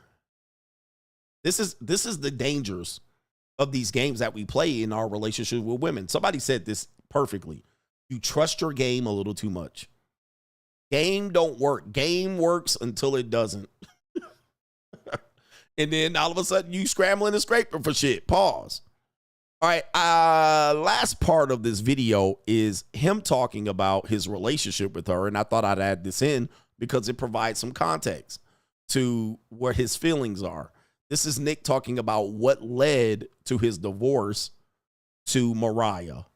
But I internalized it even more because you're spot on everything except for I didn't actually really care what the world thought because the perception, that is what it is. People gonna love you one day, hate you the next day, always gonna criticize your every move, and it's really how they actually feel about themselves. So I could care less about that. But going to myself with that pressure of who am I? Yeah. Because, I got married in my 20s still, to the biggest star in the world. And my trajectory was here, and then hers, she's already in a different stratosphere. So, I would lay up at night thinking like, is this who I am? Am I Mariah's man? Yeah. Is that what my life is supposed to be? There's nothing wrong with it. I understand it though. Like it's like, and I got really comfortable in it. She got islands, and I'm waking up at noon, and people bringing me steaks on a platter, and I'm like, but. All right, so people are still struggling as to how wealthy people can go broke. Guys, wealthy people can easily go broke, especially when they splurge, right? So she got her own islands. That costs money. Steaks in the middle of the afternoon on the platter. You think you're going to change this behavior because your money is going down? No. Especially a woman, all right? So there you go right there. You could go broke pretty fast if you're not putting out records. And it's going to be hard to put out records, right? It's going to be hard to put out records. You're 60 years old. I mean, you got 20-year-olds. Nobody wants to see you. I mean, only older people are going to want to see you. Not many young fans in their early 20s going to see Mariah. All right, so let's continue here. But I'm like, this ain't, you had to be a different version of yourself. Yeah, exactly. This like, ain't the kid. I can't go provide. I can't go hunt. That's who I am. I want to hunt. But and then when you have children and the hierarchy of just your man shit is like, wait, I'm carrying a purse, the diaper bag, I'm standing on the corner. I'm like, wait, she rocking being all the alpha that she by the way, she deserves it, by the way. And she did, I believe she needs a dude like that. Yeah. I'm just not that dude, and her and I never had problems. Yeah. Never argued, never, even with me struggling in this space. Yeah. She was like, she's so understanding and so evolved and lives in her own world. That's the thing. When someone has their own world, like you said, their own scope, their own bubble, and you got to be a participant in that. You know what I mean? Like I'm main character. I was about to say, especially I'm the alpha. Yeah. Like my mom and dad, I was raised by a hustler, a pastor. My mom. Yeah. I'm here to get it. Yeah. I here to lay down because I felt like that was like almost the. Nah, and I was getting mad at myself. It was like muscle atrophy. I'm like, I had a gut. Yeah. You know what I mean? I was like, it was like. All right. So yeah, essentially he's wrestling with I could not be the ASAP Rocky. Yeah, I could not be ASAP Rocky. So a lot of women initially thought, yeah, his ego, you know, he couldn't handle a successful woman. But as I said, only time will tell. Now look at somebody said how the tables have turned. Now, how's that successful woman now? Like, come on, guys. How the tables have turned. Okay. All of that island and stakes and all of that shit. He knew inherently I could not depend on this. Remember when I told you, men who live off women are crazy. Men who brag about living off women is mind-boggling to me. I can never live off a woman. Why? Because they typically don't have a plan. They have opinions and ideas. They don't have a plan. Even if they successful, they don't have a plan past that. I can guarantee you, any woman that I'm going to meet today don't have a plan. Mariah Carey in this situation is that. And he inherently knew I cannot sit back and rest on the fact that Mariah Carey is going to plan my financial future. So he's like, nah, inherently, this is not a smart move. So I got to be a man and finance my own future. Now, people are going to say, see, he could have had the easy life. Look at the easy life now. Imagine him sitting there, fat, eating steak. And then Mariah says, I got to take an $18 million loan out. Okay. Now what? She might say, you're going to have to go to work in order to keep this shit afloat. And he's sitting back all fat. So, yeah, people will initially say, well, he could have had it made. Where's the video? He could have had it made by just putting his ego to the side, but he made the right choice. I got to go support myself. I got to be a man at the end of the day because I got to have a plan. Now, his plan was to skeet in about 100 women, but that's neither here nor there. But without that plan, without him getting up and making a plan, now he can't afford to pay for his other children. Neither can she, according to the story, allegedly. Neither can she. So guys that say they live off women, I don't understand it. Okay. He says only a weak man will say that. I agree. I don't see men, I live off my woman. My girl makes the most of the money. And she did. I'm like, I don't give a fuck if she made $10 million and I made $100,000. Ain't no damn way I'm going to sit back and rest and hope this woman takes care of me. There ain't no fucking way. All right. I don't care if she pays my rent or whatever no way. As a man.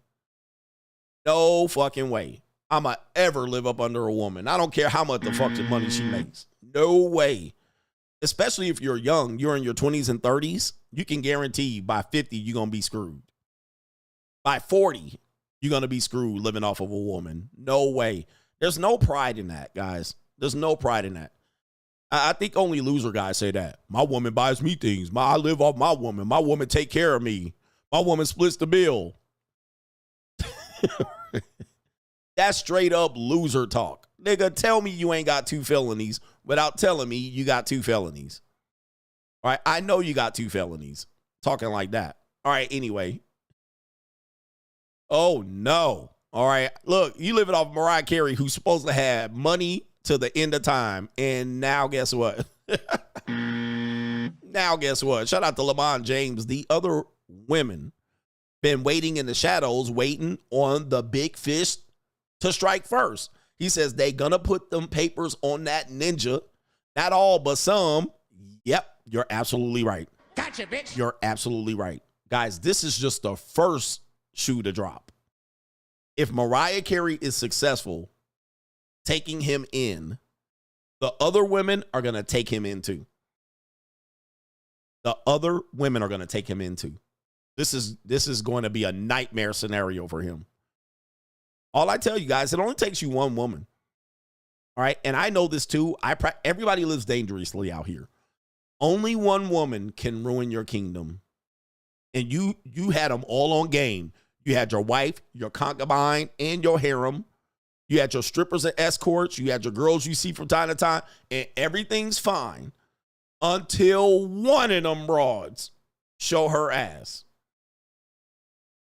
Or until one woman feels victimized. Everything is gone. Everything.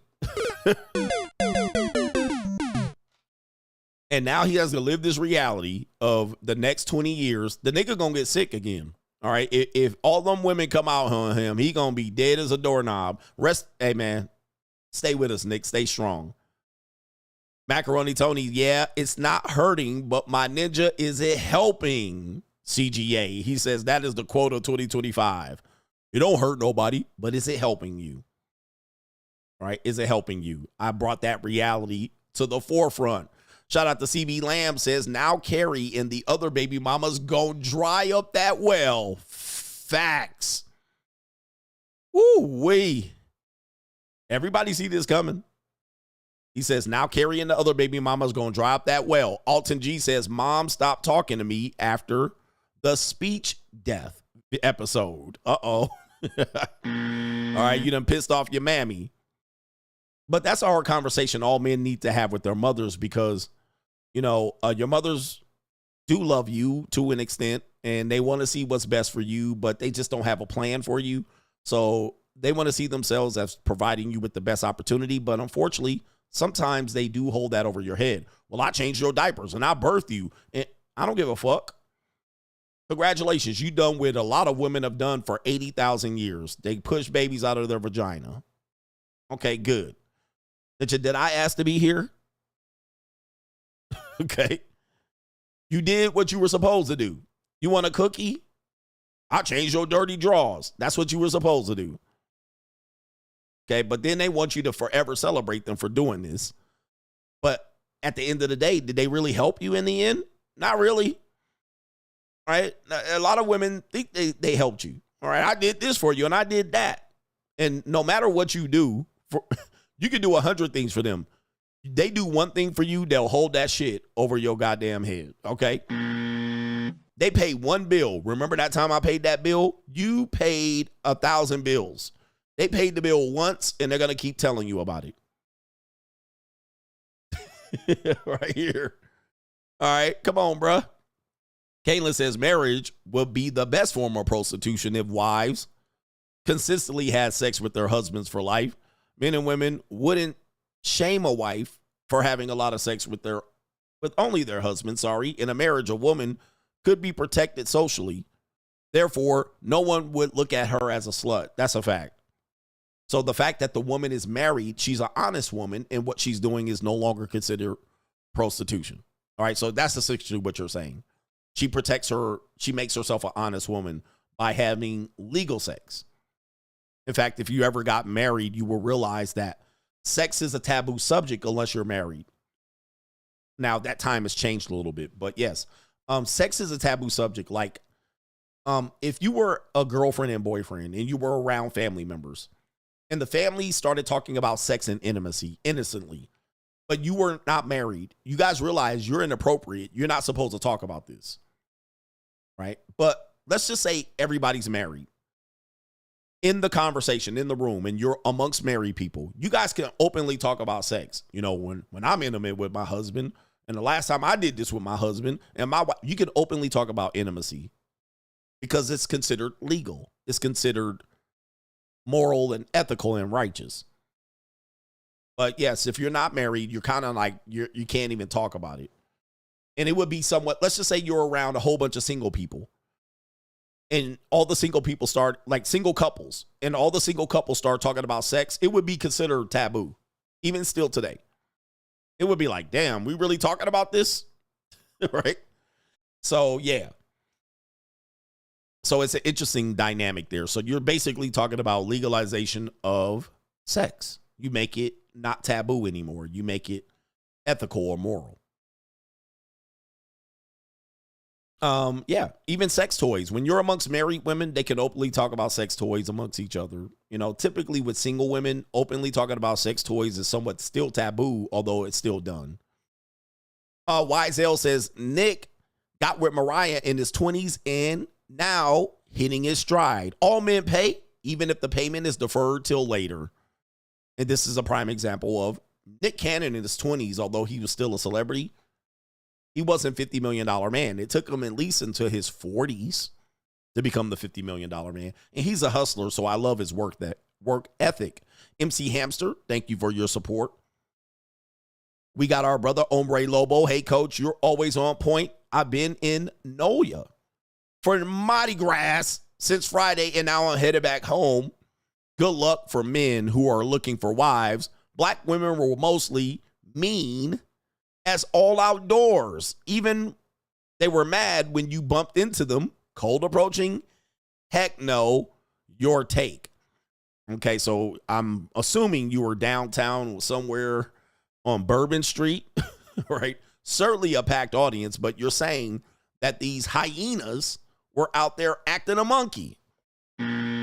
Cold approaching. Cold approaching in Mardi Gras. All right, yeah, that could be pretty tough. Yeah, brothers, no way. Not on Fat Tuesday. All them strags out there on Bourbon Street. All right, yeah, cold approach, heck no. That's a win of the worth time. But you saw a lot of titties, I'm sure. Let's see here.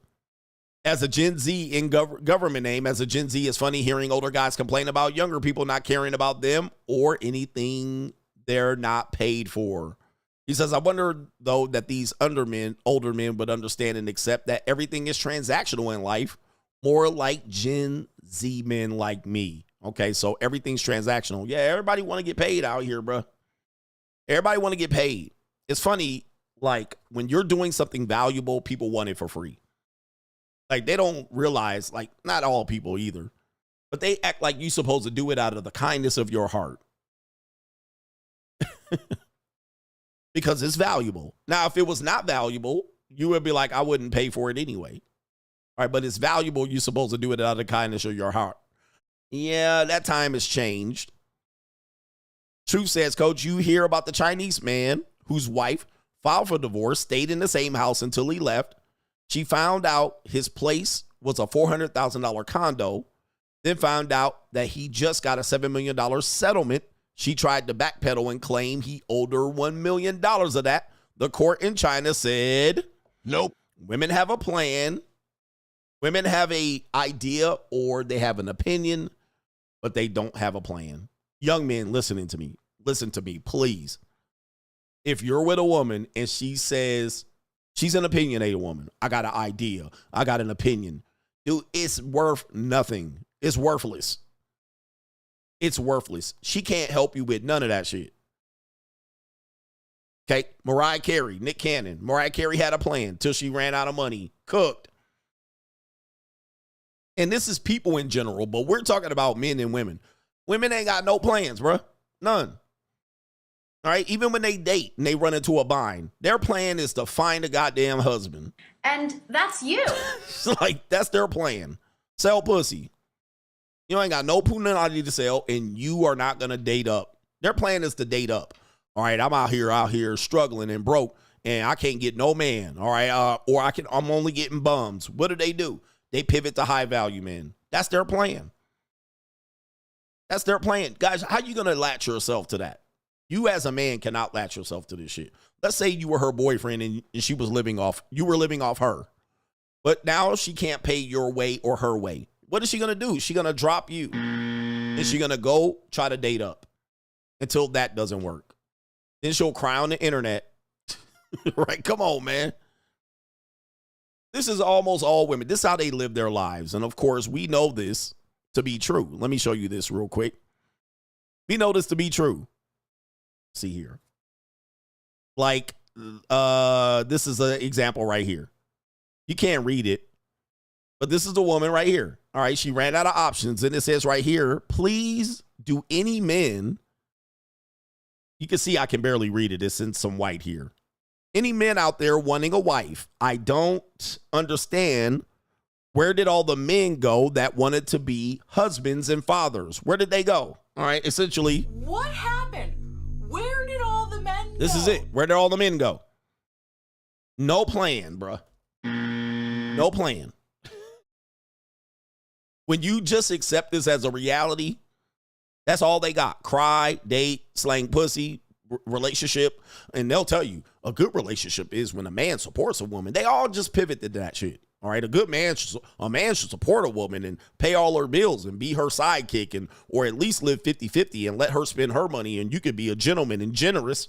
That's their whole pivot. We're going to talk about this later. We're going to talk about this shit later, bro. That's their whole pivot. That's their whole plan in life. All right, and they'll just do it at will. They'll just do it at will. All right, you know what? I'm tired of playing out here. All right. What happened? Where did all the men go? That's what they do. All right, need a retirement plan. Sugar daddy, old ass nigga, white guy for black woman, child support. It's the same shit. Get a job. When a job has reached this capacity and they hit the glass ceiling, now they want someone on their level or above that's so generous he spends his money and lets her keep hers. It's just so sad at this particular point. No plan, no government name. He says, when you said leadership is a thankless job, you should do a show on that, especially for Gen Z men who have never been responsible for their people's lives. He says, I'm Gen Z and seen a lot of guys get screwed over by others when I was enlisted, yet my unit wondered why I refused a promotion. Leadership is a thankless job. G says, what's the most memorable conversation you overheard as a coach that your ladies said that still stands out to this day? You mean in relationship to the women that I coached? I just think, man, there was this one team that I coached. I guess we were all heathens because I wasn't innocent either. Right. But I remember, like I said, I remember this one guy was fucking everybody on the campus, including the assistant coaches and all the way down to the players. Like, that shit was crazy to me. Like, that was the one that I was like, damn. Like, this one team I had, and this is what happens when you have too many straight women on your team. Now, there's a balance. You got to have enough lesbian bulldaggers and enough straight women. I ended up recruiting a lot of straight women, and the shit was crazy. All right, I was seeing some shit. I was like, God dang. And all the while, everybody watches me, because I was a young coach at the time. They think I'm trying to fuck my players. Like, they think I'm trying to fuck the players. But I know too much. And I'm like, nah, I ain't trying to fuck none of these girls. Like, they doing enough fucking, I can't even keep up. And it wasn't all of them, but I seen enough. I was like, bruh. Like, this is crazy.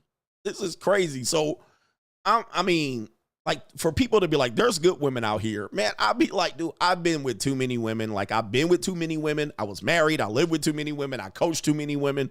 Trust me, man, they all capable of some shit. They all capable of some shit. Even the good girls, the innocent girls, the skis. I'm like, man, this one team, they had one dude fucking 6 of the players. One of the girls was engaged, and she fell in love and was writing this nigga's love letters from the 2nd grade. And was engaged to a whole other nigga. And he lived out of town. I was like, bruh, what? He also was banging, and I was just like, this nigga, he tearing up the whole team, bruh. The whole team. I was like, yo. And so what happened was I had a person that would tell me all the information. She was my mole. And she was not innocent either. But like I said, I wasn't either. All right. I was doing my shit too. But she would tell me everything. And I would just be like, what? She would tell me everything. It was mad. Crazy. They were like, this girl was the first week, 5 different dudes. This was like, I was like, wow. I'll tell you the story. I showed up. And the one dude that I knew was banging the whole campus, including several members of my team. So I knew he was banging a couple people. So I go to this girl's house. I think she had got into it with her roommates, or there was a raccoon in the house. I can't remember. So as a coach, you're the head coach. They basically, like, you handle all their problems. You're their parent away from home. So, I've grown up always being a parent to young women. But, you know, and I always drew the line. I never tried to cross the line in my relationships with my players. Now, their friends are another story, right? Or another team, a girl on another team is another story. So I go over there and she's like, hey, coach, something's going on here. I got an issue. So I go up over there and they open the door. Hey, come on in. And the nigga was sitting right there on the couch. I was like,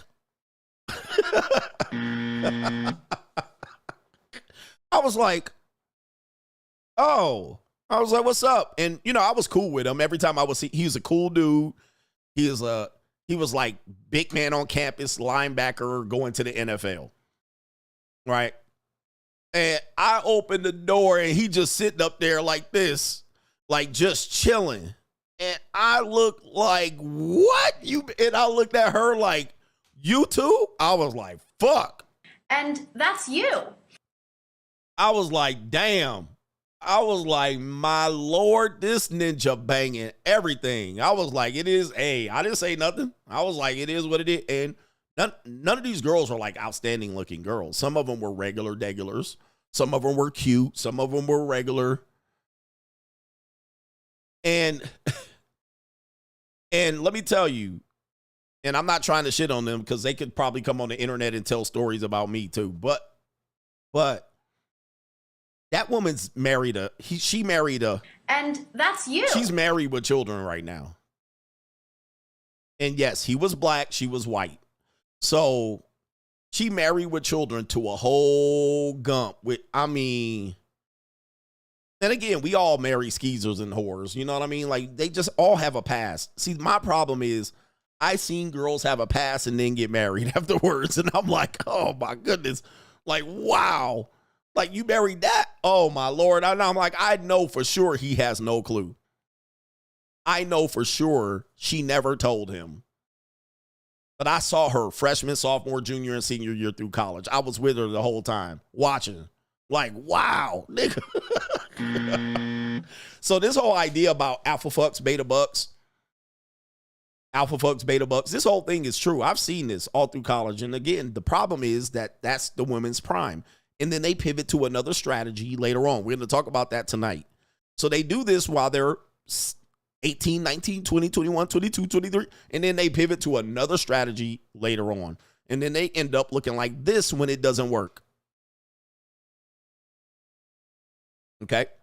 All right. So I got some couple more super chats here. And then I got stories upon stories too. I was going to share another story. Let's see here. Yu-Gi-Oh! Says, thank you for the message, coach. Just started a union job with the good pay and benefits. Boss up 2025. He says, have fun at the Jiffy Lube. Larry, shoot that mother sucker. Boss up. Yeah, boss up, nigga. Boss up. All right, man. Ladies are like, stop telling. No, the guy that said, don't tell him the name. He says, don't say my name. And he says right here, how do you set up a private consultation or meeting? Longtime supporter. Been listening to you since you lived in Cali. Now that we've been in another city for years, I'd like to tell you my story. I'm going to tell you how to share that story. And he says, and for the men, if you want kids in 2025, do not have them in the United States. Yes, you find out real quick. Dude, I knew Lily Lint Lickers. Shout out to you. I knew women that were full-blown lesbians. That's the link right there to set up a coaching call. They were full-blown lesbians. And when they got out of college, they got married to dudes. Okay? Men. And had kids and families. And they was Lily Lint Licker. That's why I don't think there's such thing as a lesbian. All right? They just a bisexual.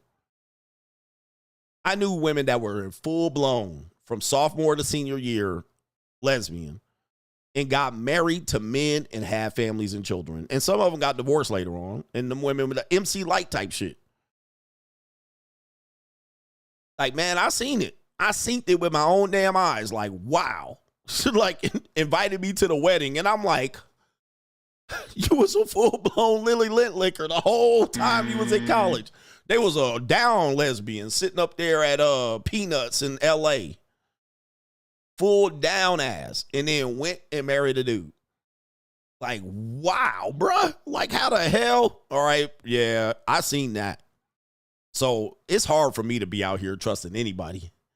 All right, shout out to our brother Blue Bag and says Mariah Carey isn't looking for child support. She's looking for I made bad decisions in life support.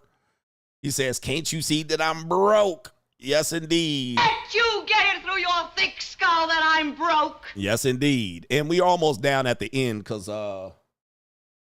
Rosalinda's going to be here. Wayfarer says, hey, Coach, what's the 411 on the UK visit? Where can I find information? Well, I haven't announced any meetups. All right, heads up, UK has the most limp-wristed Mitches and goons you've ever seen. And he calls them the Chavs in their ilk. Watch out. Okay. All right, well, they're going to be mad at me because I got flatbacks. I'm going to have so many flatbacks around there, Ninja. I'm going to need a documentary. Hombre Lobo, yes, Coach. I was on Bourbon Street and saw a lot of fun bags. Them titties was out. Even the young guys, 6 foot plus, were getting dissed and rejected by their sisters. Your take. These are the worst places to pick up. I mean, this is essentially what guys do. These are chaotic areas. Guys think they're going to run pickup in these areas. Guys, this is chaos. It's already chaotic. The women are already heightened sense to reject you. Women's default setting is reject off the rip. They know you're down there trying to be predators. So, guys, please do not think that you're going to go to a crowded area like Mardi Gras. Just enjoy the titties. I mean, just see the titties out. That's it. Don't run down there to pick up. All right? Because if you ain't that dude, you ain't that dude. Even if you are that dude, the women are default rejecting you. Default. Because they know what you're doing. All right? They know what you're doing.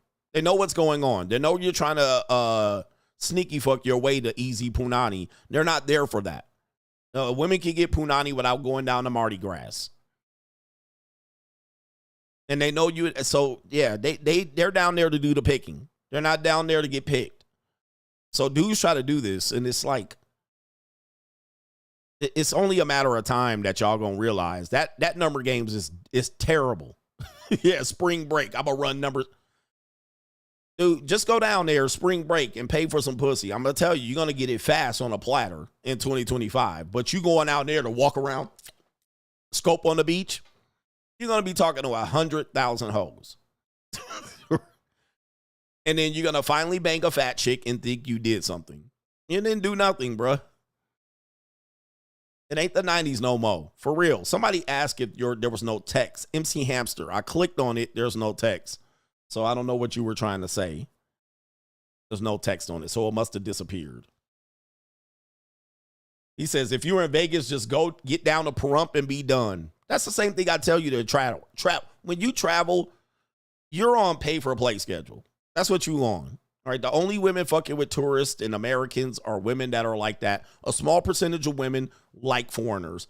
And you're going to be trying to spend most of your time getting that one bitch to have sex with you. Your whole trip. You're there for 5 days in Poland. And then you meet her. And she finally like, oh, yeah, I like foreign guys. You're going to spend 5 days trying to fuck her. 5. Well, I want to meet you, take you out. I'm not that type of girl. I don't sleep with foreigners that just come in. I'm going to be here for 5 days. It's going to be you leave on Sunday. She finally might think about coming to the hotel on motherfucking Sunday. And she knows that she can string that shit along real quick. She's going to string you along. I'm thinking about coming out. Or I can't come out until next Saturday. Or what about on Sunday? I check out the hotel on Sunday. You check out at 11 a.m. She finally can come see you. I could come see you Sunday. Bitch, I told you I'll fly out on Sunday. I fly out on Sunday. Oh, well, next time you're in town, okay, I'm going to talk to you till the next time I come into town. Which is never. I'm never coming back here. I ain't going to come here for 10, 15 fucking years. But now you talking to her back home, trying to warm that pussy up so the next time you're going to take a flight. And your dumb ass going to take an intentional flight back there to fuck this woman. And guess what? When you go back out there, she got a boyfriend, all right? You done wasted 5 days trying to run game. All right, I seen some goofy-ass game guys run game in Colombia. And their game in Colombia was to get numbers. See, man, you don't got to pay. I got these girls' number for free. You got a hooker's number. And you thought you ran game on a hooker.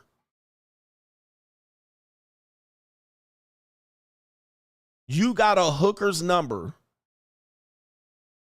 You fuck no hookers. And you ran game down there. See, these women will give you the number. You ain't got to pay. You got a hooker's phone number. And her Instagram. And a date that you're going to meet her. And you ran game on her. You, Ninja, tell me you ain't a goofy.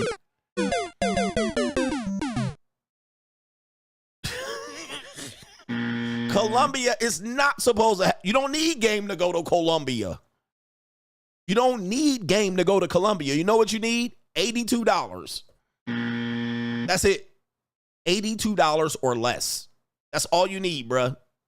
And that's all you supposed to be there for. Nobody give a fuck about no game. These dudes are cuckoo birds, man. Nobody. So when I'm telling you guys will say you got it for free. I saw a guy come out to Las Vegas. Yeah, it's literally legal in Colombia. So is Brazil. So is Costa Rica. But nah, these niggas gonna run game. Okay. All right. All right, but look, I saw a dude come out to Vegas. He said he would never pay for pussy. Dude, I know this guy. He's a content creator. You should have saw the bitch that he was fucking. I was like, you should have saw the slump buster booger wolf slop-a-lop he ended up banging. And I was there. He's literally a guy that says he never pays. You should have seen the booger wolf that he ended up with. She got ass though.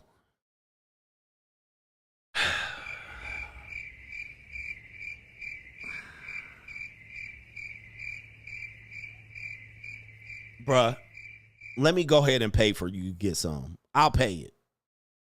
I'll pay it. All right, don't worry about it, bruh. I'll cover this for you. It wasn't fresh. No, it was not fresh. It was not Myron. It was not. Okay, it was not fresh nor Myron, and it wasn't recently. This was years ago.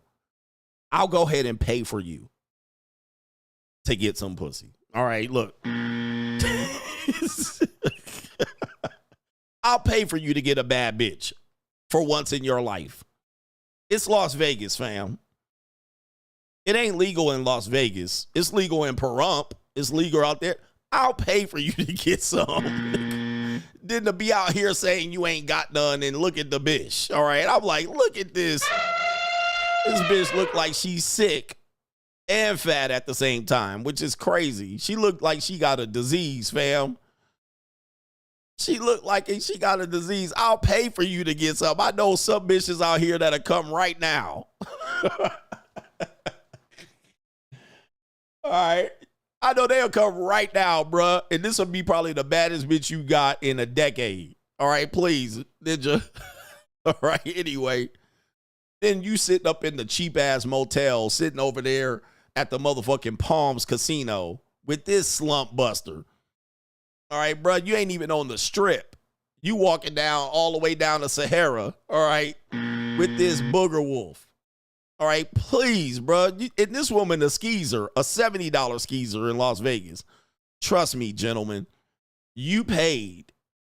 Like, this is sick. All right, anyway, these people sick. An ancient man says lugs is a term that Neil Bortz talked about 20 years ago, which are lesbians until graduation. But I have seen this a lot more in the black community. Lugs, lesbians until graduation. I love that. Thank you for that. Lugs. And you said it was Neil Bortz who came up with that. Oh, I've seen it. I've seen it. All right. And I think we got everybody. So look, man, it's time for me to go. Let me check over here. Did I get this brother out here? You didn't identify. It didn't identify you as a PayPaler. Sometimes it doesn't identify as a PayPal. So shout out to y'all. I'm out of here. I'll be back tonight. Let's get this work. Boss Up 2025. Let's go. Better boss up, nigga.